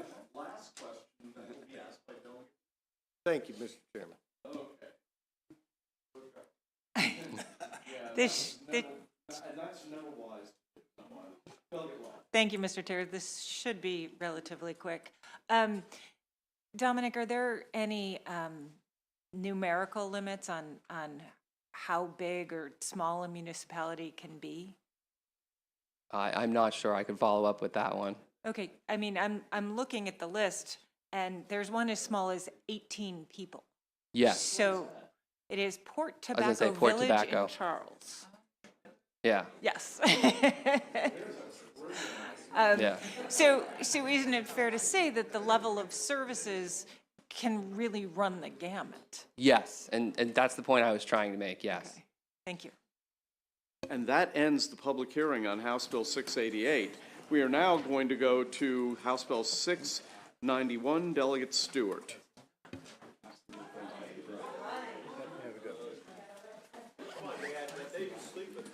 Mr. Chairman, I have instructed all my witnesses to dutifully follow the 2-minute requirement. Terrific. Rest assured. If Okay. not better, and I will go ahead and start. Okay, thank you. Mr. Chair, Mr. Vice Chair, members of the committee, this is House Bill 691, and I'm Delegate Vaughn Stewart. So this bill is about safety in rental units, and it's really about a very small group of landlords. We're not talking about landlords writ large. This bill is about a very, very small group of landlords who allow their tenants to live in especially dangerous conditions. We're not talking like ticky-tack stuff here where maybe, there's something's a little bit off with, the wall, or maybe there's a little bit of a smudge somewhere or whatever. Hey, how's it going? The familiar sound around my house these days. We're talking about significant, serious defects that cause a rental unit to no longer to be safe to live in. So we're talking about rats, we're talking about no heat, we're talking about no light, we're talking about no water, we're talking about serious mold issues, and we're talking about a very small group of landlords who allow those things to continue happening. So under current Maryland law, every Marylander has the right to a safe home. That's existing Maryland law. Everyone has the right to live in a home that's free of these very, very serious, very, very harmful defects. But there's really only 2 ways that we can enforce that right, and so it really remains illusory for most Marylanders. And so the 2 ways are, one, you got to hope your local jurisdiction or your local county or municipality has essentially a code enforcement division, which are few and far between in the state and very expensive, or you file an action for rent escrow. And rent escrow basically involves you notifying your landlord that there's some sort of defect in your unit. You wait a reasonable amount of time for the landlord to make a change and to fix it. If they don't, you can file what's called a rent escrow action, where you actually pay your rent to the court while the court tries to figure out who's right and whether there actually is a defect, and then the court has various options to render a remedy. This bill would really not change a whole lot about rent escrow except for one big thing. Instead of one tenant suing their one landlord to try to make sure they can live in a safe home, we would open up the process to 2 or more tenants to sue as a group. We did have a bill that was similar last year, but based on the feedback we got from a number of organizations, including the opponents, we tightened the language up, we made it clearer, and we put, to use a little bit of a trite phrase, we put guardrails on it. And so the reason we know the current rent escrow process is not working is because way more people live in substandard housing than are filing rent escrow actions every year. Last year, in fiscal year 2022, there were 1,183 rent escrow suits. That may sound like a lot until you consider that there are 85,000 units in Baltimore City alone that are inhabited with lead. 85,000, and we're seeing about 1,000 rent escrow actions. That's just Baltimore City alone, and that's just lead. In Silver Spring, right outside my district, not really close to yours, Mr. Chairman, but in White Oak, there was one apartment complex this past year that had 500 different housing violations. And yet again, statewide, we are seeing only 1,000, a little bit more than 1,000 of these suits. So there are way more people, way more of our neighbors who are trudging along with rats and mold and no heat and no power. Conditions we would not want to live in. We would not wish on our worst enemy. We wouldn't want our family members to live in. But because of the barriers to file a rent escrow lawsuit, they're living in them. And those barriers are simple. If you need to go to work every day, you don't have time to go to court. If you don't have money to hire an attorney, you're not going to file. If you're worried about retribution from your landlord, maybe you're an undocumented immigrant or you're worried about reprisal, you're not going to file. The ability for landlords to band together under this bill to sue their landlord collectively is an opt-in, what we would call like a collective action, is a proven way to get more people's homes fixed faster, basically. This has worked really well in New York City. We've copied what they're done, and I'm under 2 minutes, or under 4 minutes. Thank you, Mr. Chair.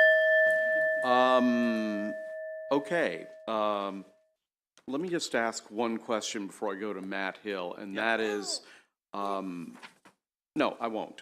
Matt Hill, welcome back to the committee. You have 2 minutes. Thank you, Mr. Chair, members of the committee. Again, my name is Matt Hill. I'm an attorney at the Public Justice Center. I agree with everything that Delegate Stewart said. The Tenant Safety Act is about access to safe and healthy housing laws and judicial efficiency in dealing with systemic building violations. It's allowing a group of tenants to hold the landlord accountable for major conditions of disrepair. And we see this all the time. At Public Justice Center, we see tenants who are stuck in buildings with a rodent infestation throughout the entire building, with elevators that are broken down, with no heat or hot water for months at a time. And it is extremely difficult to get those folks the relief that they need in a very timely way. And we see that too affecting the most vulnerable folks, especially seniors and persons with disabilities who may not have the time and ability to really access a daunting judicial process. And so because of those logistical challenges, because it is very daunting to file suit against your landlord who can non-renew your lease at any time, as we learned earlier in this hearing, allowing a group of tenants to come together to hold their landlord accountable makes the process less daunting, less challenging, and that's what this bill is about.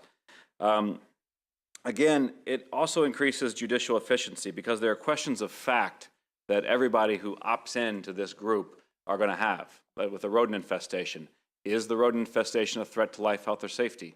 When did the landlord know about it? What actions did they take? Were those reasonable?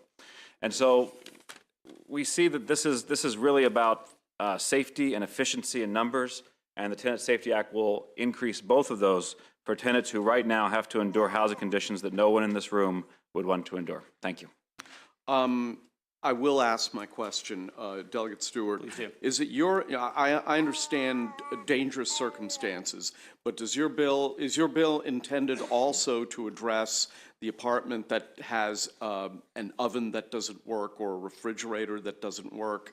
Do you include that or do you not include No, I don't think that either of those, correct me if I'm wrong about that, but I don't think that that kind of thing would ever be considered a serious or dangerous defect under current law. And we're not changing what qualifies as dangerous or serious at all in the bill. We're just saying that you can have two or more people sue together so that it's easier for people to sue. No, I just wanted to know where. No, this is serious stuff. Like stuff that you basically can no longer live in the apartment building safely to do anymore. You can go a long time without a refrigerator, but you can't go very long without heat in the winter.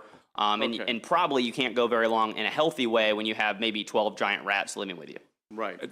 Just to add to that, the issue has to affect more than one unit. I'm sorry, Chair. Right. And it has to be similar. It has to be similarly situated. You know, it's not like someone with a rat problem can't join forces with someone with a broken light and come together. It's got to be the same. It doesn't have to be. They have to have the same problem. If they're going to sue together, they got to have the same problem. Wait, hold on. Repeat what you just said about a person with a rat problem. Yeah, if you got if Sally has a rat problem, and Susie has a problem with like maybe a light keeps going out or something. Number one, I'm not sure the light would even qualify as a serious. Something else is dangerous. A big sorry. Okay, the heater's broken. Okay. Those two people don't have the same problem, so they could actually under this bill not sue together. This bill is only for people that have the same problem. We're just trying to do things in a more efficient way. It doesn't make sense to have 100 different rent escrow lawsuits. They have to have the same issue and the same landlord in the same building. Okay. Before I recognize Joanna Diamond, I know that there's some folks who may have translators, and so here's what I've done. We're going to pause. Not this time. We're good. We have all English speakers. And I went to the trouble of setting up the system where we would pause. All right. Okay. You're just well, that is very kind. I will say, but we don't need it this time. Okay. Joanna Diamond is with us virtually. Joanna, welcome to the committee. You have 2 minutes. Good evening, Mr. Chair and members of the committee. My name is Joanna Diamond. I'm with Healthcare for the Homeless in support of this bill. Our clients often live in unsafe and unhealthy housing, frequently because they have no other options. One of our case managers detailed the story of one of her clients who has been without gas since October of last year. The city, this is in Baltimore City, found the gas lines were not up to code. They conducted outreach to BGE. They have been in touch with the property manager multiple times, and they still have not resolved the issue. So since October, this family has been without gas, cooking, heat, hot water, etc., whatever you use gas for. And because this client couldn't live in a house without gas, she picked up extra hours at work so that she could afford to keep her and her children, who are 2 young sons with a history of asthma, in a motel. And the extra hours she picked up to afford to pay to stay outside of her home caused the housing authority to do a recertification that changed her portion of the rent from around $160 to over $1,000. And our case manager tried to explain the situation, but to no avail. They looked for units to relocate, but there were no financially viable options. And because of the client's increased work hours, this client then became ineligible for food stamps. And with that, coupled with the expenses of staying in a motel, she ran through her savings. Because of this, she hasn't been able to pay her rent, and the property manager has now threatened to file a failure to pay rent action against her. So this situation really just kind of highlights the ripple effects that uninhabitable living conditions pose for so many tenants. You're going to hear a lot of stories of what other living conditions are, and you have it in written testimony. But I just wanted to highlight that this is not just about property. It's about safety, stability, income, and social services for an entire family. And just one other highlight, there's another one of our therapist case managers who's had multiple clients in one building in particular that she says, and quote, has endlessly infested with mice, rats, and bed bugs. And our has watched the management ignore these hazards for years. I'll just say expanding escrow will go a long way to helping these clients. And for the health and safety of our clients, we request favorable report. Thank you. Okay, thank you very much. Next, I'm going to call on Alex Vasquez, and just for the record, I think that kid feels the way we do, so. All right, Mr. Vasquez, welcome to the committee. You have 2 minutes. Awesome. All right, good afternoon, Chairman Barve, Vice Chair Stein, and committee members. My name is Alex Vasquez, and I am the Montgomery County Lead Community Organizer for the CASA organization. In my 5 years as a community organizer, we have made enormous strides to make housing more affordable, sustainable, and equitable for everyone. Yet, despite our efforts, one common theme keeps coming up year after year, and that's inhabitable conditions due to lack of repairs. The Tenant Safety Act is essential for us community organizers, and I'm going to give you an example. In District 20, we are organizing an apartment community with 592 units. Tenants have made tremendous efforts to file complaints with the management company and local authorities. However, like many housing authorities across the state, many are under capacity and complaints often fail to be addressed. Out of the 592 units, we were able to collect 175 contacts, and out of those, we determined that 85 units would qualify for rent escrow on the same similar issue. Despite our best efforts to file as many as possible, only 10 units of the 85 were filed with our housing legal team. And fear of retaliation was the biggest reason many chose not to take action despite having similar conditions, which in this case included rodents, cockroaches, and mold. All 10 cases were successfully filed and ruled in favor of tenants. And while those 10 families eventually resolved their issues after a few months, many with similar widespread problems and repairs have not and will not be addressed. And so, I'm here today to ask for a favorable report. Tenants deserve accountability, and the Tenant Safety Act will allow tenants to mandate those the landlords fix widespread issues and perform repairs for everyone through the rent escrow system. And I ask for a favorable report on House Bill 691. Thank you. Thank you. Jessica Guerrero. Good afternoon, delegates. My name is Jessica Guerrero. I am a proud CASA member and Montgomery County resident, and I am a mother of 2. I'm here to ask for a favorable vote on HB 691, the Tenant Safety Act. I reside in the Rock Creek Wood Apartments in Rockville, Maryland, and my family and I have been subjected to deplorable conditions after a pipe burst and flooded most of the first floor units in the building and our buildings nearby on Christmas, including mine. This most recent incident highlighted the ongoing maintenance issues tenants have long been fighting for. These issues include mold, mice, cockroach infestations, plumbing issues, and much, much more. For months, we have pleaded with the landlord to address these concerns, but sadly, our attempts have gone unheard, leaving many of us to accept living in hazardous health conditions. The Tenant Safety Act would give us the opportunity as a group of tenants to resolve all of our building-wide issues through rent escrow, rather than each doing it individually through rent escrow. Many of us, including my family, have children with asthma who cannot be subjected to dangerous health conditions. Sadly, because I spoke up, the landlord evicted me. Another reason why the Tenant Safety Act would benefit tenants is that it would allow for neighbors to stand together to resolve issues to our health and safety without fearing that we will be retaliated against. Tenants should have the right to collectively hold their landlord accountable for severe disrepair conditions that threaten multiple occupants' health and safety. Please vote in favor for this bill for the health and safety of the Black and brown communities, just like my own. Thank you. Thank you very much. Next, let's hear from Martin Mitchell. I'm going to go through all of the proponents, and then we'll entertain questions. He's not here. He's Councilmember Mitchell is not here, FYI. Okay, Sandra Ortiz. She's not here either. Okay. They knew we would do such a good job. Callie Schumitz, who was here before. Oh, and she's still here. Okay.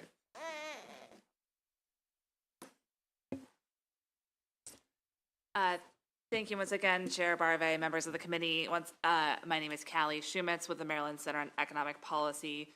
And I'll be brief because, again, Delegate Stewart and others did a great job outlining the reasons why we support this bill. Essentially, all Marylanders deserve safe, stable, affordable housing, and this is one piece of making that a reality. House Bill 691 increases protections and options for tenants who want to work together to resolve health and safety issues in their buildings. It will make these actions more accessible, affordable, and help prevent retaliation from the landlord. I think it's important to keep in mind that failure to make repairs can affect a resident's health, physical safety, and create a lot of additional stress, all of which can affect their work and family life as well. Protecting tenants' rights to work together and seek repairs will create safer housing conditions where families can thrive. So we would ask for a favorable report on House Bill 691. Thank you. Thank you very much. Michael Donnelly.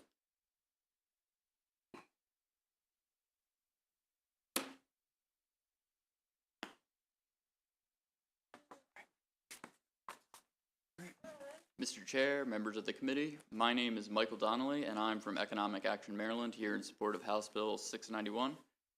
So I'm going to try to keep it brief as well. But my daily work, I speak with renters and some property owners on the phone. I answer questions to give information on the landlord-tenant relationship. And from what I hear, there's a lot of issues with rent escrow, and particularly with the situations described by this bill, where there's a lot of common issues where tenants all face the same problem. So one instance was last winter. There's a large apartment building, and I think late November, early December, the heat went out. And it did not get fixed until mid-March of the next year.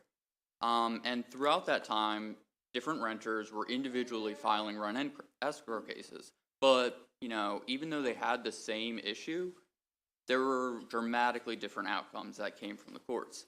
And that's a problem in and of itself, but the burden and the time of filing all these duplicative cases out of the same facts, it imposes a burden on the renters that file complaints, the landlords that have to respond to them, plus the courts that have to adjudicate them as well.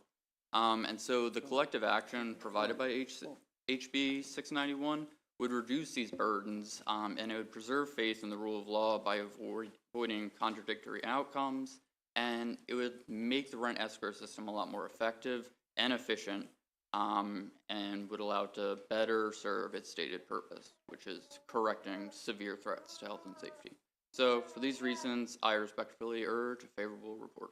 Thank you. Thank you. Greg Countess. And while you're getting up there, Greg, congratulations to you and on the appointment of your daughter to the Comp Commission. Did she? She didn't tell me about that. Asha? I thought you were going to congratulate me because she got into medical school or something like that. Yeah, no, it's like, Yes. Asha, correct? No, it's Kennedy. I'm sorry, but thank you. There's not a lot of the countesses, so I could understand if.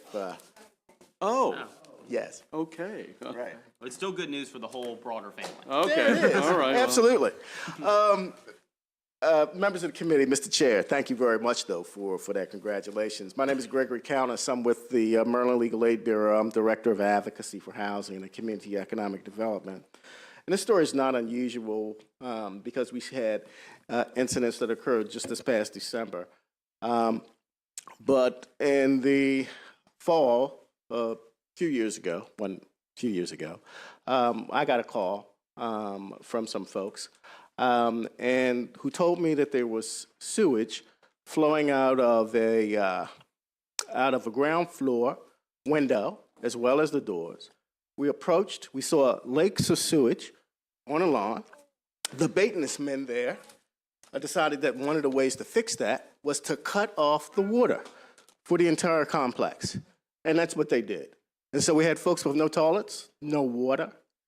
And if this bill had been in effect and we were able to file a group action with just one person representing the group, it wouldn't have taken us weeks to collect folks, or folks to assemble, for folks to, for us to be able to assemble petitions for rent escrow, and for us to actually file motions then to consolidate all of those rent escrow actions because of the common questions that were involved. And so this would have cut this short, would have meant more relief for these folks. They all shared, as you can imagine, in a place that was so dire, with so many dire sort of conditions. They shared common sorts of problems that threaten the life, health, or safety. Fortunately for these residents, it was a federal property. The feds came in, HUD, and decided to terminate the project-based contract, and these folks were able to move. But in Southern Maryland, back in December on Christmas, in Prince George's County in December, folks were without heat, there was flooding, and folks were really, really up against it. This bill would have helped them out. Great. Thank you so much. And next we have virtually Lisa Hodges-Hyken. Lisa, are you with us?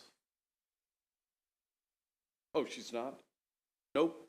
Okay, no Lisa Hodges-Hyken. Indigo Null. Okay, and after you, we will entertain questions. Thank you for having me. My name's Indigo Knoll. I live in the Copycat Building in Baltimore City, and I am an organizer with Baltimore Renters United. I want to just really urge y'all to think about the fact that tenants already have to go through a lot before they even get to the point where they're filing an escrow case. They're already living in conditions where there are serious issues with mold. They're already living in conditions where there are serious issues with elevators going out. I organize in a building called Wyman House, where the elevator was out for weeks one time, and it led to a situation where a tenant tried to file a rent escrow case, but because he was in a wheelchair, he could not physically leave the building to go to his case because of the fact that the elevator was out. In a similar building that I organize in, called Chase House, we heard about a situation where multiple senior residents actually died because they were not able to use the elevator, and so they tried to use the stairs. Some of them lived on the 15th floor. So the situation is serious.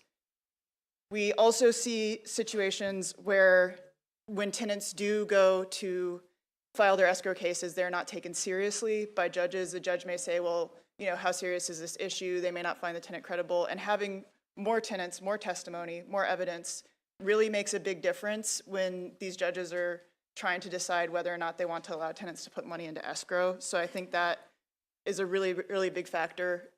If a tenant's going to go out to file an escrow case, we want to make sure that they're heard and they're believed and it's successful for them, because it does take a lot of time.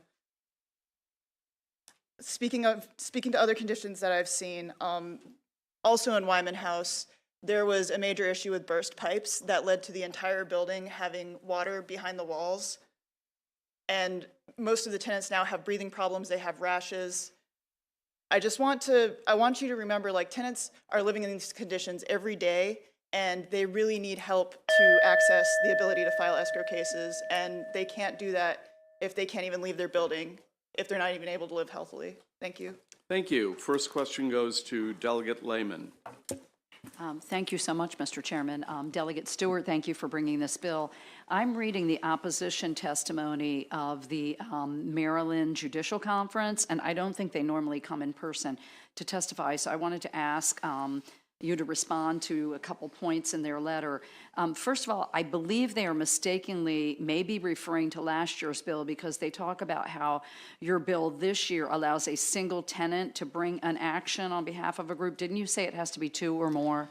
Yeah, so we fixed a number of different things in the bill actually in response to their testimony last year. And I think they may have, first of all, let me just say, I really appreciate when the judiciary weighs in. I think they're very thoughtful, and we've already reached out to them to see if we can work through some amendments with them on this version of the bill too. We did change the bill this year based on last year, partially because of their commentary. But yeah, so to be clear, and I think they sort of missed this a little bit in the new version, tenants would have to opt into this. So unlike a class action where normally you'd have an opt-out class where one person would stand in for a whole group of people who are unheard from unless they want to opt out, in this type of collective action, people would actively have to opt in. So the judiciary mentions these things of like, oh, people are going to be bound by this that don't want to be bound. No, that's not the case with this year's version of the bill. It has to be, they have to affirmatively opt in. So they talk about joinder, they talk about people being bound by rulings. That's not, the current version of the bill, it's not related. That was going to be my next question, because they say some tenants may not wish to have other tenants assert claims on their behalf or might disagree with the remedies. So you're saying that could not be the case with the opt-in provision? That's right, yeah. It's an opt-in provision. It's not a class action. Just for everyone's, you know, 'cause I know some people are new and not everyone's an attorney. You know, a class action has different requirements, and so, you know, class actions are just not really accessible here for what we're talking about. Number one, class actions are not available in district court, whereas rent escrow has to be filed in district court. So just by definition, you can't have a class action in a rent escrow case. I think the opponents mistakenly cited a federal district court case for a civil rights class action, not a rent escrow one, but it's just not possible. Class actions are just not something we can do, and you need at least 25, sometimes even more like 40 tenants before you can even have a class certification anyway. So if you're talking about 10, 12 folks wanting to band together, even if they could file in district court, they wouldn't have the numbers necessary to file. Gotcha. Okay, and last question, their final point in the letter is saying this bill seems to conflate two different causes of action, rent escrow and an action for damages, which creates an apparent conflict as these are two distinct causes of action. What can you briefly respond to that? Yeah, so causes of action typically have different remedies. So there can be sort of what are called like equitable remedies, like, hey, do this thing, like specific performance is what it's sometimes called, like, hey, do this thing. And then there's also damages, meaning I get money because I've been harmed.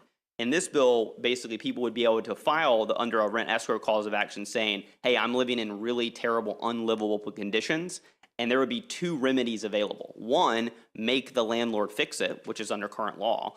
And number two, pay me because my life has been miserable.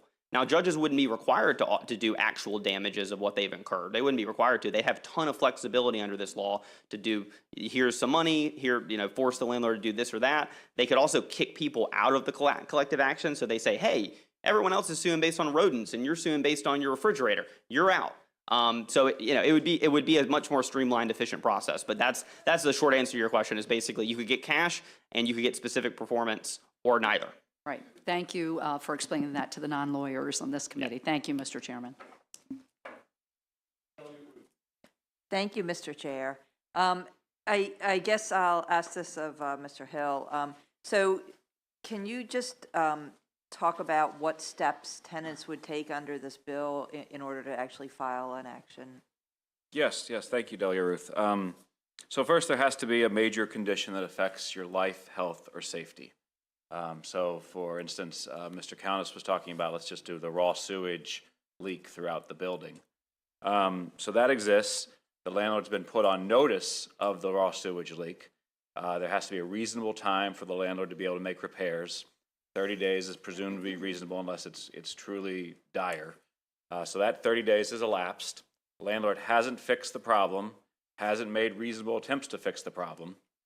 At that point, one of the tenants who in one of the units that has this raw sewage leak could, together with one or more other tenants, so it's a group action with one lead tenant, file a rent escrow case. There'd be a hearing. The court would determine, is it a threat to life, health, or safety? Was there notice? And if the court determines yes, then they can open up an escrow. And that lead tenant would pay rent into the escrow with the court. That also triggers an opportunity for a posting on the property to say, hey, if anybody wants to opt in to this rent escrow case, you have 30 days that you can do so. You can opt out at any time. So everyone gets a chance to opt in if they want to, and then the court adjudicates the case. So hopefully, the landlord's going to make those repairs as quickly as possible. And when they see that, 5, 10, 15 of their tenants are involved in this case, it's going to bring more pressure on the landlord to act quickly. And so at the end of the case, the landlord makes the repairs. The court can then decide whether or not to abate the rent and how much for each tenant, or as Delegate Stewart said, in some cases, if it's particularly egregious and if the landlord hasn't made repairs for months, the tenants can get an award of money damages, get back part of the rent that they already paid. Thank you. Thanks. The Vice Chairman. Thank you, Mr. Chairman. Delegate, you answered one of my questions, which was how does the collective action procedure that is being authorized with this law compare with a class action? Right. But the other question is joint action. Mm-hmm. Is that not prohibited? Is that not allowed in the type of proceedings that you're contemplating for the collective action? You mean a joint between two people? Yeah, where you have multiple plaintiffs suing together. I don't think that that's currently allowed in a rent escrow. You could consolidate Yeah, separate rent escrow consolidate, cases. right. Yes, as Mr. Countess was talking about, that is a possibility, but it's very burdensome. You're trying to file as one individual. You don't know who else is going to file with you, and so it takes more time. And it's also an inefficient process rather than just having a lead tenant who can quickly take action and then have other folks opt in, rather than spending the weeks to get signatures, as Mr. Countess said, and then later seeking to consolidate those actions. Well, I mean, if you had 5 tenants who were in the same floor who were affected by the same sort of water damage or heat outage, whatever, couldn't they join together? That's exactly what this bill is intended to allow to happen more easily and readily in order to because again, I think I forget who said it, but not everyone really, especially seniors, folks with disabilities, very difficult for them on their own to go and file a rent escrow action and pursue that rent escrow action individually. So allowing one lead plaintiff to take the lead, to take on that logistical burden, but other people can still benefit from that filing is part of the beauty of this bill. Yeah, just very quickly, Mr. Vice Chair. So the consolidation process is just reiterating what Matt was saying, more burdensome both on the courts and on the plaintiffs. Because under this regime that we're talking about under the bill, you could have one person go, they're going to show up to the court, they're maybe missing work, but they're standing in for a lot of people that have affirmatively opted in. To do and then the lawsuit just proceeds normally. Under the current existing regime with a consolidation strategy, you could have 8 people, but they'd all have to go file their all separate things and under their separate names. They'd all have to go physically to the court. They'd all have to file 8 different complaints, and then on the back end, you'd have to have an extra hearing or 2 about consolidation. So it's lengthier on it's more burdensome for tenants and it's lengthier on the back end for courts. Okay. So you're saying that they can't file a joint action in the circumstances, I mean, together, not a consolidation, but a joint action up front. I mean, we could talk more offline about it. You're talking about under the bill? No, under current law. Oh, current law. I don't think so. I mean, I don't, Delegate, I've just never seen it. I've been doing this a while and I haven't seen it. So is it hypothetically possible? I don't have to look into that. Okay, thank you. Well, let me ask the question a different way, Mr. Hill. Have you ever done a joint action? No, Chair, I have not. I mean, if it were available to you, you would, wouldn't you? I mean, would there be a circumstance where you'd have 2 or 3 people from who are complaining about the same thing? Have you had? Well, let me ask the question this way: have you had the circumstance in your experience where more than one person complained about the same thing in a building? Yes. And you've never chosen to use a joint action before? Well, I'm searching the memory banks now. Okay. I think I did one time file in a 3-unit building where 2 of the tenants were engaged and there were some systemic problems. I think that one time I did have, so I wouldn't call it a joint action, multiple plaintiffs on the case. Okay. And so yes, it is a possibility again, but this bill is intended to make that an easier, more efficient process for all the parties. All right. Delegate Holmes has a question. Yeah, just joint action, is that also filed in circuit court? No. You could have two plaintiffs in a district court case, yes. So, in the same case. say it again, it could be You could have two plaintiffs in a case in the district court. district Yes. court. So a joint action can be in district court. Yes, if you want to call it, yes, a joint action, sure, yes. Okay. Okay, thank you very much. We'll go to the opponents of the bill. Bill Costelli, Ryan Washington, Aaron Greenfield.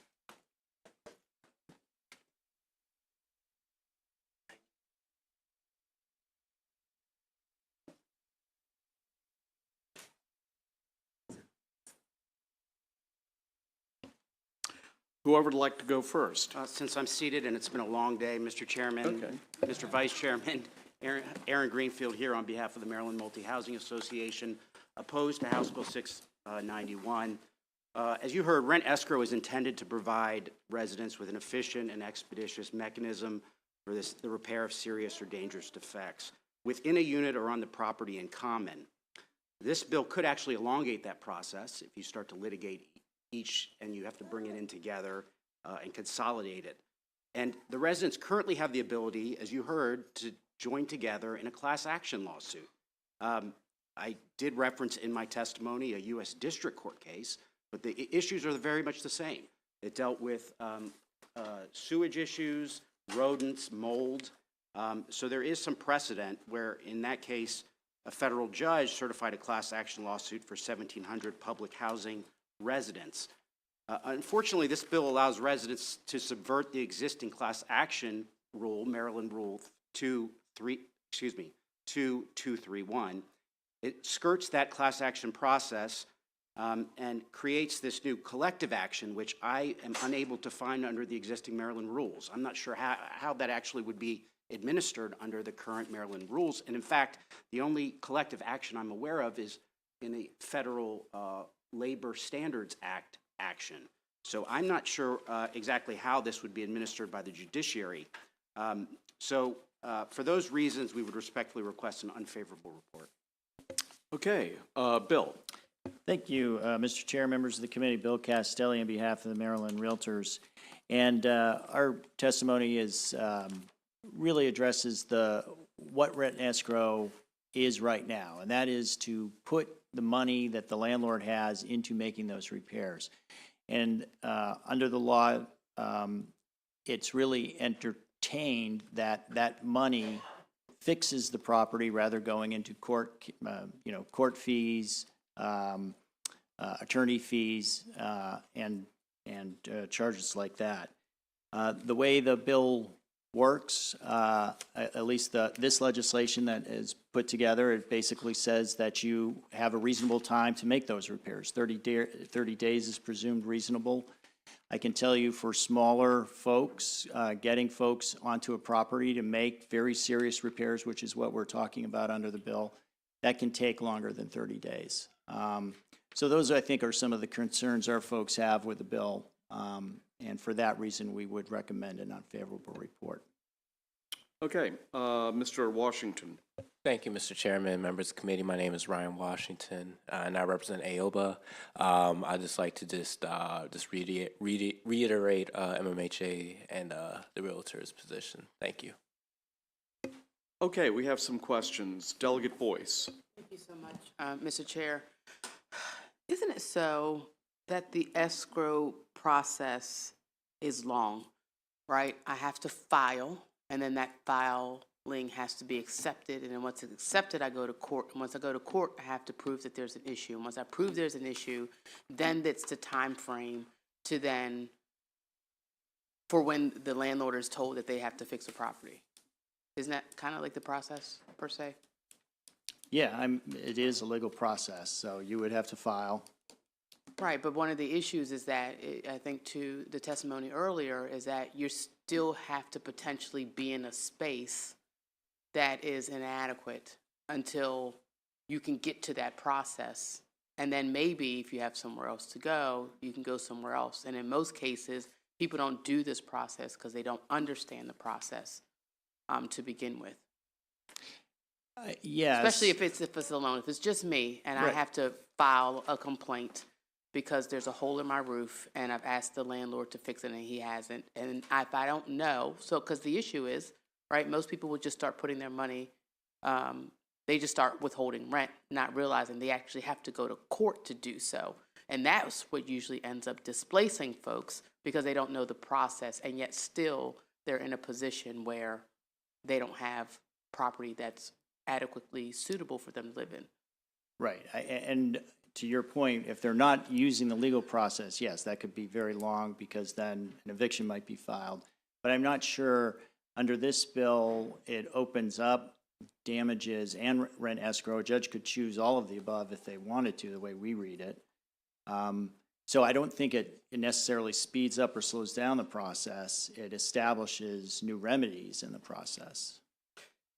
Yes, and I would also say that I think it's so that it would also create a band of individuals together to be able to go after landlords versus not being able not to do it myself because, of course, the recourse is that I may not have a property to live in at all.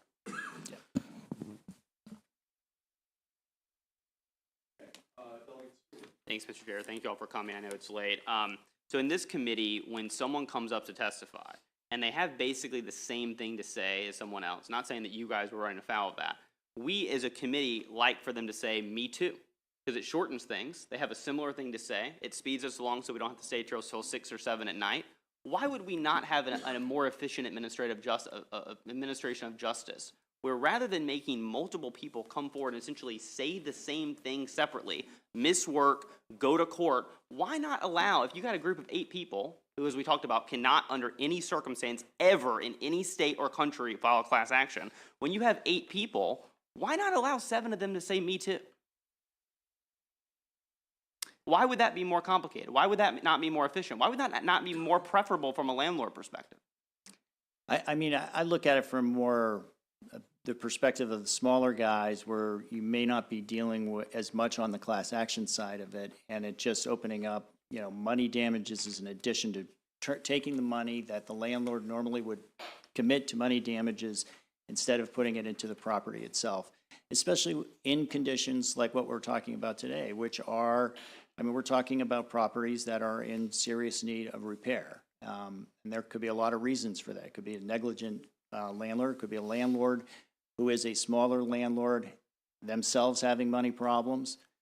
So if the damages part, if the damages piece is what worries you guys, less the other pieces, though I assume you worry about everything. I mean, we could take the damages piece out. Would that change y'all's perspective? I'm just trying to, whether we talk about money damages or whether we're talking about, hey, fix the damn property, it just seems to me a crazy system that if we were creating a system from scratch today and someone came in with a bill idea and was like, hey, I'm going to create a rent escrow system where 8 people with the exact same complaint against the exact same landlord in the exact same building have to file 8 different actions. That would get an unfavorable report 23-0. Right? So I mean, if we take the damages piece out, just my question, would you guys be more amenable? I mean, are there any amendments that I could put forward to put guardrails on this, maybe make the similar situated language stronger? To your point, Aaron, maybe try to dress up the rules so it looks a little bit more like Rule 23 in the federal rules. I mean, is there something I can do, or are y'all just going to always be afraid of this? I can only speak for Well, myself, of but course. I am certainly happy to bring some of those suggestions back to the realtors, yes. I'm as well, and, you know, we're open to a discussion, but this, you know, there is a specific process, a rent escrow process, and it sounds like from the proponents that it's just not working. I'm not sure that this is the right way to fix it, and to Mr. Castelli's point is these are serious and substantial defects that might take time to address, unfortunately, and I know that doesn't satisfy the situation, but there has to be some recognition that something needs to be fixed that's significant. Yeah, no, and to be clear, we're not changing anything about the reasonableness requirement of how long people have to do. That's existing law that you have a reasonable amount of time. The bill doesn't change that, right? I mean, we're not saying you got to do it in 30 days when it's going to take 60. We're leaving that alone. I mean, I think if a landlord needs 120 days to fix a sewage issue, that's fine with me. That's not what fires me up about this bill. It just seems crazy to me that you're going to make 8 people miss work, maybe lose their jobs, when they could easily just say, me too. Isn't that so? So let me try this. Well, you know, one way to make the rent escrow law work is to put it on the internet and make it possible to wire transfer your money without having to go to court. I mean, we could pass a law like that, and that would make the rent escrow bill law work, but I imagine you probably would be less thrilled about that than this. Okay, so look, I mean, as you know, I can't stand just cause eviction, and I don't like the laws that make it easy for people to not pay their rent. And but I will tell you, in my renting experience, we have had an issue for a long time, where the fire alarm went off every other night at 3 in the morning, and some people didn't even bother getting out of their apartments, and you'd have to grab the dogs and go down the steps. And finally, what ended up happening was the fire marshal of the city of Rockville ordered the landlord to turn off the fire alarm system and hire somebody to be at the buildings 24/7, so that if there was a real fire, an actual alarm would be triggered by a person. Now, this sort of thing happens in Rockville Town Center in apartment buildings that are populated by upper middle class people like me and my wife. But the impression I get is this doesn't necessarily happen in units in apartment buildings that have low income individuals. The city government is slower to react to things like this. So, I don't have a lot of sympathy for people who don't pay their rent. And I don't have a lot of sympathy for tenants who are bad tenants. But I also don't have a lot of sympathy for bad landlords in situations such as these. So we need to figure this out with this bill, is what I think that we need to do. Because, when it comes to just cause eviction, you got me. When it comes to rent control, I oppose that too, But when you pay your rent, you should get a service. Feel pretty strongly about that. So, Delegate Holmes. Thank you, Mr. Chair.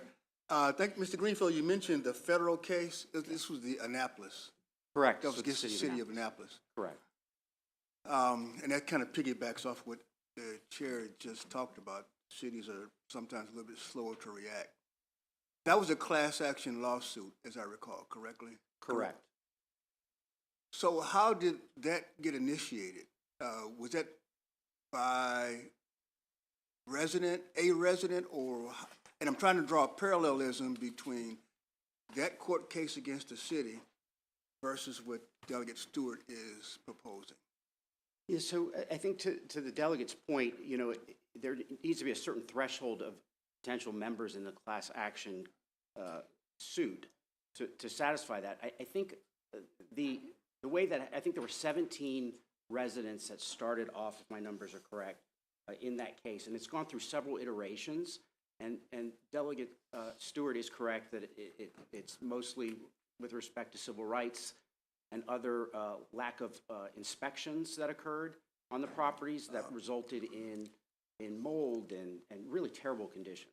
So okay, so they had other things involved in it, civil rights, and okay, so that's kind of convoluting thing. Thank you, Mr. Chair.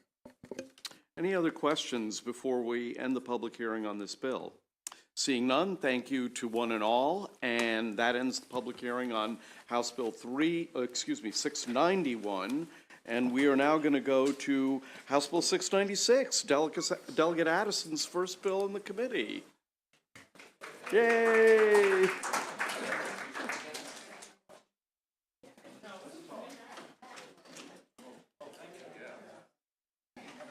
All righty then.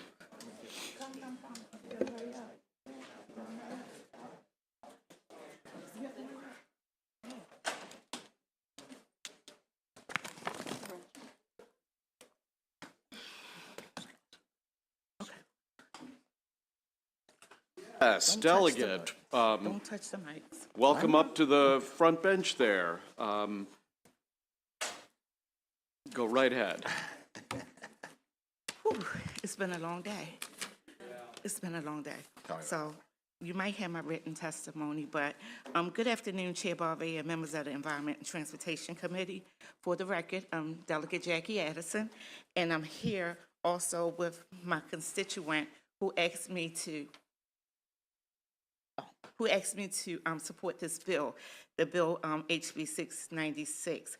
I'm here to testify in support of this bill, which will establish Black Bass Conservation Fund.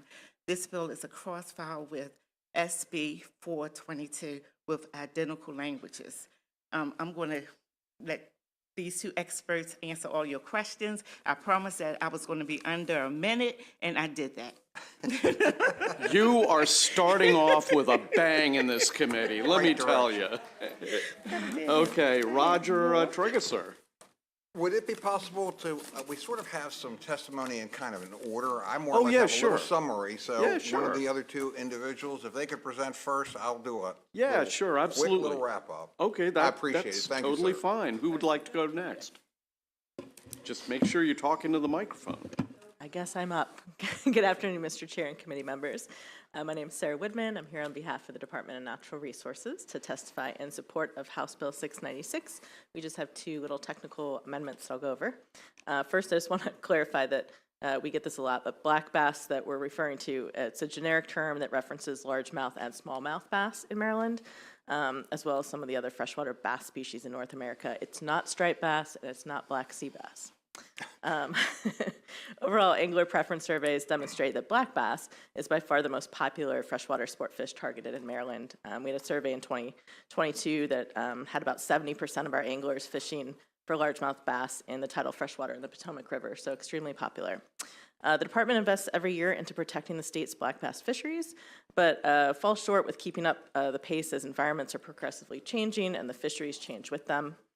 The concept of the donation fund is to help support our agency's goals in managing this species, and it was recommended by our department's Black Bass Advisory Committee during its meetings over the past couple of years.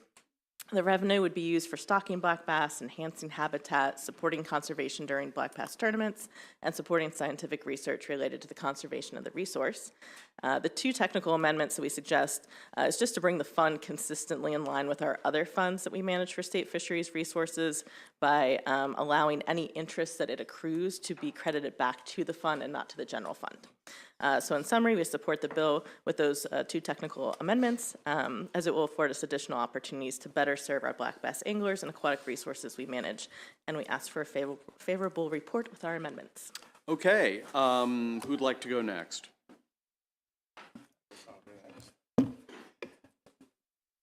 Good afternoon, everyone, and thank you for the opportunity to come here and speak to you about this bill. I'm Scott Sewell. I'm from Middle River, Maryland. I'm the Conservation Director for the Maryland Bass Nation, also the President of Middle River Bass Anglers. And it's a volunteer position that I've held for over 20 years, that I go out, I work frequently with DNR, going out electroshocking, doing surveys and assisting with stocking programs. About 15 or 16 years ago, we had some big fish kills in the Middle River and Gunpowder River areas. And I took it, myself and a couple others, upon ourselves to go out and solicit funds from parties that were concerned about it, business people and fishing organizations, folks like that, to raise money to buy adult bass from an approved DNR vendor. And what we do is a little different from DNR. They've always stocked smaller fry and whatnot. We go out and buy adult fish with the money that we raise, and we stock them using volunteers, putting them into the creeks in safe areas. And we've seen great results from this. So we are hoping that with this bill, we can raise more money to buy more fish and make Maryland, and not only do it in the Upper Bay, but on the Eastern Shore, Western Maryland, make Maryland become more of a destination spot to go bass fishing than what it already is. We get a lot of folks from out of state come to Maryland, and we want to keep that high quality bass fishery and make it even better. Well, you need to get rid of the catfish first. Who'd like to go now? Would you like to? Go ahead, Roger. Yeah. So I'm going to change my first comment from good afternoon to good evening. Okay. I want to thank Delegate Addison for sponsoring this, bringing this forward, and the entire committee for allowing me to speak on behalf of House Bill 696. I'm Roger Trageser, currently in the 18th year serving as president of Maryland Bass Nation. I am a sport fish advisory commissioner, have been since 2009, and the current chair of the Black Bass Advisory Committee, which was established in 2016. Black bass are the most popular and targeted game fish in the state. Not striped bass, black bass. The species can be sought and caught in every jurisdiction in Maryland, even in Baltimore City. The abundance of fishable waters for black bass attract anglers from all over the Mid-Atlantic and provides a landing point for a large number of local and national tournaments. Needless to say, fishing for black bass generates a significant amount of revenue for the state. You've heard and read a great deal of testimony on what the passing of this bill could and would bring to the maintenance and improvement of our world-class fishery. But a donation block alone does not guarantee any significant level of revenue. This is where our Black Bass Advisory Committee goes into action. Our committee spent a good deal of time getting the bill into this position. With it passing, we can now work on its promotion. We are already in the process of creating a series of videos with fisheries service, ranging from how to catch bass, best handling procedures, and invasive species awareness, to mention a few. We can now work on developing a donation support video as well as providing information in written and social media outlets. The group is passionate, creative, and most likely I'm just scratching the surface with the possibilities. In closing, I see the bill's passing as a win-win for all. Thank you. Okay, any questions for the sponsor? I had that happen to me in Ways and Means. It's a hazing ritual. It's a hazing ritual. They did that to me in Ways and Means. If that question is, when are we going fishing? Well, I know, we'll set it up. Okay. Hey, Roger, how do I know you? Were you with a state agency once? Never. No, sir. Do you have like a relative with the same last name who was a state? A long time ago, maybe? Well, state agency, Yeah, I mean, like I've been here for Maryland Auto Insurance Fund. I had a cousin, David Trageser, who was executive director. That's the one thinking of. MAFE, yeah. Yes. That's it. That's my Okay. cousin. All right. We do not have any questions. So that ends and there are no opponents who are signed up to testify. One, unfavorable with no testimony. So that ends the public hearing on House Bill 696. It ends the public hearing for the afternoon. Good work, people. Have a great weekend. Any announcements before we? Okay, got some announcements. Delegate Jacobs. Well, Mr. Chairman, this week is Invasive Species Week in the state of Maryland. We have DNR in the back, and just so you know, we talked about the kitty cats a little bit, the catfish, but this is National Invasive Species Week for all invasive species. Yeah.